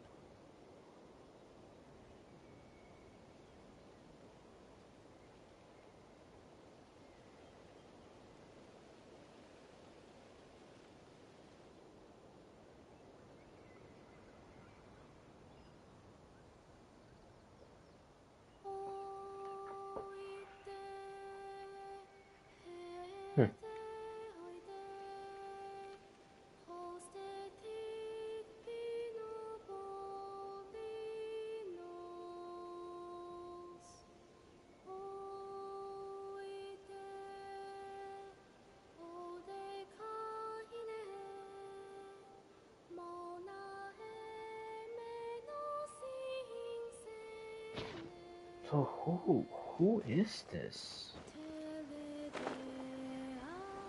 Is this Nicole? If she is the first angel? So is this the first angel? That's another thing. I feel like we're gonna end up being wrong about Nicole being the first angel.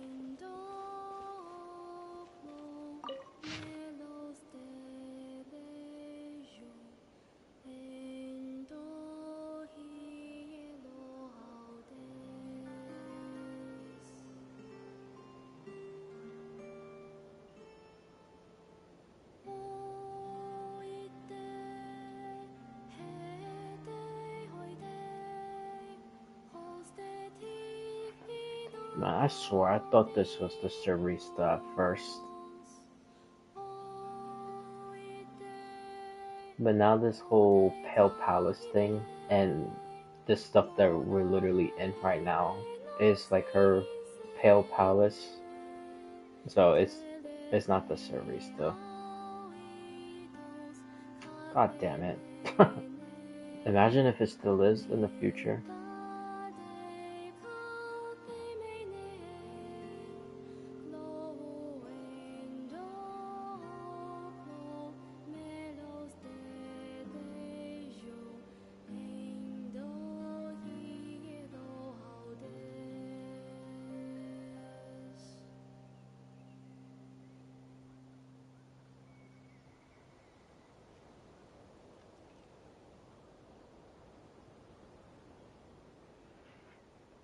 Now, who is this? This has to be the first angel. It has to be.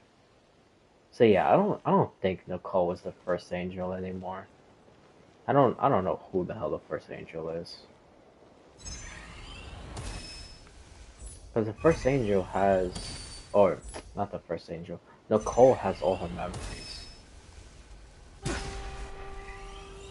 But to be fair, it could be that they're the same and Alice somehow, because it's always Alice, probably like regained all her memories. Or regained all of Nicole's memories so she could remember. Well, I don't know, man.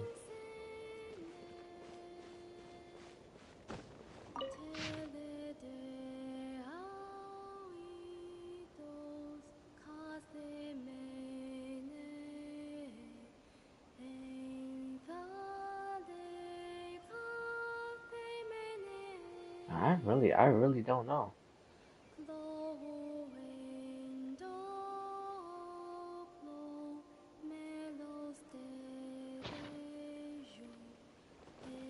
I don't know.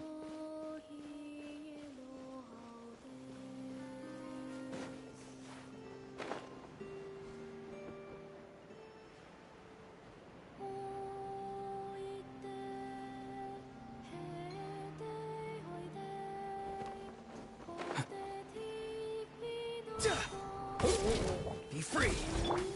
May I present? Forest can't hide the truth.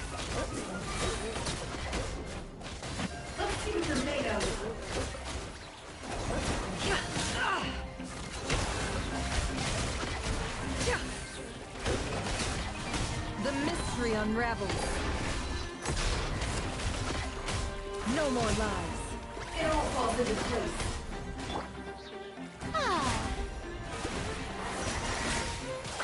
Not too far now. Branch into song.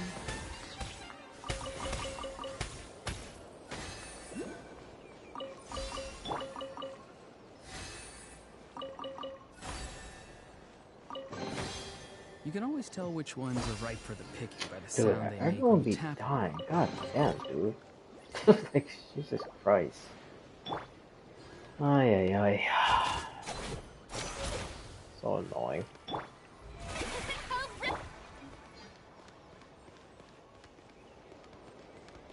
That's what happens when I don't build either. Oh, I forgot, dude. So stupid. I'm so dumb.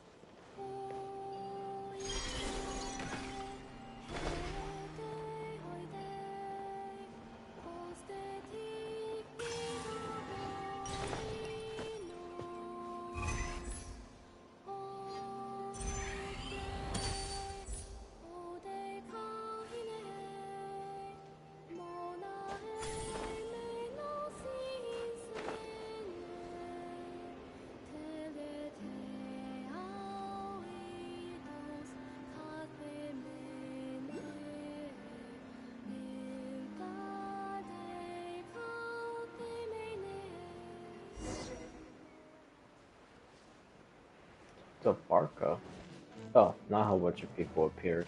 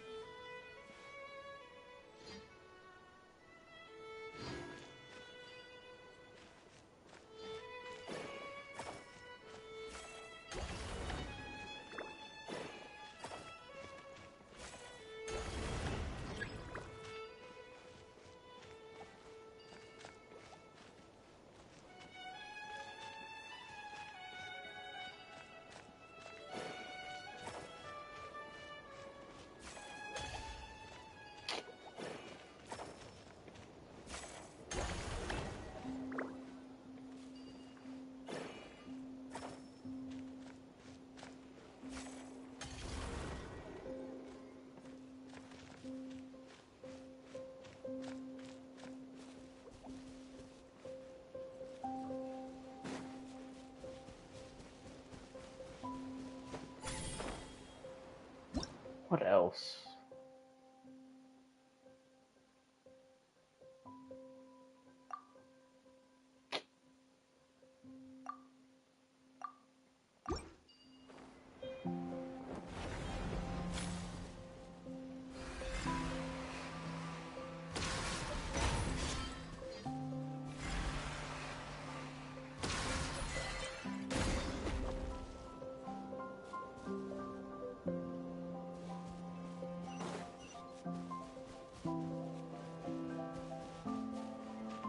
Alrighty.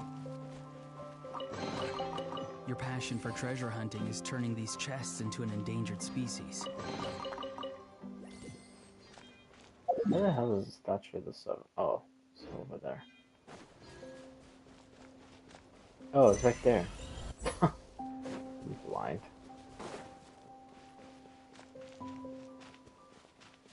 Alrighty, let's start doing all this. Oh, you know what I just realized? Favonius Keep, and literally right there, right next to the whole a wolf thing.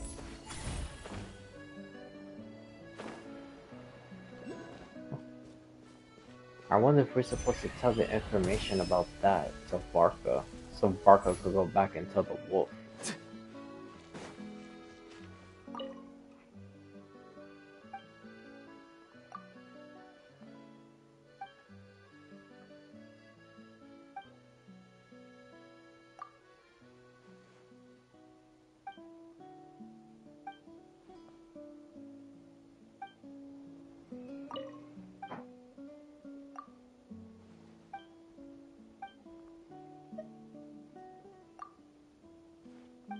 Ah, it's the same thing. Oh, nope, something different.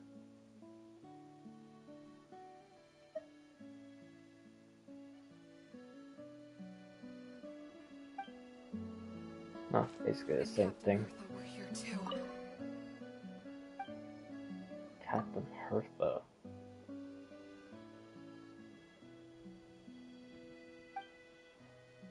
I've heard that name before also.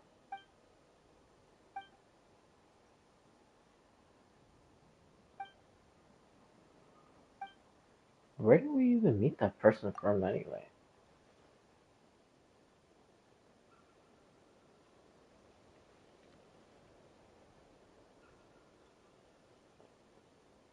I don't even remember where I heard that name from before.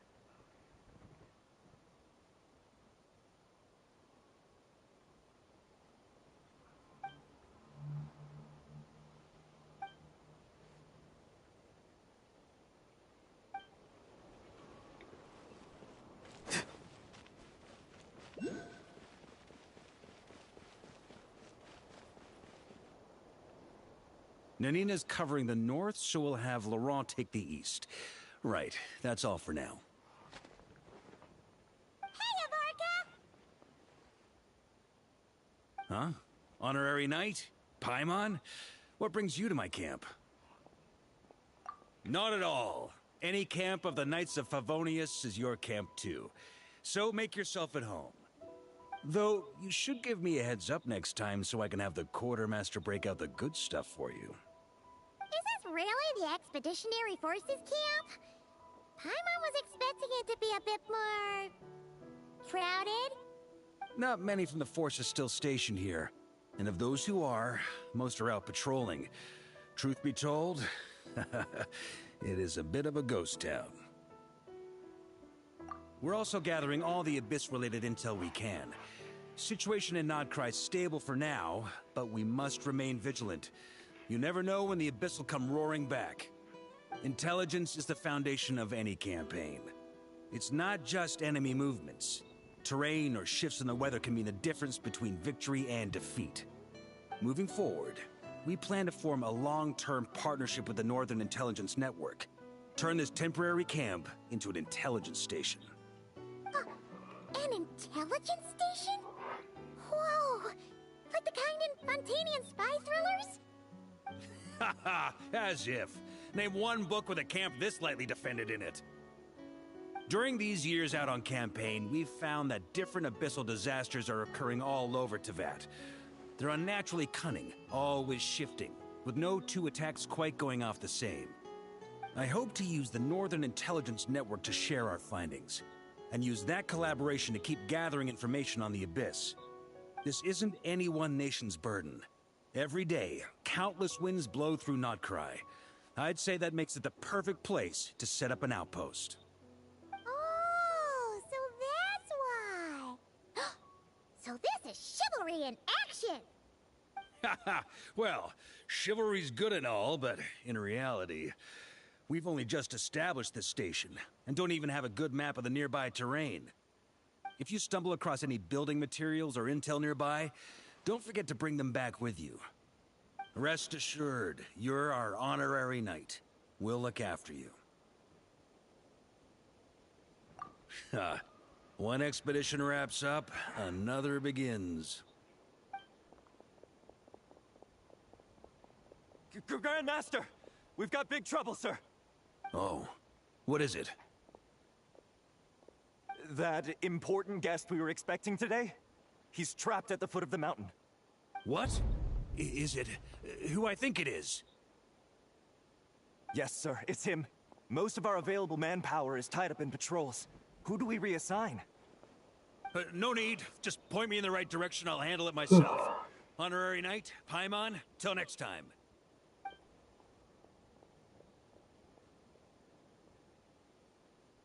Oh, Paimon's never seen Farka so nervous. Now she's curious who that guest is. Yeah, that's probably it. Let's follow him and see if he needs help.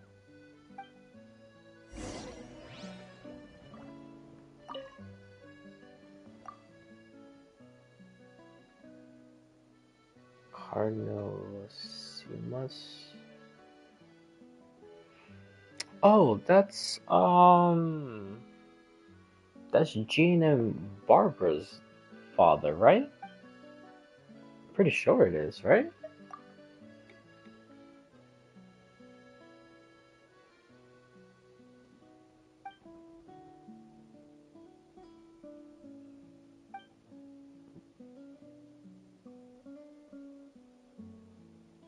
Oh yeah, see? Yeah.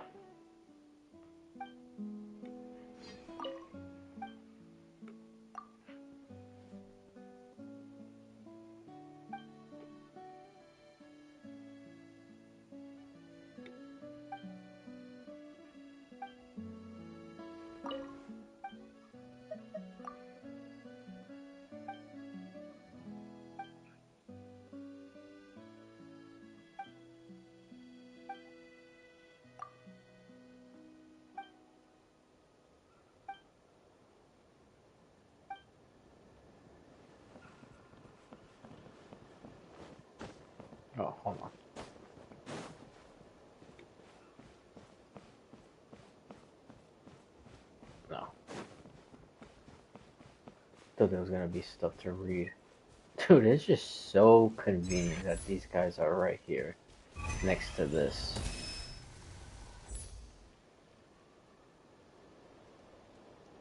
Crazy.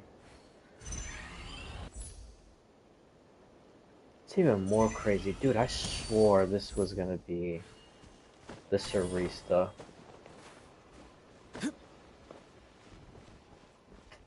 Oh well, what you gonna do? It sounded like it from the books.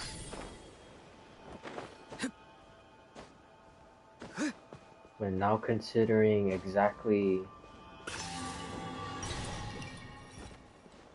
what you gotta do to go up there with the Sealies, all this puzzle stuff, and then this is like the Silver Palace made for the person. Yeah, then it's not the Sarista no more.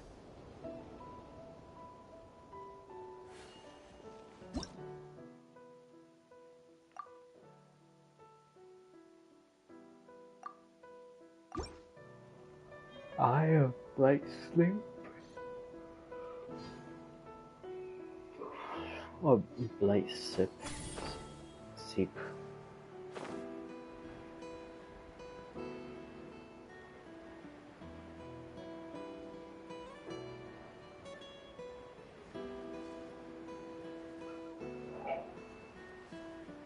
Where the hell does that went? Whatever. Let's unlock this thing. Is that? Help! Oh, Please help me! it's a critical informant. Okay. I thought that was gonna be the what you call it. Oh my god, dude, my brain. The show begins! Be free. Dude, oh, why does he keeps throwing it? It all adds up. Like,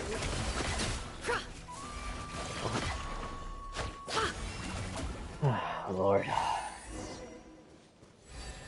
Throwing it everywhere else but directly at the enemy. Yeah, I thought that was the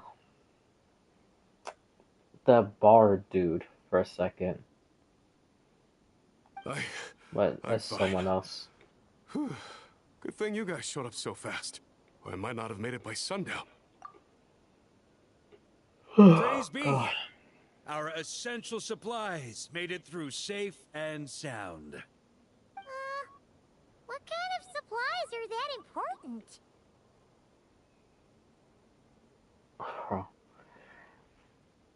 I should probably change the name of this title. Right? I didn't even do nothing with Reed Miller yet. But to be fair, dude, I don't know where the hell it is, man.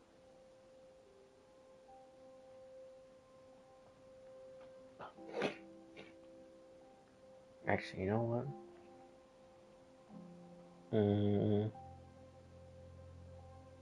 Oh, no, I can't. Well. Yeah, that's fine. That's fine.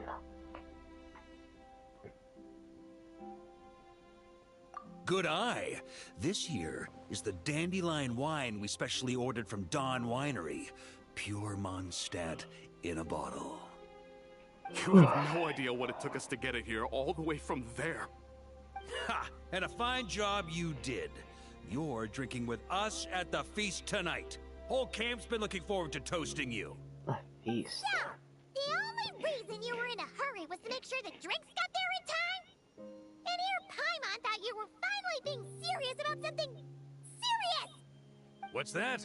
Are you saying drinking isn't the most serious of serious business? Because I'd love to have a drink right about now. Wait!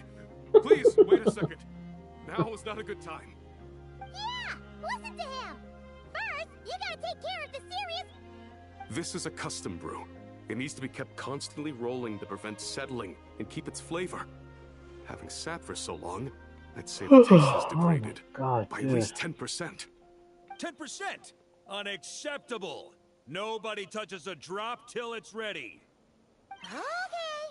You do you then. We specially commissioned someone to build a mechanism that keeps the barrels rolling. Looks like it broke in the fall, though. So now, I guess we'll have to rely on old-fashioned muscle power. So we just keep whacking the wooden barrels and roll them to their destination? Sounds like some good old Knights of Favonius strength training. Aye, teaches force control and precision. Need both, or the barrel won't stay true to the path. It's basic training for many knights. Ha, keen on basic drills, are we? Well, Laurent and the others won't be back for a while. Right then, all yours. Don't worry about knocking him a bit too far. Just holler and I'll toss him back into place.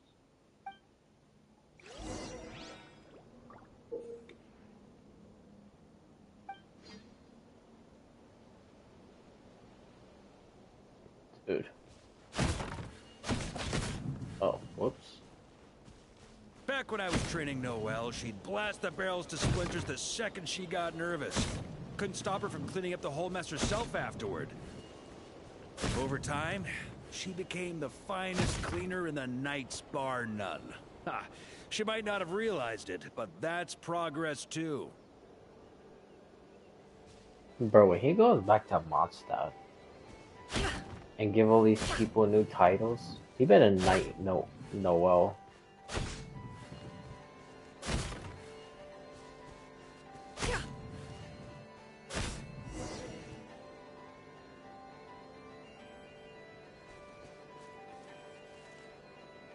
Damn, look at all that stuff, man.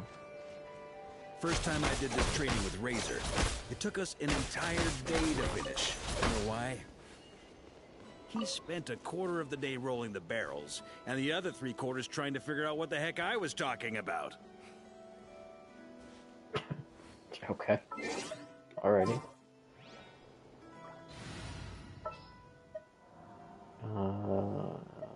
Time to get down to business.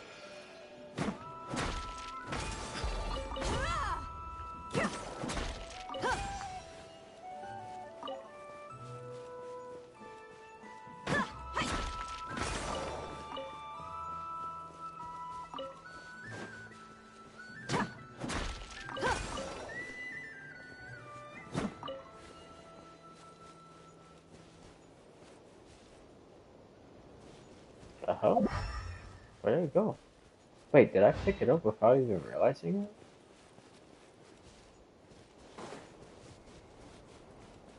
I guess I did. Alright. Lucky you.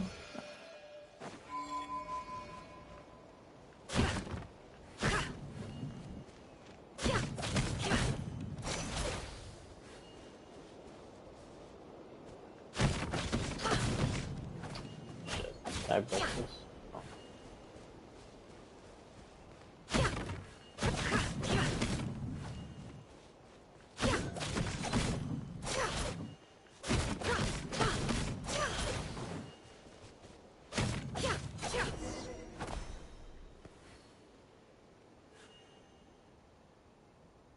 Bro. Jean and Albedo once sat me down to have a serious discussion about whether or not the Spark Knight needed to take part in basic training like this. A Knight's Knight. basic training helps Oh, build character. But since the Spark Knight's still so young, Please. I decided to get her opinion. Paimon's hands are sore just from watching you. There's gotta be an easier way, right?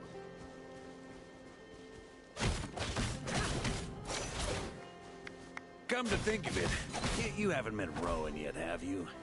Kid's so used to doing things his way, he didn't even show up when it was time for the training. Asked him about it later. He said he went to poke a hornet's nest full of monsters, and as for barrel drills, he didn't think targets that wouldn't hit back were worth his time.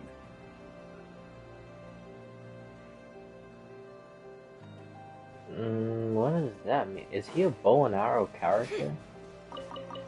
Is that what that means?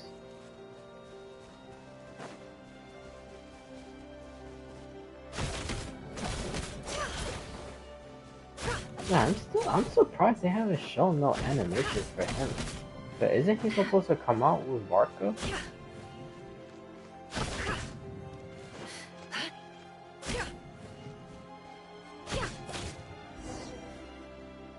And speaking of Barca, where's the trip marketing? The only trip marketing that they showed was Columbina with her eyes open. They're back! They're back! Everyone, fall in and give them a proper like if welcome. it's a brand new Wow, character. we're this popular? Paimon feels like blushing. Actually, you know How what, the let me wind carries that check. scent from afar. Sweet Barbados, it's true. Dandelion wine. Ah, a special brew from Dawn Winery to boot. They're back. All my precious memories, they're all flooding back. Oh. So, the welcome isn't for us, is it? Yes, this is it! This is the taste! Oh, it's just how I remembered it. Amazing! After all these years! I was starting to think I'd already forgotten the taste of a good Dawn Winery vintage.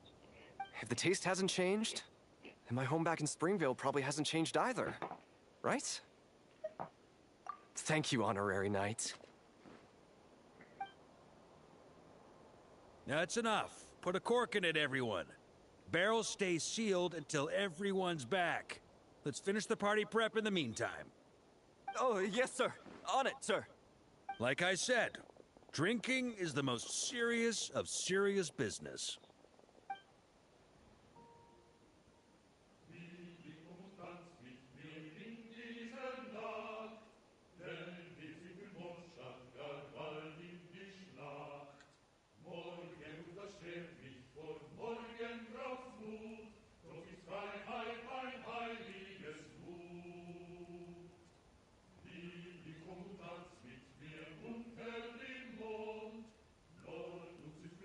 Oh, sticky honey roast, sweet madams. Paimon never thought she'd get to eat such authentic Mondstadt dishes out here. Wait, where's Vorka? Anyone seen him? He's not passed out drunk in a ditch somewhere, is he? Okay, Paimon will catch up when she finishes.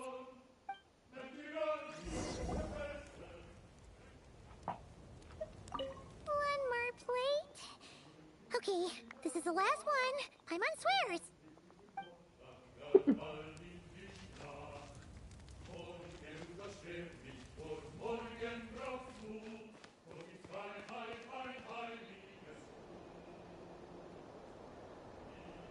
So, what's the hero who saved our savior and brought it back to camp doing in a corner like this?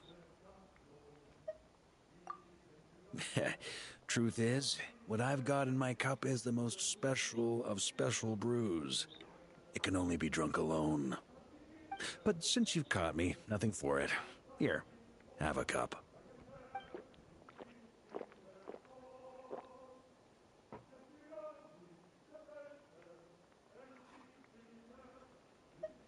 Got me. Just a joke. Not a drop of liquor on me right now. If you're thirsty for a real drink, go find Yumeni later. She's got plenty in stock. A camp always needs to have one sober soul to guard their drunk comrades from things that go bump in the night. Those have been my standing orders since this expedition started. Rotten luck, eh? Just so happens that tonight, it's my turn to be that sober soul. So, on this night when they're all drunk, I can't be. Who knows? Maybe fate just gets a kick out of messing with us. If it had come one day later, maybe I'd have been down there guzzling wine to my heart's content.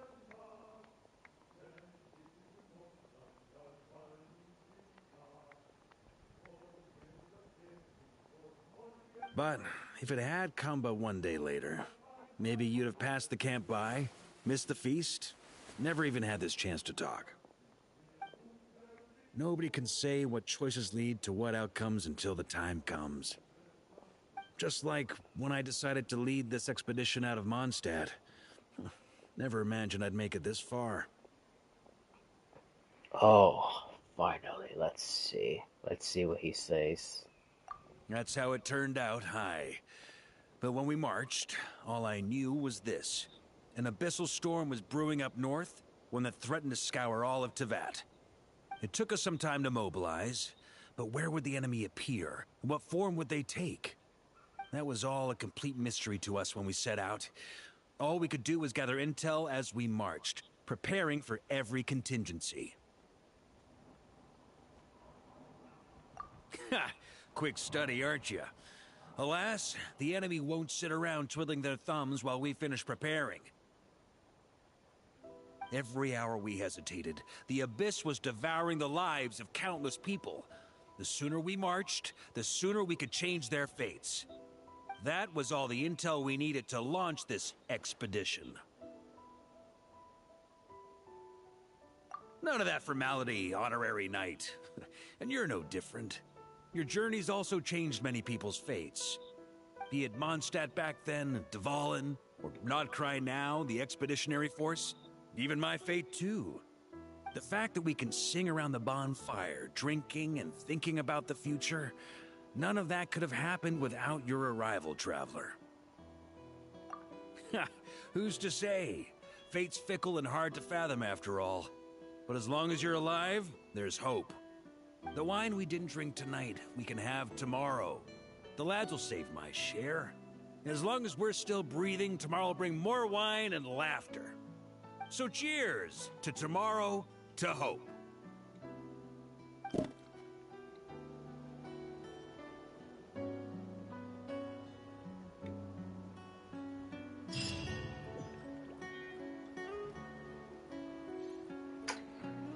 Dude, I thought I was gonna say something about Boreas.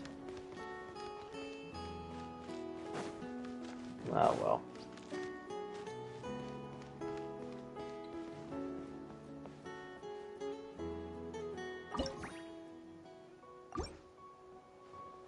The route for this patrol.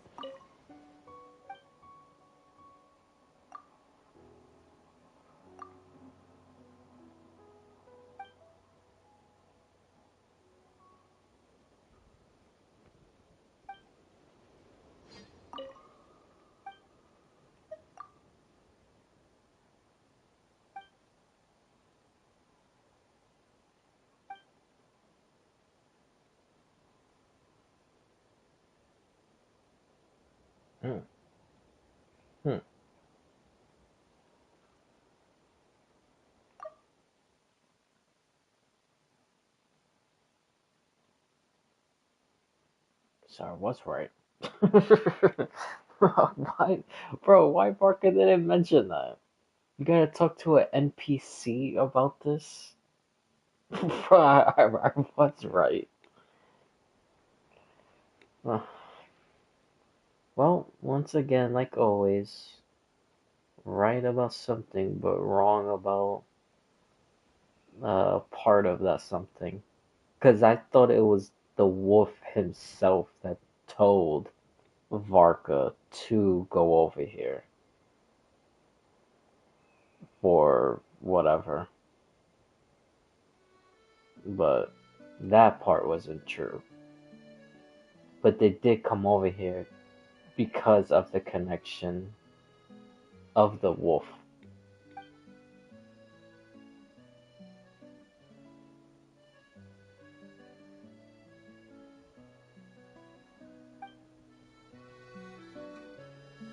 Oh, well, maybe, actually, hold on. Maybe there could be some, because what he just said, that Varka told them to find stuff. Well, who, maybe, I don't know. Maybe he could still be right about that.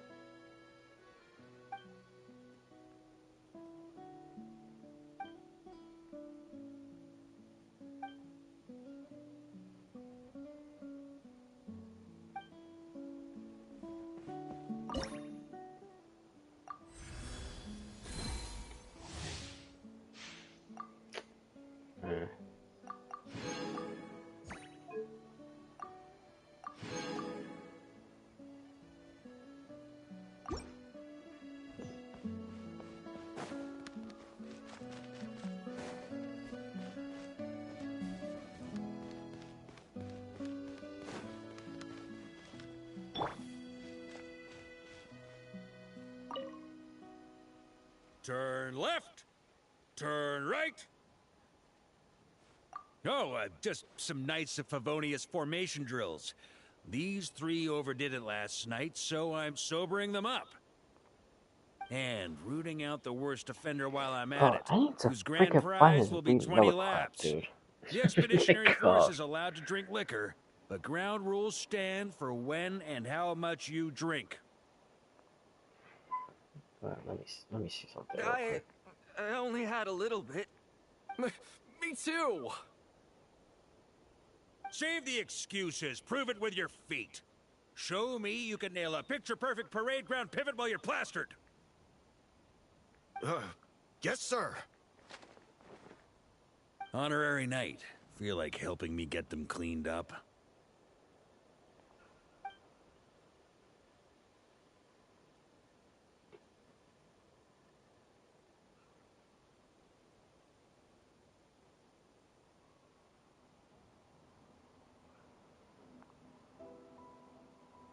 Right then. You lot hear that? This here is the Honorary Knight, so look alive. Attention, and march.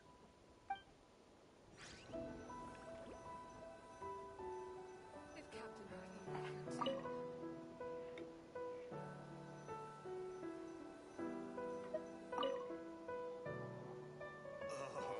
Not good. This is bad.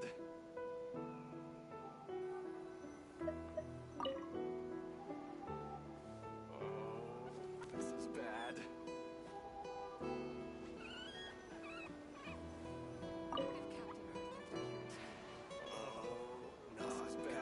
If Captain Arthur were here too. This is bad. Not good. This is bad.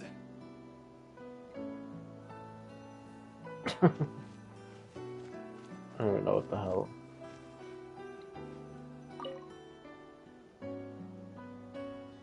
Alright. At ease.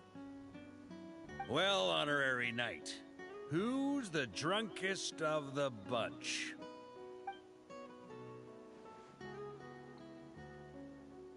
Oh god. I wasn't even paying attention too much. I was also trying to look for this Reed Miller thing.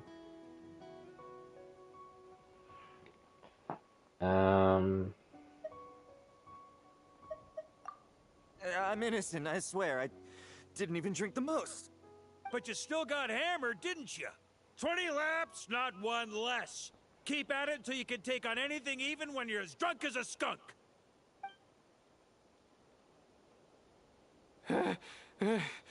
Seems like I Got off easy this time? Ho, you two. You're both thinking, seems like I got off light this time, aren't you? Saw you two staggering about earlier, didn't I? 20 sets of strafe drills with Anselm, and not a sip of booze till you're done.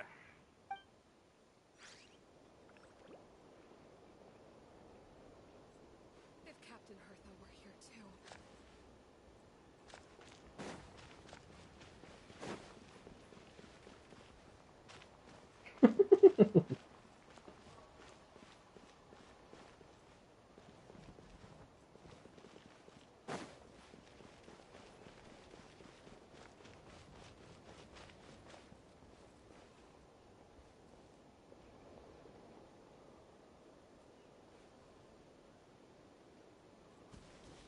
It's gonna run and start doing jumping jacks.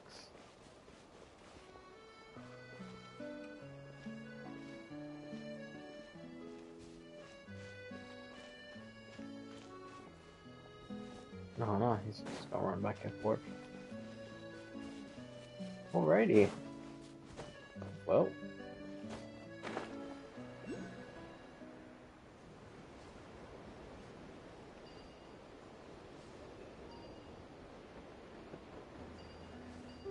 Yeah, my controller's dying.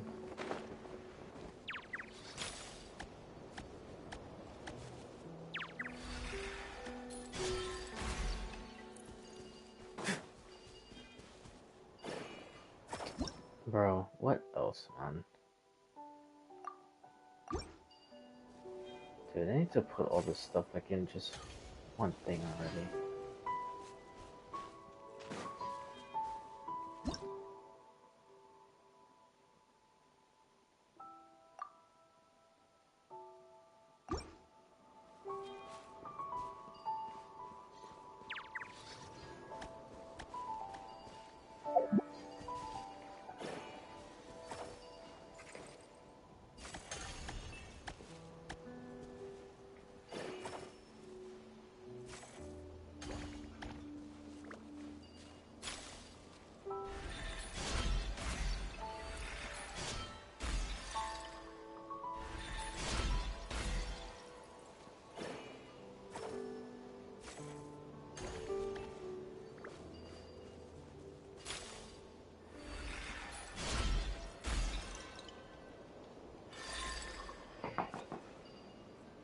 Oh god, I'll figure that out later. I'm too lazy.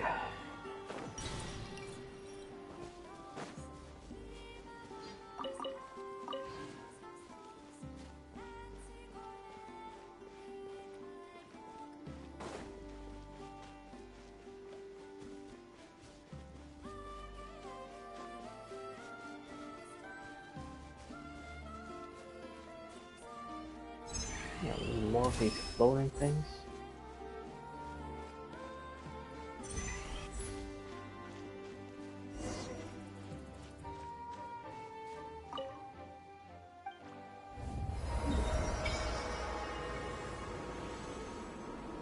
How? Oh, one right here.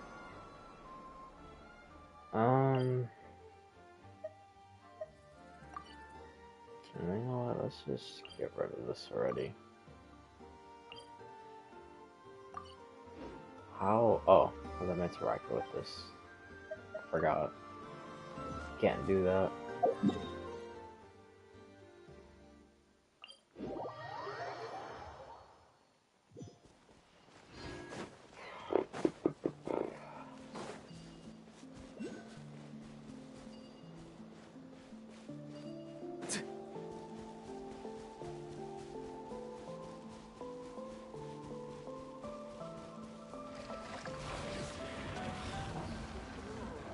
What is that sound?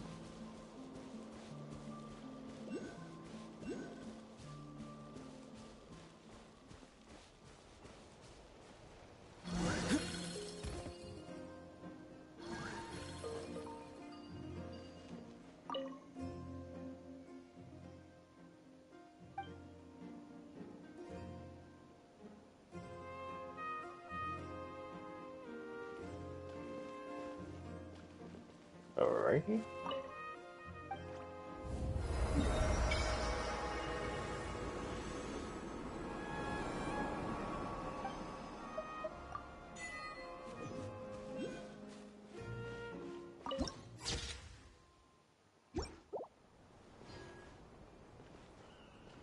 Oh god.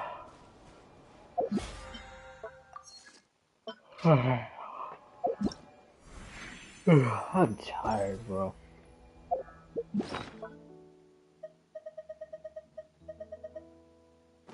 I'll finish this another time. Hopefully by Sometimes then. the shrouded path is not meant to be walked. Hopefully by then, I can finally see what's what. Or maybe I'll just end up doing it another time.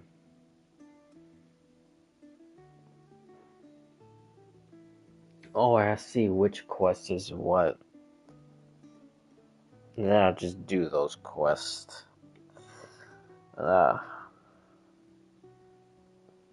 Dude, I'm like exhausted now. I need to sleep later. This wasn't too bad. Even though I didn't do the whole Rita Miller stuff. But, yeah. Actually, you know what? Now that I say that,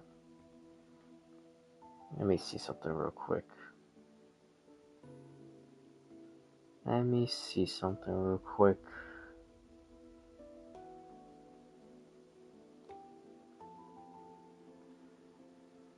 Hmm.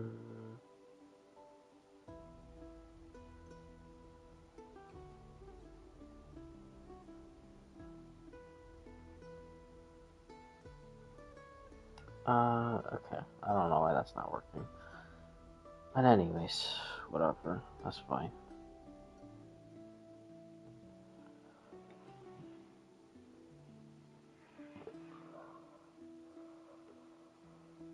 Oh god. Alright, I'm done. Mm,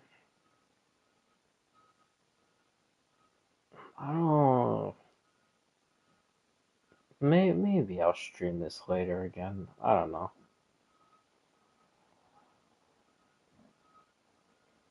I'm not entirely sure. Because I seriously need to catch up on so much stuff, dude. It's insane. Yeah, I don't even know why I made so many accounts. Well, honestly, it's just. Yeah. I got that, which it's not too much, but I think just all of them together is just like piling up, and then it's becoming too much. And then also I do my sister's accounts on the PlayStation simultaneously, so that's even like way more. Yeah. And I gotta start doing stuff on well, Wuthering Waves. Yeah, mm, that honestly I might do that later. But if I do that later, they'll probably be on Twitch. Because the third part of the new quest came out. And then I also have to do those events because I haven't even done anything. I'm surprised I even got Lene. Because I barely didn't even do anything. I didn't even do the world quest in that also. Ugh, dude. It really is starting to become a lot. I don't know why I'm doing so many accounts at one time. Yeah, I also been having the urge just to play like regular games also. I kinda wanna start getting back into that stuff. And what I really wanna do, which I don't know how well that's gonna go. Cause I remember some stuff like from playing and then also some stuff from watching on YouTube. And then some of the other stuff I just don't remember at all. Even from like playing, I don't remember. But I kinda wanna do Shadow of the Colossus. And honestly I might stream that just for the hell of it. Try something new. But yeah, I think later today, I might do Wuthering Waves. So like I said, that'll probably be on Twitch. So I don't know if tomorrow or like late night, like going into the morning of tomorrow, maybe I'll get back on YouTube. But if I do, and if it will be after Twitch from doing Wuthering Waves, it'll probably just be something simple. Honestly, I don't even know if I would do the Reed Miller quest. Well, depends. Because I might actually look it up to see which quest actually gives you the damn thing. But yeah. Or maybe I'll just end up doing all this other stuff. I really don't know. But more than likely tomorrow, I mean later today, going into tomorrow, or maybe even tomorrow, I'll probably just be on Twitch doing Wuthering Waves, catching up. But I don't know. We'll see. Alright, I'm gonna go to sleep. I'm exhausted. I gotta get ready for later.